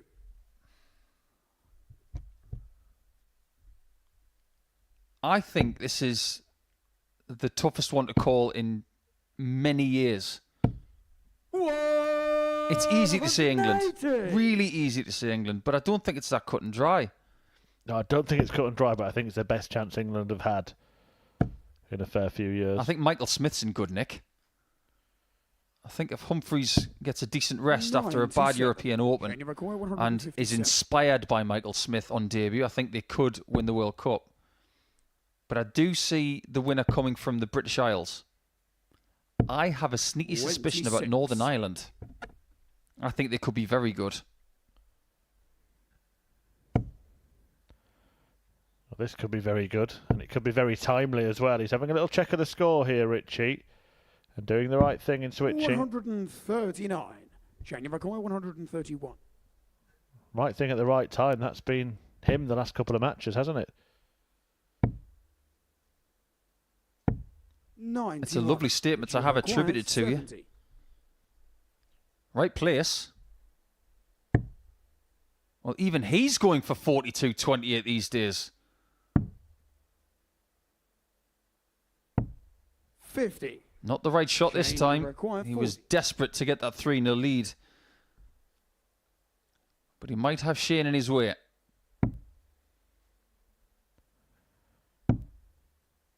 Oh, that is a disaster. Richie require 20. And Burnett will return 3 clear. A double 10.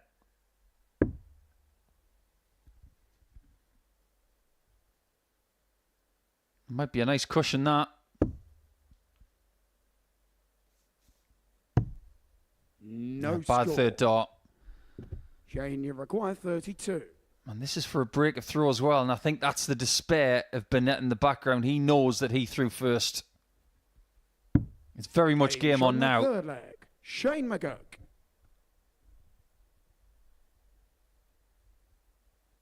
Fourth leg, it's Shane to throw first. Game on.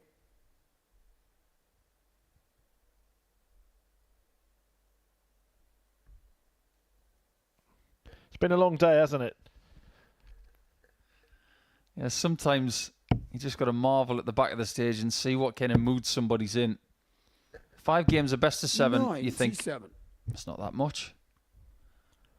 Tell you what, look at them at the end of Wednesday, possibly the end of Thursday or Friday, and see how they feel then. This is hard. Well, this is Richie's first experience of this particular 81. playing setup. When he played in our old venue in Southampton, it was in a closed room, so the conditions, while not as luxurious as here on a stage, for example, with the same standard of production, were in a way perfect for a player because there were no distractions apart from maybe the odd floorboard from time to time. But how do you think he will react should he get through to Saturday in this unique environment of having a handful of people in the audience 57. where every little crunch of a crisp can be heard? Yeah, that's a good point, because we have seen some players looking over their shoulders even in the last few days. 140. He's played in many different places. Schie require 167. Did he just trip over something that wasn't there? Not even sure. I think Owen was just really worried about him, whether he'd tripped over and hit his head on the dartboard. I can't say anything. I've tripped over the hockey once. So has Robert Thornton. So was 99. a certain fella from China against Corey Cadby at the World Championship. Kian Sun. Oh, that was hilarious because Cadby never realised, did he? Well, here we go. Ball. 98. Richie require 100.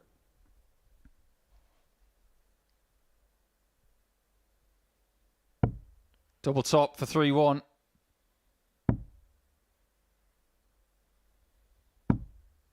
Didn't really scare it. Schie required 25. And realistically speaking, this game could be finished.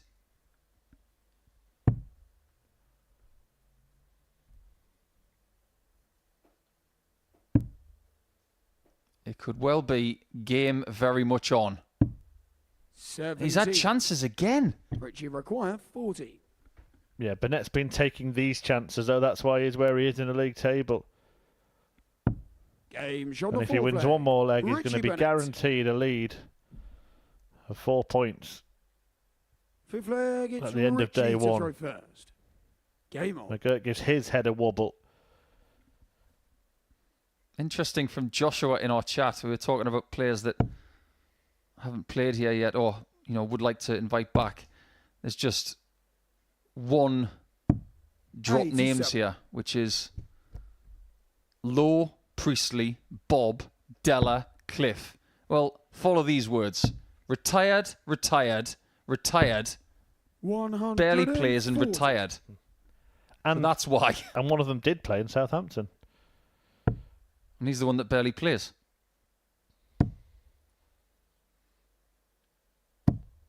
$81. Yeah, Kirk Shepherd has been floated as well. Kirk doesn't play anymore. Does he not? He's had really bad arthritis recently, and 60. It's entirely up to him what he does in the future, but I heard recently that he doesn't play at the minute. I didn't know that. Hope we do get to see him again. He's good value. And take it from me, because I've seen it happen. A conversation between Richie Burnett and Kirk Shepherd is a magical thing. Remember his dance-off with Dimitri Vandenberg? How could I forget it? I saw it in the flesh. Richie Burnett, after a typically eventful day, is on course for a perfect day. 96. I'm glad I spent it with you.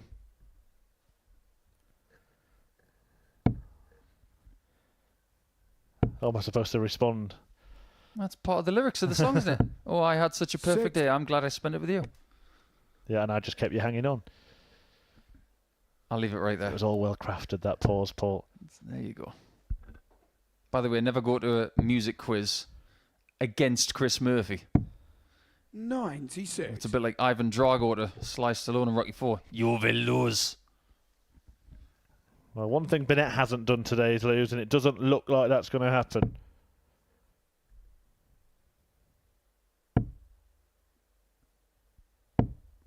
$55. This is a good opportunity to have a perfect debut day in Portsmouth. pick your route, get it hit, walk away and smile. Double 18.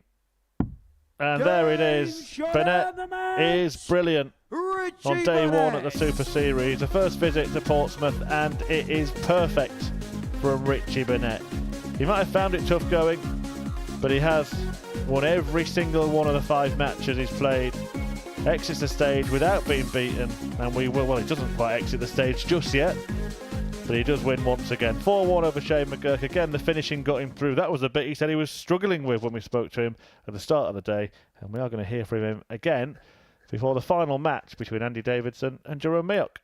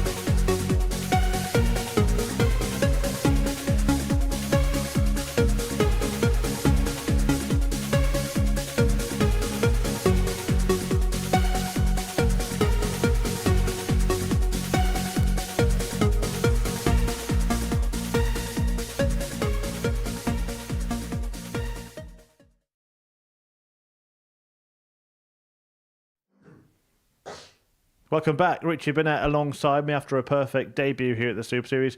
Richie, how would you sum up how it's gone for you today? It was hard work. Started off great, felt good. I just had a bad day after yesterday, been travelling a lot. I had great preparation. I had done exhibitions in Ireland, so we can't knock them. It's great to get your arm in, and came here. I just felt tired towards the end.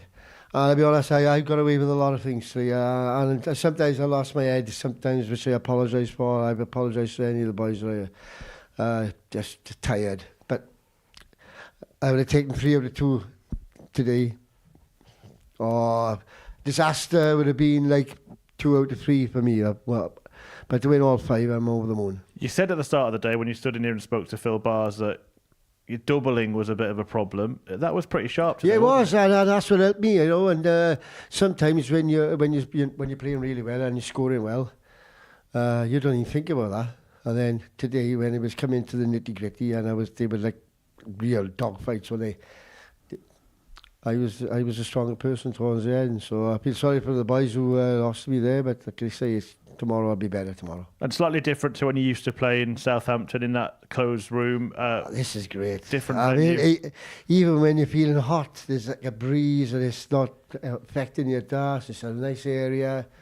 Oh, it's a pleasure. I tell you, this is one of the nicest places I've ever played, and I played in some dumps, let me tell you. There we go. High praise indeed. A perfect venue, perfect start. What's the plan now for the rest of the week? Just try my best. I'm not here anymore to judge myself. I just go out each game and just do what I can and try to get better every time. Nothing more than that. Well done. Go and relax. We'll see you again tomorrow. Well, I will do. Final game about to get underway. Davidson against Miok. Paul Nicholson is standing by to talk you through it. Never a dull moment when Richie Burnett is around, and very honest as always in his assessment of the day. And if he gets a good night's sleep and he says he played tired today, watch out everybody else. He might even scare 30 points from 30. But now we turn our attention to the final match of the day, which will give us Jerome Miok on 6 points with Jimmy Van Schie overnight, or Andy Davidson on 6 points with Jimmy Van Schie overnight. But whoever wins this match knows full well that they are going to be 4 points behind the Prince of Wales at the end of the day. First leg, it's Andy to throw first. Game on. Two of the faster players of the day who will contest the final match today and the first tomorrow, so set your alarms. Or even better, why don't you subscribe to the Modus Super Series YouTube channel and click that notification bell, and in good notice we will let you know when we are going live, which is going to be 9:30 tomorrow morning local time. 137. Jerome's day has been somewhat patchy. He's been good on occasion, but he has had a few incidents where he's found himself just short, particularly against Burnett. Could have won that game 4-2. Ended up losing it 4-3. And against Jimmy Van Schie earlier, he had a dart at the bull. It didn't register. And he ended up losing that one 4-3 as well. But the other two, he beat Killian McCormack 4-2 fairly comfortably. 57. And he broke 148. And he did also beat Schie and McGuirk by 4-3. 116. What will his final chapter be, I wonder, against, statistically, and I mean by averages, the best player of the day? 32. Game shot on the first leg. Andy Davidson. Nothing wrong with his doubling either. Second leg is Jerome to He's just looked so at home all day. He hasn't had it all his own way, that's the thing. But he has just got on with his job, plodded along, said very little, 60. and just shown us once again that he is an excellent dart player. 180. Shows us again. I am back, by the way. I've had another interview with Richie off air as well. 43. Anything that you can broadcast? Just telling him about all the dumps that he's played in. 95. Like? We won't go into that. Fair enough. But look, he said it, you said it. This is the perfect place to play darts. High praise indeed. There is nothing to complain about at all. I mean, Andy Davidson today, averaging 96.64. He's having the kind of day that some people had last Monday. They put in massive numbers and weren't at the top of the table. He's had two fallouts there. And he recorded 129. I suppose at this stage we've got to say it. It's nothing to do with the board because it's been happening all over the board 97. for just one player today.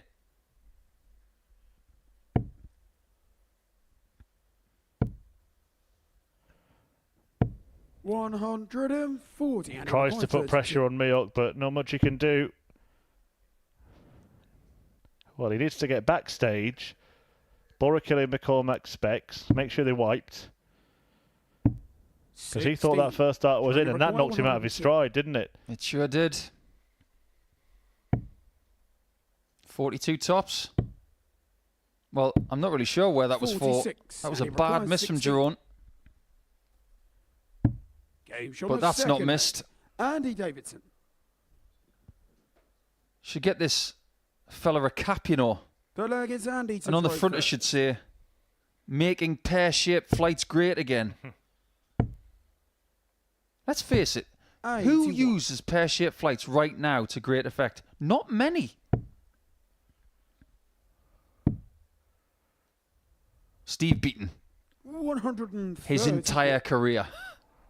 Yeah, Glenn Durrant made them work for him as well, didn't he? He did. 42. Then he went to kites and then standards.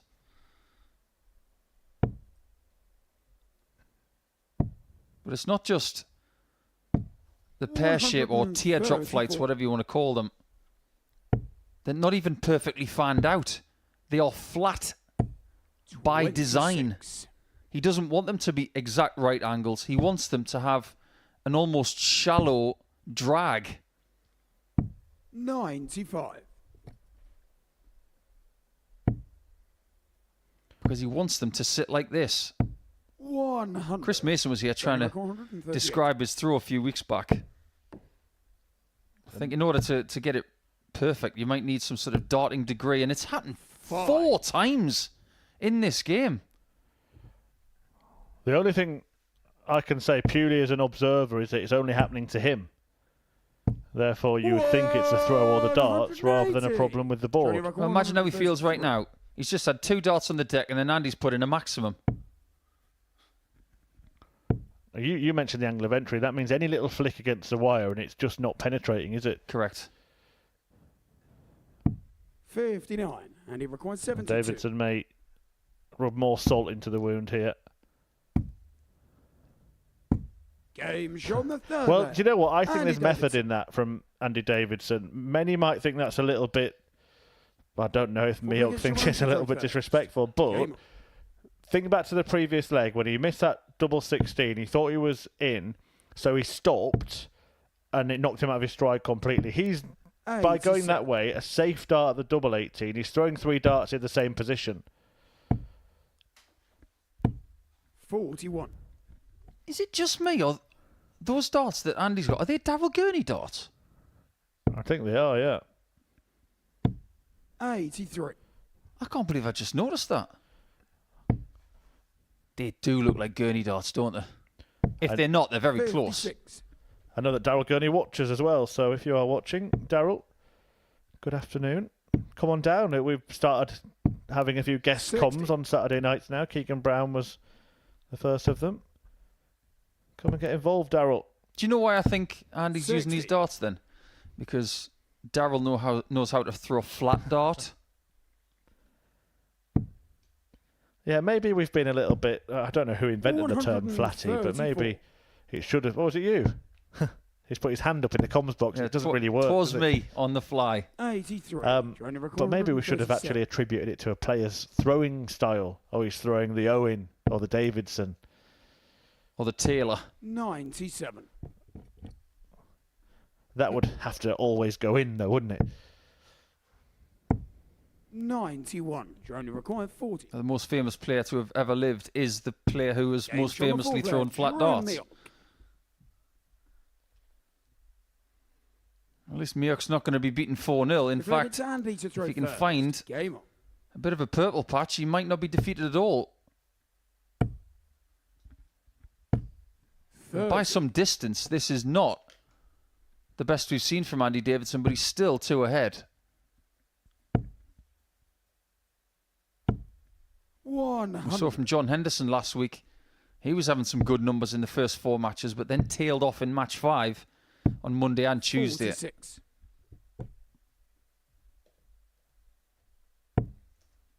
If Miok walks away from this one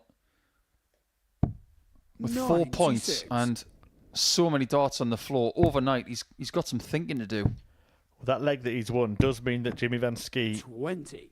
Well, now Davidson suffers.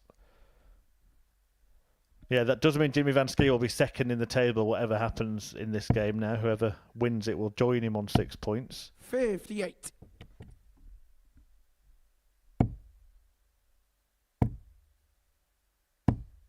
That's one way to fix it after 2 darts on the deck. You know, in soft tip darts, if you hit the board and it doesn't stick in, it still registers. Yeah, I can get on board with that. Need every point I can get when I play. Journey record 151. Also does accounting for you as well, which is nice.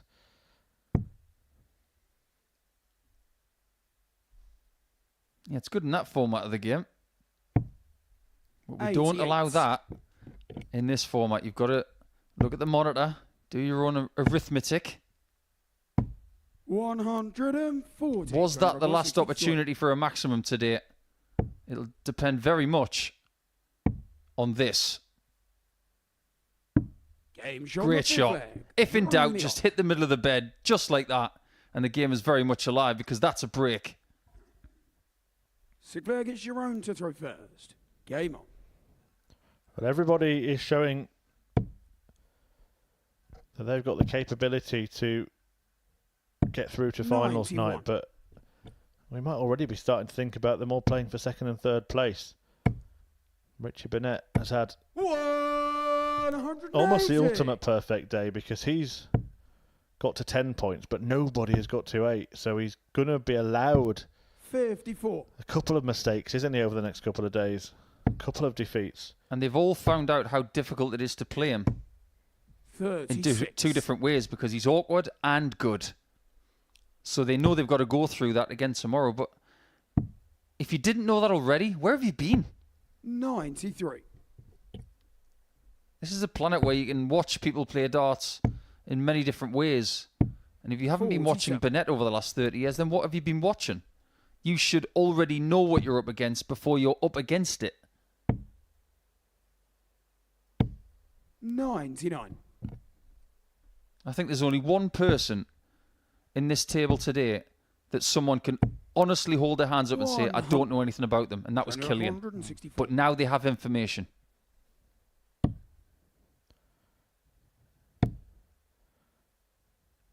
We really like that as a guide, otherwise he may have come down for the bullseye and left himself on a 2-darter. 75. It could, though, cost him the match. It will only be a maximum of 1 darter double here. He's not even going to get that. But Andy's got a chance 73. to hit exactly what Miok has just done to take it to 3-2. 1 dart for the match. 31. And it might be the only one he gets. Miok is in. No hesitation. And it's going all the way in no time at all. Well, it's been an entertaining day here at the Super Series, and it ends in fitting fashion. Game on. 1-leg shootout to determine which one of this pair will be second to Richie Burnett in the Group A table. 81.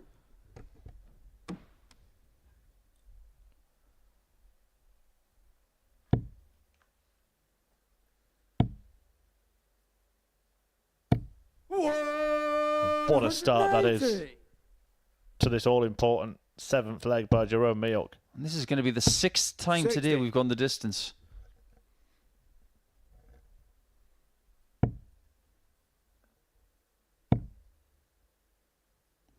We were daring to dream there.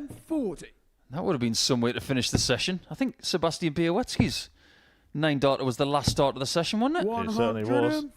But Miok will take this. Well, only 1-8-1 after 6. And after some of the things he's been through today, and he's shown a bit of spirit as well. 69.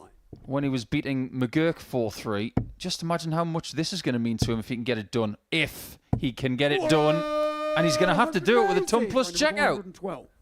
What an end. What an effort by both players. But maybe the maximum 56. from Davidson was the perfect pressure pilot. It proves to be the case. Well, that was explosive at the end of the encounter, at the end of the session. A 13-darter sees Davidson deny Miok. He'd started that leg with a 180. Davidson hit one in the penultimate visit to tee up tops, which he hit for the 4-3 win. And that means that he gets on to 6 points along with Jimmy Van Schie in second place. And Richie Burnett is the man they will all be chasing tomorrow. We are going to sum up the action the best we can at the other side of this short break.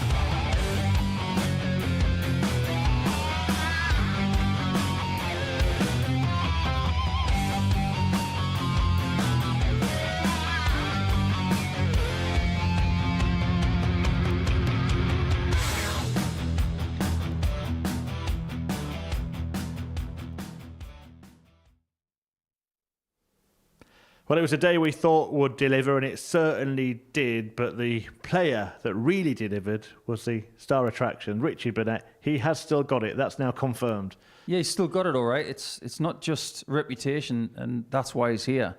He's playing well at the minute. And when he started with 105 average, we thought this could be a better version than ever before. But he did tail off towards the end of the day, but got a few bits of fortune.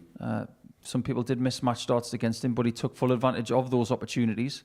Walking away with 10 points when he's been tired today is a fabulous effort. Absolutely. Let's just recap the results from today then. Richie Burnett has, of course, won all 5 of his fixtures. Started with that 4-2 win against Andy Davidson, ended with the 4-1 win against Schie McGuirk. It looked a little bit more uncertain in the middle, didn't it? It did. I think some other people were trying to make their statement in the middle of the schedule, particularly Jimmy and Jerome. I think some of Jimmy's stuff today can't be ignored. I think Andy Davidson's been excellent as well, standard-wise. I think he responded really well to losing to Richie in the first match. But it's a really competitive group. I think the only person in trouble is Killian because he didn't win a match today. Quickly, just on the quality of Richie's play, he did say at the start of the day and referenced it when I spoke to him before that last game that his doubling was troubling before he got here. I mean, it wasn't today, was it? It was fantastic. It was fine. I think if you'd given him something in the region of 36, 37% for the day, he would have had your hand off. But I think it was marginally better than that. But in the first 3 matches, it was excellent. Especially in the first game that he played, we thought, well, what are you talking about, Richie? Your doubles look fine. And sometimes when you're tired, you can try and overanalyze your game. I think if he gets a good night's sleep tonight and he comes in here full of beans tomorrow, then I honestly believe that he can put in these other big performances again.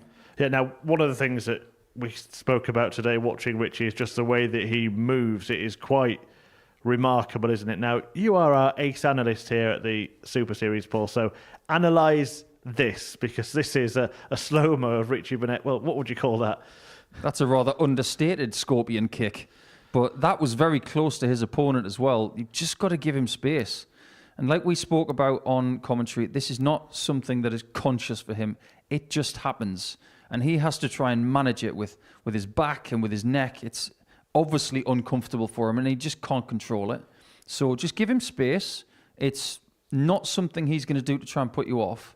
But maybe we're taking something away from his game if we try and fix that. Because he's just box office stuff, isn't he? He didn't shy away from the fact as well that he lost his head, in his own words, a couple of times today as well. There was a little bit of a moment between himself and Killian McCormack, which got our chat room talking. What did you make of this? Well, I think if you look at what Killian does here, I think he's just enjoying the experience. We're talking about a guy who lost a match after hitting 4 maximums. Richie didn't enjoy that. That's the middle of the schedule. And it's the first time of the day where his unbeaten streak was under threat. So I like the fact that he was honest about it, because how many times have you seen people in car accidents say, well, why did you do that for, when it was their fault? He's held his hands up, he's apologised, he said sorry for losing his head in that match. And you can't do any more than that. You can't look back too much. And now Killian's got more information as to how to play him tomorrow. Certainly has. The standard across the board has been decent. Andy Davidson winning that final match, putting himself in the picture. What have you made of him on his return? I'm so impressed with him. I think his style is very unique, but the way he played in that final match was superb. And sticking in the maximum from 220 points to leave 40, and the destiny of the match is not in his hands, but the fact that he was able to kill the 220 and 4 to get that 6th point over one of his rivals. If it's not going to be for Group A, it's going to be for Group B. Wow. It's just a really impressive day. Averaged well over 90 for the day. The doubles were very effective. He's not a one-hit wonder. We can say that now because this is his 3rd time here. So one qualifying week, won that. Champions Week, more experience. This week, he is a very, very, very good player. The same can be said of Jimmy Van Schie as well. I mean, if I ask you about him, are you just going to say exactly the same things? I think so. I think the ADC system has given us 2 gems here, and I like the fact that they're both here this week, because Jimmy is a workhorse. Wherever there's a tournament, he goes, and he doesn't have days or weeks off. He just likes to play every single day. But what I saw from him this morning and early this afternoon was more sharpness at the start of the week. And I think he's getting used to the intricacies of this place, the schedule, and I just think he's possibly at his sharpest that we've ever seen him. Yep, those two tied for 2nd place in the group table behind Richie Burnett, who's got a nice healthy advantage. You have to have a little bit of a thought for Jerome Miok today, who's suffered a few bounce outs and he's suffered a few 4-3 defeats as well. It could have been totally different for him. It could have been so different. He could have easily been on 8 points, in my opinion. But the issue with the darts coming out of the board, predominantly it was only him. So it must be something to do with his setup or the throw. Try and figure out what that is overnight and fix it tomorrow and for the rest of the week. It was only the only other instance I can think of was Andy Davidson in that last match. He collided with one of his own darts and they both went on the floor. But it's something that can't continue for the rest of the week. I know you won't be with us the rest of the week, so we'll get your thoughts nice and early. First of all, can Richie be caught in this group? And have you changed your mind? Is he now the favourite to win this week? I have changed my mind. I wasn't sure what we're going to get from Richie. I didn't know how he would embed himself into this place, but him saying that it's one of the best places he's ever played, that's an insight into how he feels about this place. He is the favourite now, unquestionably. As to whether he'll be caught in Group A, I'm not really sure. I think his best chance of qualifying for Saturday now is by winning this group. I will say that. So if he can defend that lead well and keep a 4-point gap at the end of Tuesday, he's got a superb chance of doing that. Well, thank you for your company. Enjoy your week. We'll see you soon. We'll see you tomorrow. The action resumes, of course, here at 9:30 a.m. on the Modus Super Series YouTube channel. But as far as today went, well, it was all about Burnett, wasn't it? Balmy, but brilliant.